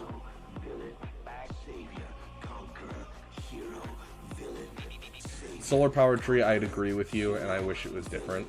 And that's the thing is, I feel like I'm a very open Star Wars fan when it comes to talking about this kind of stuff, because I'm not looking to be toxic. I'm not looking to assert my knowledge. And honestly, someone could argue with me and change my mind, because like episode 8, when I first watched it, I was adamant it was one of the worst Star Wars movies. But me and my brother have talked about it a ton. And we've talked about its irredeemable scenes, and we've talked about its scenes that are great, and honestly, it's, like, in the middle for me. And so, like, I feel like I like to talk about these things a little bit more, but it's hard to find people I can actually talk to them about, because most of the time it's just, like, toxicity and, no, I'm right, this is how it is. But I'm like, yeah, I can see other people's point of view. I can 100% understand why someone would say Star Wars Episode 3 is their favorite. It's the one that you emotionally connect with most. It's the one you watched as a kid. Like, you connect with that one so hard that I understand. Like, 100%, Episode 3 could be your favorite. But, you know, does it have problems with its special effects, its overall story, some of the acting? Yes, absolutely. Does episode 5 and episode 4 have some really dated sequences? Is the scene where episode 5 Luke is fighting Darth Vader and Vader's throwing things at him and he's going, oh, really, really bad? Yes, absolutely, and I can agree with that. Doesn't make episode 5 any less of my favorite movie. So, I don't know. It's just, yeah.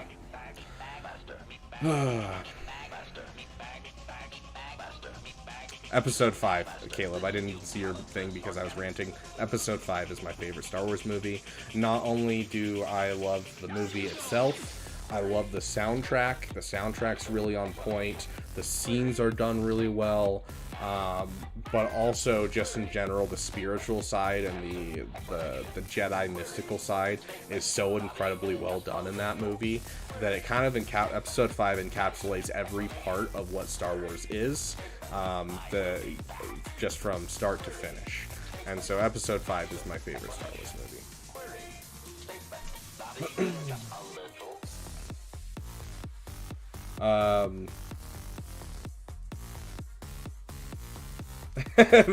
Unless they say they like episode 9, then I silently judge them for it. Nice.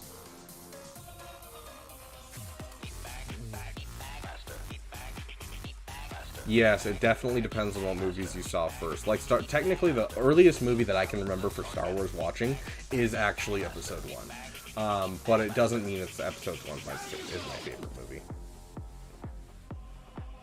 Star Wars is Star Wars, exactly. Except for the holiday special. Dude, I saw a video the other day of someone interviewing,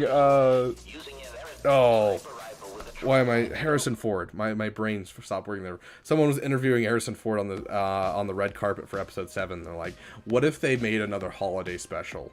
And he's like, oh, I just, you know, I can't say that on stream, but yeah. I'm like, fair, dude, fair.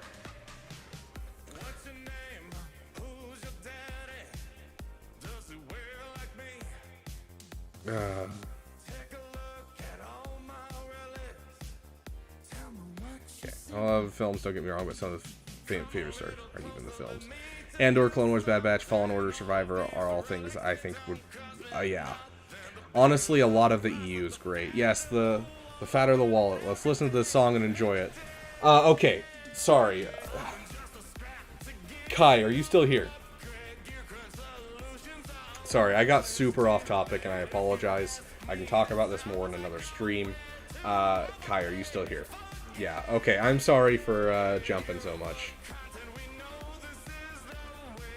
Okay, you just unlocked SLKR and want to suggest what to do after. So you're unlocking SLKR. I assume you've already gotten an Executor. We'll actually go for Bounty Hunter first. I would like to see a Relic BAM. But yeah, that means you do have an Executor. Relic your BAM ASAP. But if you're looking for a next overall farm, let's take a look at your Separatists. You have a Wat Tambor. Pull out that card and give me those 3 wacky numbers to be the very best. You gotta You really need to Wampa a Relic right now. Like, that, having a Wampa with an Omicron without the Relic is just awful. So make sure you Relic him ASAP. Okay. You have 2 options. Let me just check this. You have 1 option. As much as I would like to say, you know, hey, go for JML and go for the Rebels and stuff, you are so incredibly close. You have Lord Vader. You are so incredibly close to JMK. You have a cat lying around. Go for JMK, dude. Like, honestly, it'll be the best addition to your roster. I know there's a lot of people who are dunking on JMK nowadays and saying he's not nearly as good. It's lies. Like, honestly, he's still a team that's just like, I have to use something huge against this. So, JMK, I definitely think would be your next, like, major thing. As for things to side Relic, so while you're going for Jedi Master Kenobi, I would like to see a Relic Iden Versio make this team pop and give you a meta counter. I want to make sure that this fleet is done. This fleet is done enough that it doesn't matter. I would get him up to Gear 12 if I were you. And you could drop a couple Relic levels on Ahsoka since you're going for JMK and she's going to go on the fleet. But you have the Marauder done, so you already have a GL killer right here for the ships. And so that'll give you 2 GL killer fleets.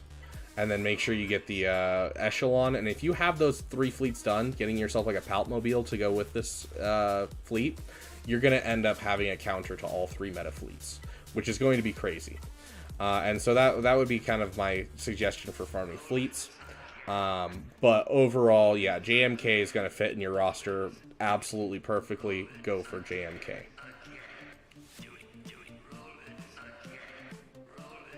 Oh, Manan, yeah.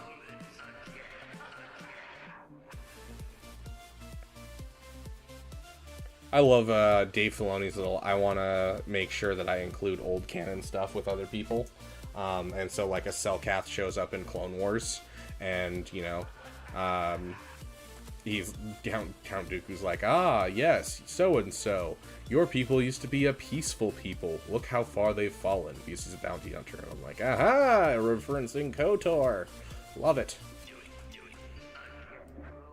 He always puts in stuff like that to kind of, like, say sorry to people who lost their stuff. I love it. But yeah, so Relic Wampa, Relic your Iden, get yourself a Palpmobile, get yourself an Echelon, get your Gear 12 Plo, go for JMK. And with a thing this far along, I'm sure you have good mods, but they could use some work. I would continue to work on your mods. If you need a good guide, go check out my channel. I do have a good guide. Also, make sure that the fact that you just got SLKR, I need First Order Officer to be faster than Hux. I'm not seeing him right now, and that is no bueno. Whoops. Yeah, definitely smart, dude. Definitely. And it'll give you an excuse to get a couple more Relic levels on your Negotiator fleet. So, like, why not? Make sure you have that dialed in. Like, where's your Galactic Republic? Yeah, like, you gotta bring your General Kenobi up anyways, just to make sure that he's faster than Jedi Anakin to pull off the whole Leviathan counter. That way you can still have 6-dot mods on them. Like, yeah, definitely smart. And then jump straight into JML after that. And then probably Profundity. Honestly, I'd probably do Profundity then JML. Because you usually want 2 GLs for every meta fleet that you have. So.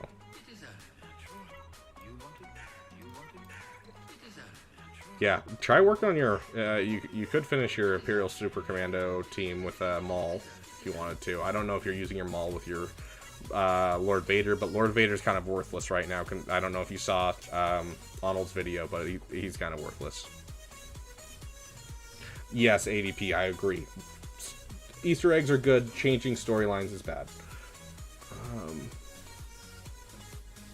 Your mod guides, but all my mods have been speed. I'm not sure which ones to keep since Matt's running out so fast.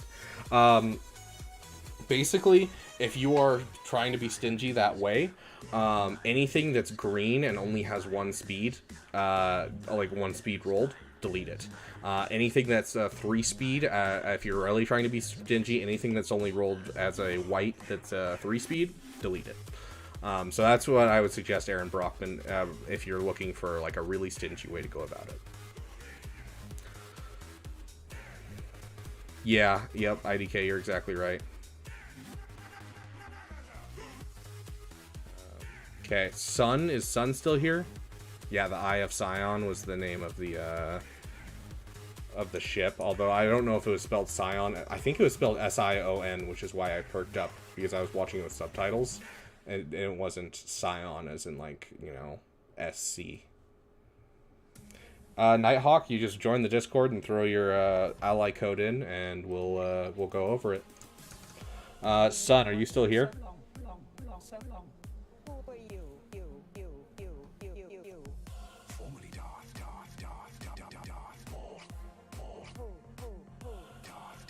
Okay, sweet.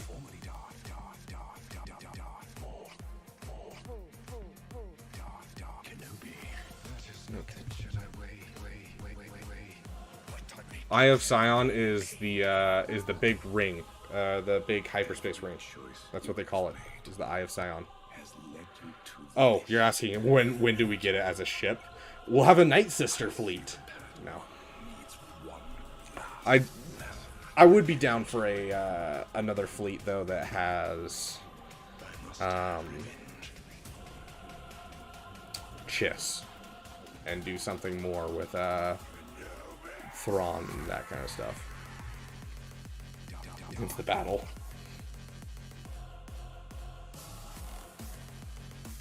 Background of the temple. Back sound droids, yeah. Okay, let me read what Sun said real quick. Sorry, Sun. Waiting on finalizer for SLKR. Finishing Jedi Knight Revan in the meantime. Was wondering what to go for after. How my mods are doing. Started last December. Okay, so you started about a year ago. Hi, Mara. Okay, I might have to go here soon. My dog's getting pretty, Can I actually get her to appear? There she is. I don't know why it's struggling to see her. This AI does really well. Okay. Come here. Come here. Climb. Mark, climb. Got it. Come on. Up. Okay. But yeah, I'm gonna have to go soon. She needs to go out. Hey Jay, welcome back. Take the opponent capital ship away with the Purgle. Okay, so let's take a look at this account. You're looking for what you want to go for next. You're looking at how your mods are, and you're a year old. Can you guys hear me okay over Mara, or is she, what to do with my ships? Okay.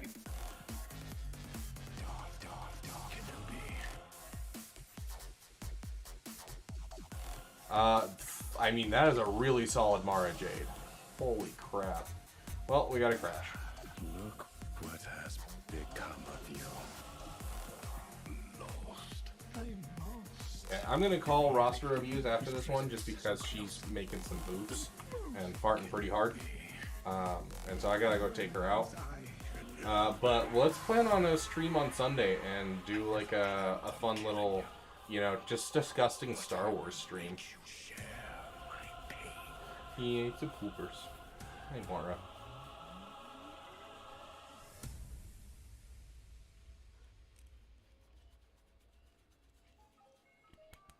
Okay. Not journey guide.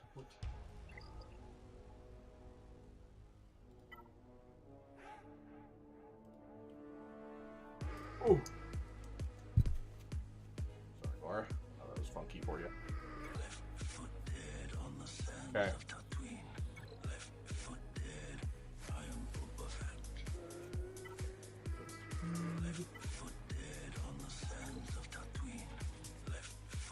Sounds good, Madness. May the force be with you too. Cover ruled with fear. Just the meme of somehow Palpatine returned. Okay, so your Resistance Hero Finn, take a look at him. Okay, Mario, you're starting to get in the way. 330, love to see the Resistance Hero Finn. Solid, solid. Let's check yet. 320. Like, your modding looks solid. Let's take a look and make sure there's a mod, not a mod fall off. I can't see. 235. Okay. Got it. Good girl. In case you guys were wondering, Jate is the Mandalorian word for good, and I use it as her command for like saying that she's good or doing the right thing. Not a bad mod fall off. You're doing solid. Your mod depth may not be amazing, but it is solid. Like the fact that down here you're still having 70 speed, solid for a 1-year-old account. I like to see it, dude. Keep working on it. Keep going. You're doing solid work. Let's take a look. You have Executor. Okay. You need to finish your Echelon, obviously. Finish your First Order Special Forces tie. This fleet should be finished for you. So absolutely finish that fleet. Start working on that tie advance as soon as you can. I know it's rough trying to do it with the characters that you have, but there is a low chance that SLKR can do it. So just try to find a good comp for SLKR. I'll see if I can figure out a good comp for it next time we're in Proving Grounds. It's like next week. And see if I can't help you out there. Consider getting yourself a Palpmobile as well. Finish your BTLB. Get yourself a Gear 12 Plo Koon and get this ship leveled up.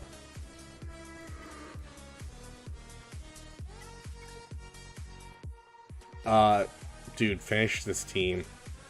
Hey, Dr. J, welcome, welcome. We're just finishing up roster reviews right now.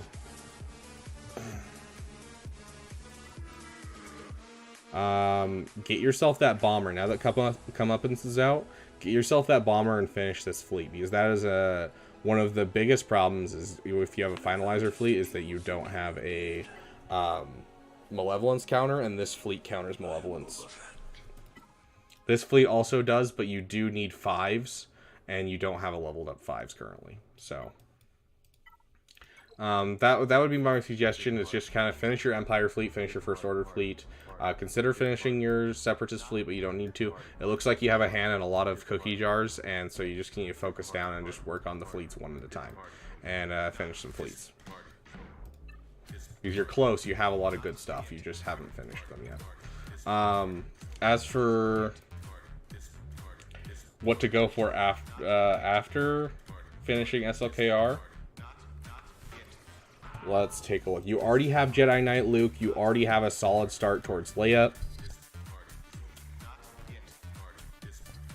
Sorry, I'm dying.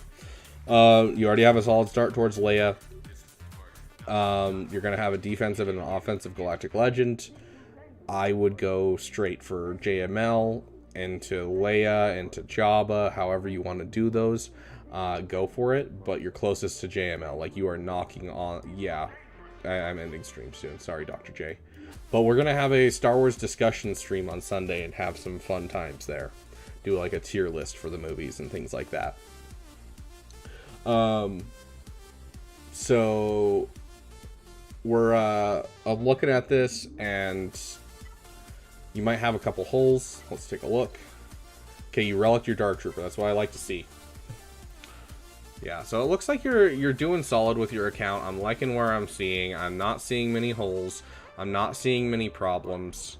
You're definitely closest to JML. I would probably go JML. But yeah, so start going for the Rebels in general. With what you have already, the Rebels are just a natural next step. So that's where I would suggest, son.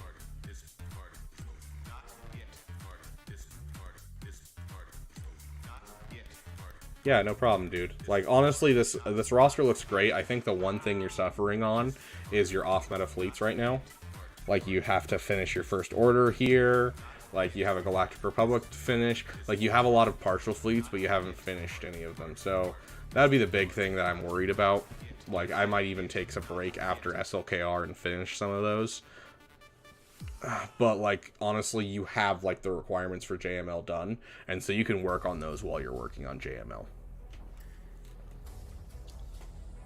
Anyways, I'm going to call it there for those of you who still want a roster review. Come hit me up on Sunday when we're discussing Star Wars, and I'll do some roster reviews at the end.